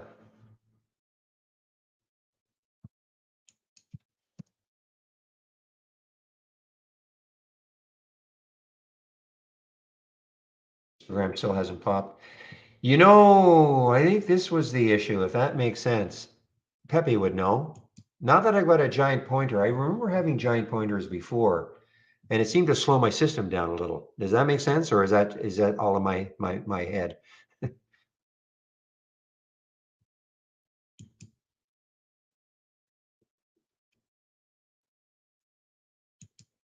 It's in my okay. It's in my head. Okay.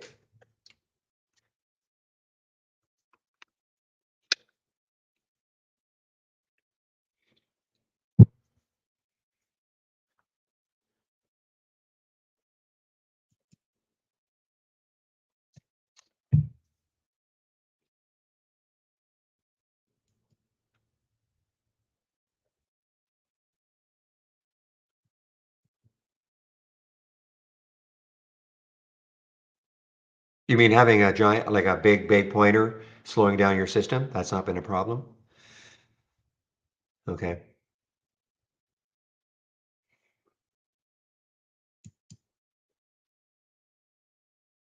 See what's happening here, but it might be just trade ideas.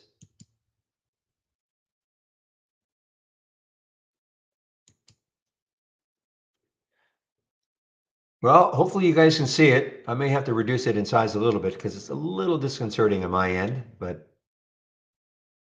it was a request from the YouTube, excuse me, from the YouTube room to get the pointer bigger.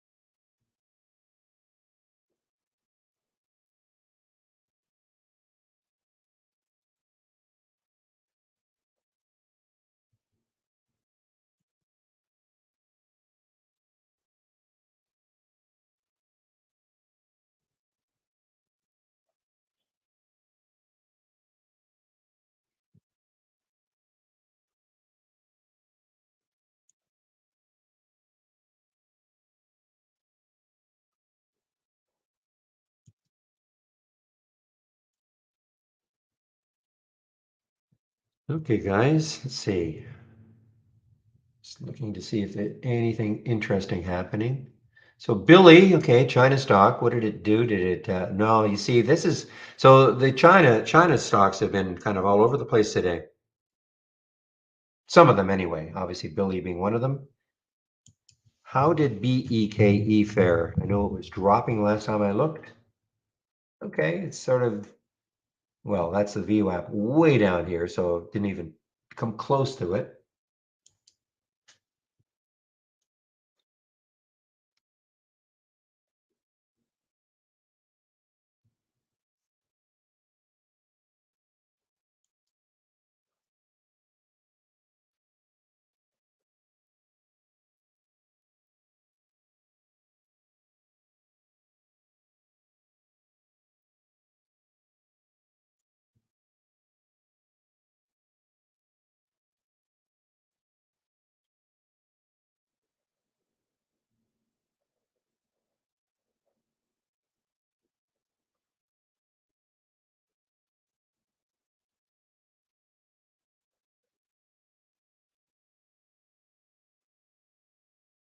Hmm. Okay, guys, this is sneaking in here. AOMR. Never seen this one before. Angel Oak Mortgage. And this is an all-time low. Sneaking into my 10-day daily breakdown.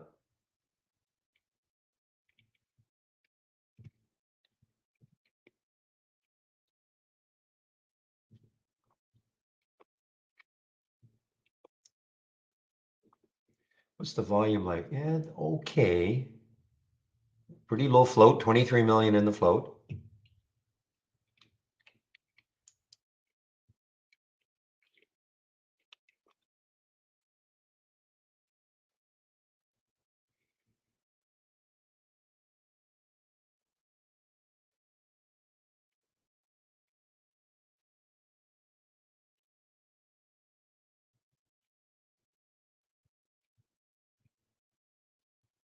Oh yeah, I don't doubt the app was $100 a year ago, like a lot of stocks, like this, Zooms and all these. I don't know what they do exactly. I mean, I could read their profile and mobile marketing platform. Yeah, okay.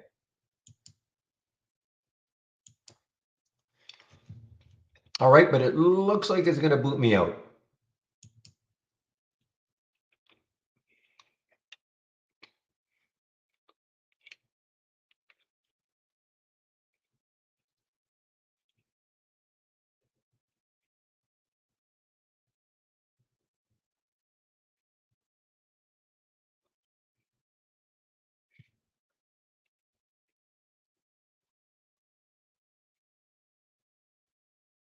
The only thing saving me here is these histograms are not really popping. Still kind of holding here, so, or the bars, I should say, the bars in the histogram not really popping up. So now Michael made an interesting comment. We got these blank spaces, which he's going to fix.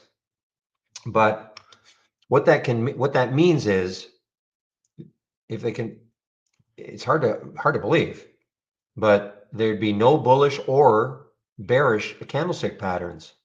So you're trying to divide by zero, and hence you're getting nothing.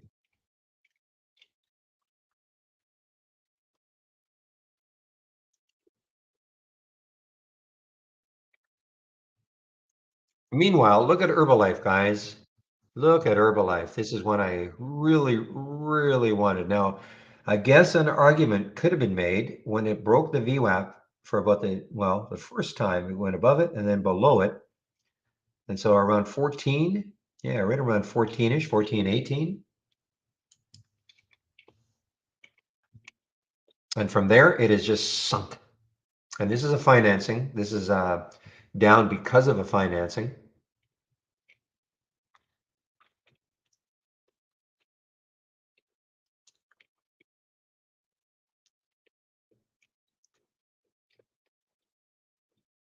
I keep reading about self-driving cars. I mean, really, is there a big market for that? I mean, who?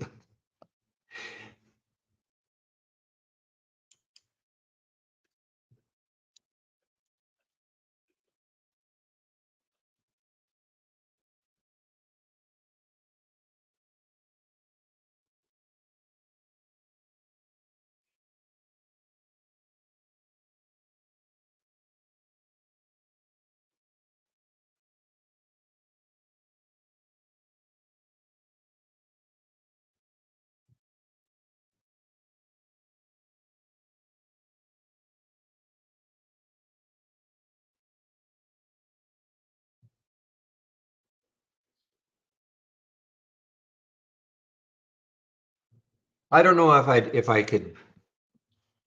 I don't know if I could absolutely give up control. Just would be. I'd probably freak out. So Apple's. Yeah. So the guy's saying, yeah, Tesla's getting a little pop on that news. That's competition, or.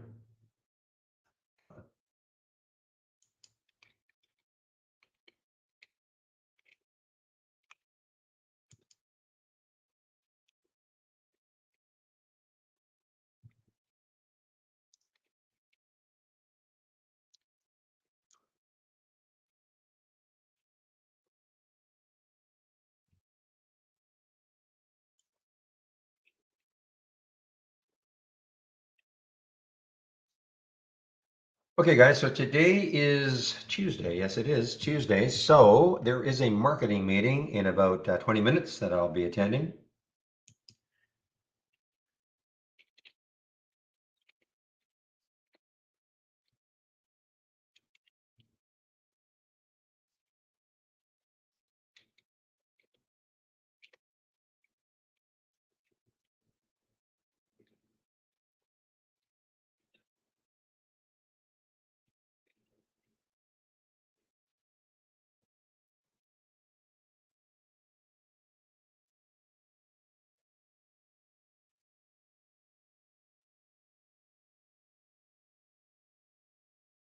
Hey guys, I took myself out of the app trade. A little loss.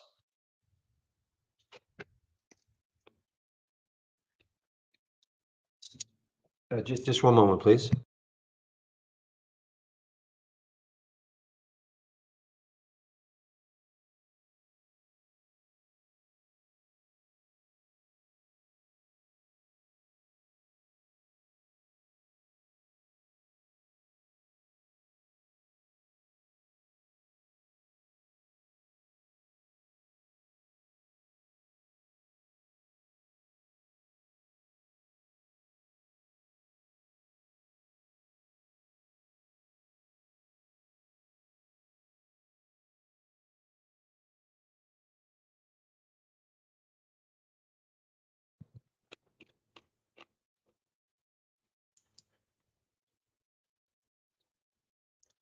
Oh, Herbalife keeps melting down, guys. HLF keeps melting down.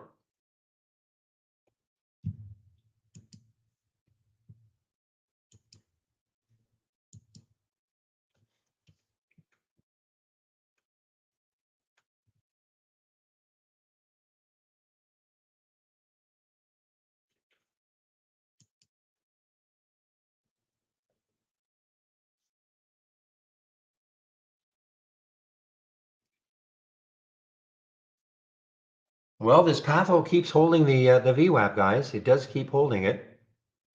You can see maybe it's hard on the screen to see this purple line on the 15-minute chart, but that is the VWAP, and it has not breached it once. You know, since it broke above it. You know, it rested on it a couple of times, and then right here it's resting on it.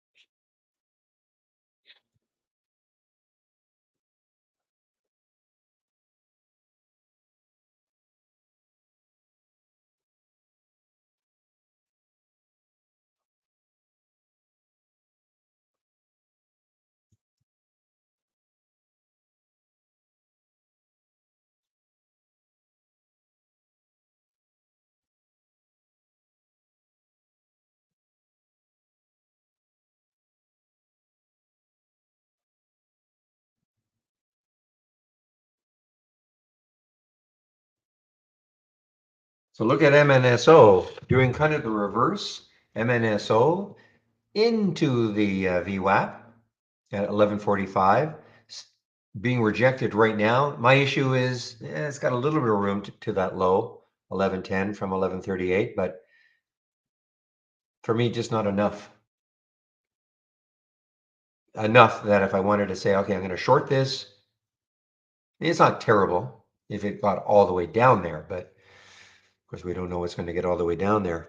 Meanwhile, again, Herbalife just keeps moving down, HLF.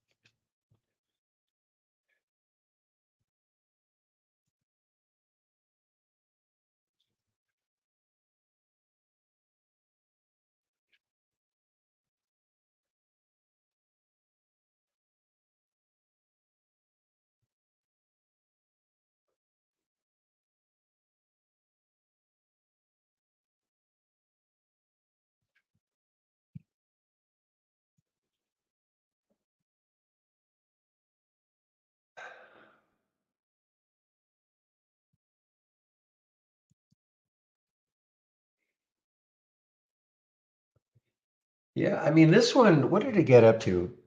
PAFO got up to 951. So almost $1 higher than this. Very low float, 5.8 million in the float.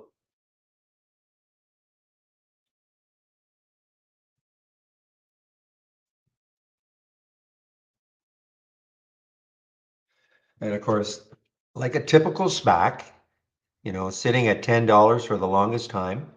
That's when these things start out trading.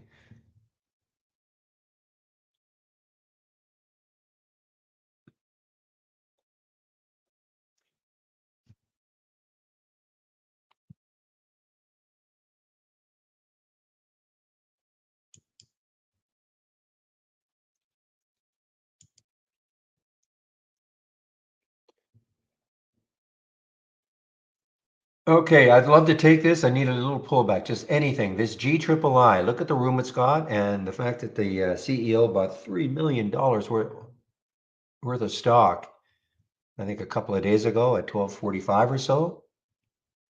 This is after getting just nailed.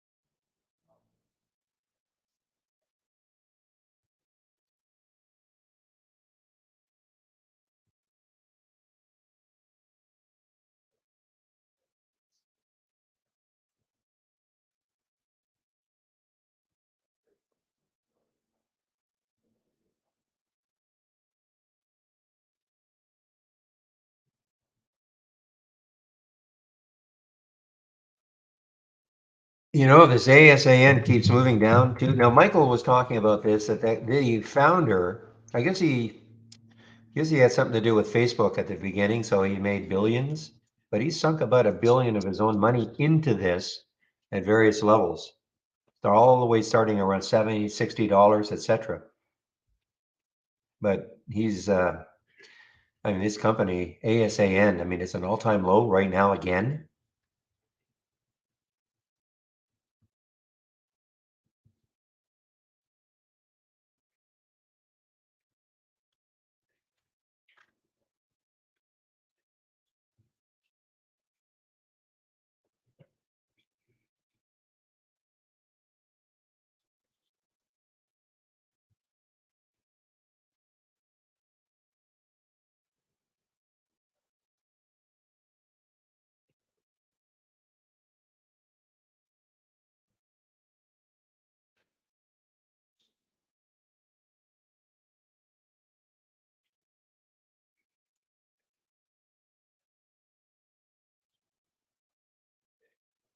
Well, here's the high, 1362. So it's creeping above that high. Well, it's right at 1362 now.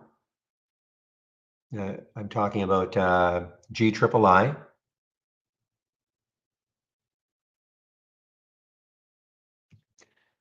Best thing that could happen if you're not in this is to have it base just a little bit and then start moving again.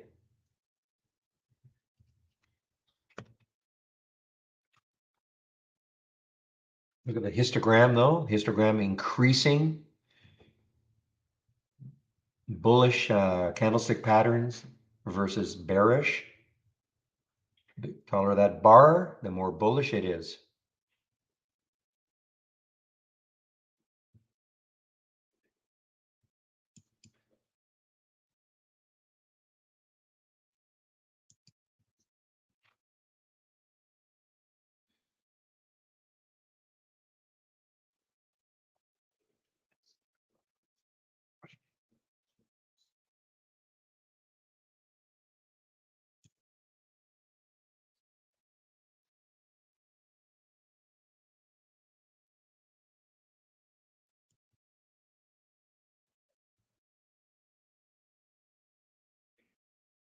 GSK, I'm going to beat you to it, Zach. GSK is on the move here, guys. Look at the volume that's coming into GSK.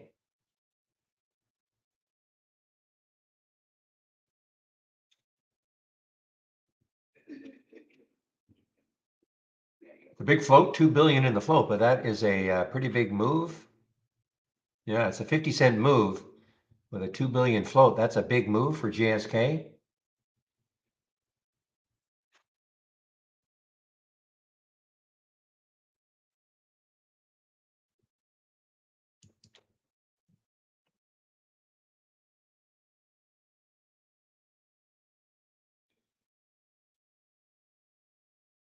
Yeah, it's going to 1340 without me too, Zach. It just was one of those things at the beginning. I loved it, but it just, to me, it was just a little too choppy.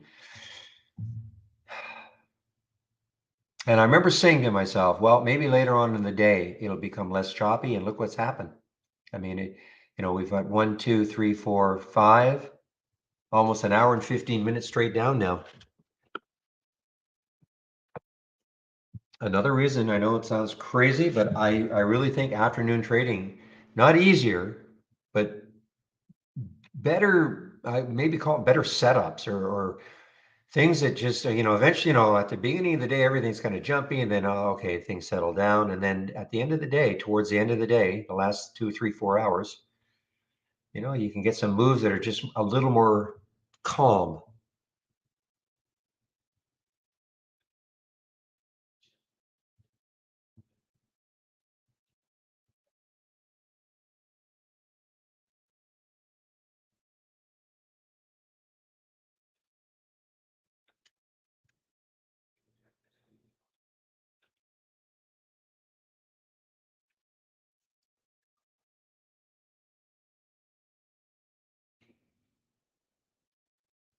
Okay, they're saying this is halted for news. Not showing up my scanner because it has so little volume. I have a minimum of 20,000 shares. So halted for news.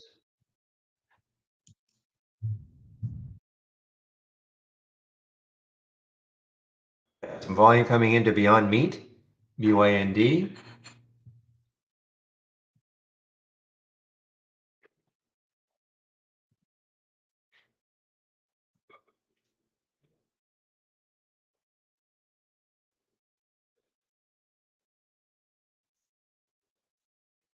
All right, guys, I'm going to put the announcement in. I'm going to put myself on mute.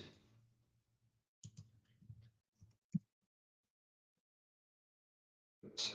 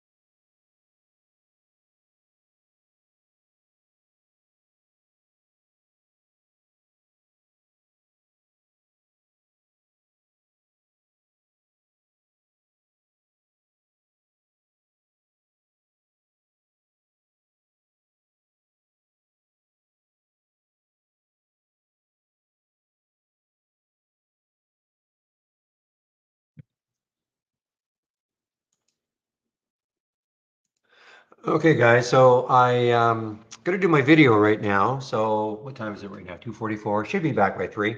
Okay.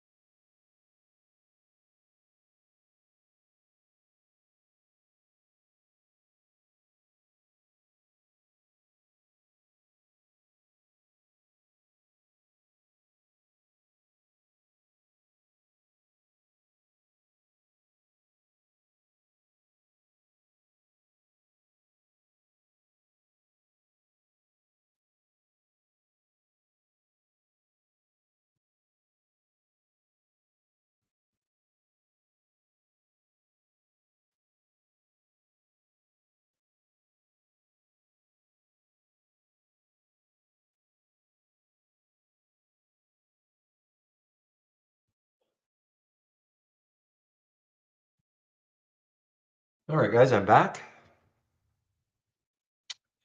So NIU, my style. Let's take a look at you know what? I know somebody asked me to increase this pointer size, but it's just a little too big for me. So I'm going to have to decrease it somewhat.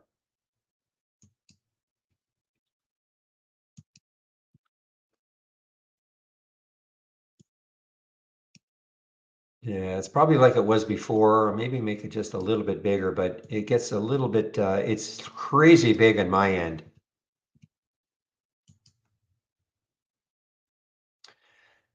Okay, NIU. Let's take a look at NIU.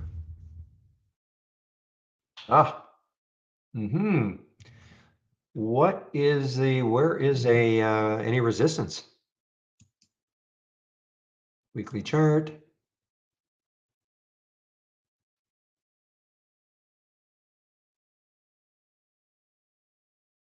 Yeah, the next high is 559. So yeah, it's got a little bit of room.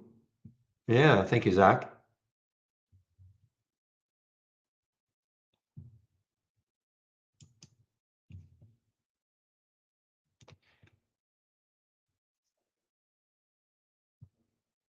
China stock. Just looking to see if there's no specific news for it.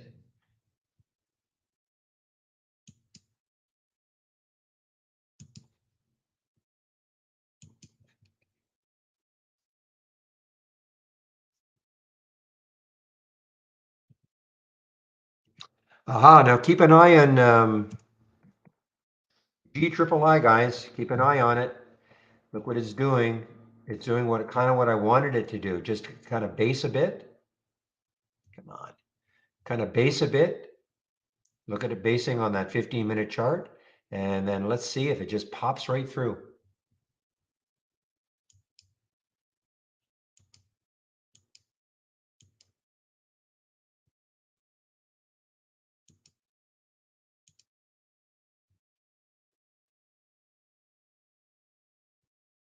Look at the histogram. Look at this. I mean, this is just getting lots and lots of bullish candlestick patterns versus bearish.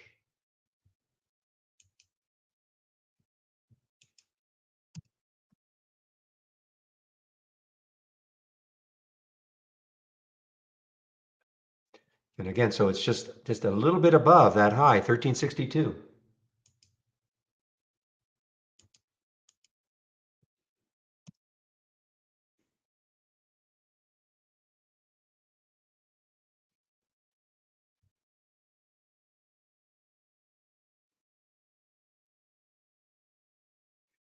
Now, the interesting thing here is that it hasn't really moved that much, and yet the histogram is really getting bigger and bigger. So this could be one of those situations where it's just kind of percolating underneath, okay, as I like to call it.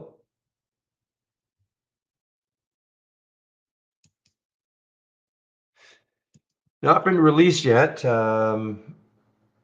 It requires, obviously you weren't listening to Michael when he was in the YouTube room between 12 and 1.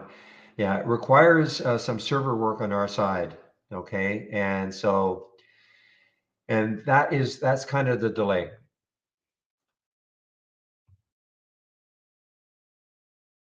But it will happen.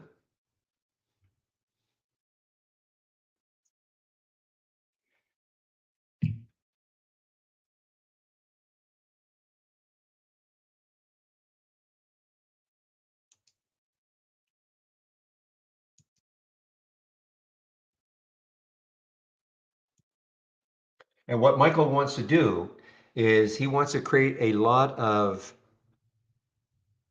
I don't know, a lot, but he wants to create some strategies around it, okay, in the Market Explorer. And we're going to put our heads together. He and I are going to put our heads together.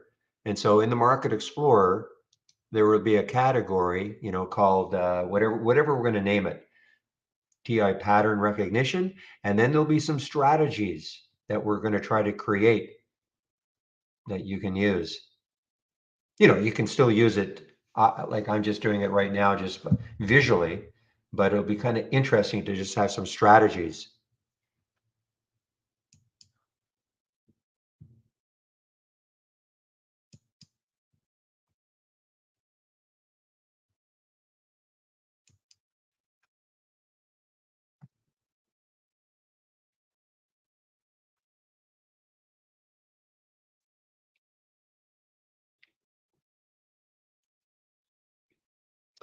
Okay, guys, it's 2:55, so I think what I'll do, I've got some things I can do, and there's some emails and some internal chat discussions happening.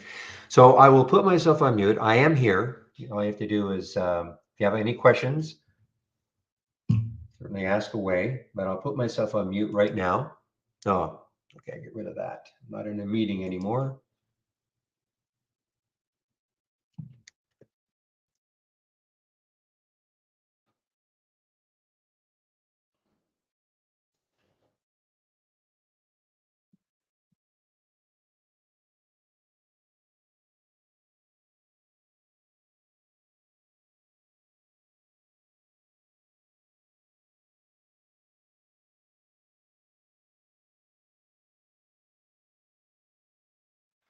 Okay, so I'll hop back on the mic if there is a question. And of course, I'll always pop back in if I have something to say. So, but right now, I'll just put myself on mute.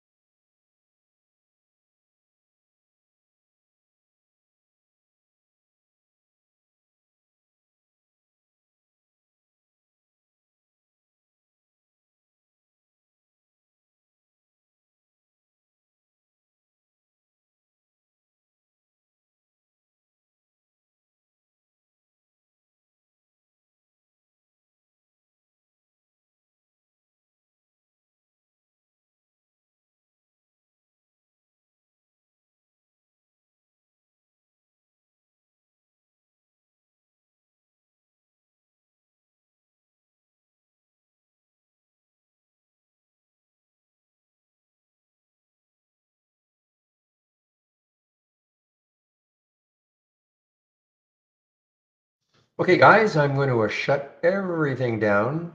So let me get into the script area.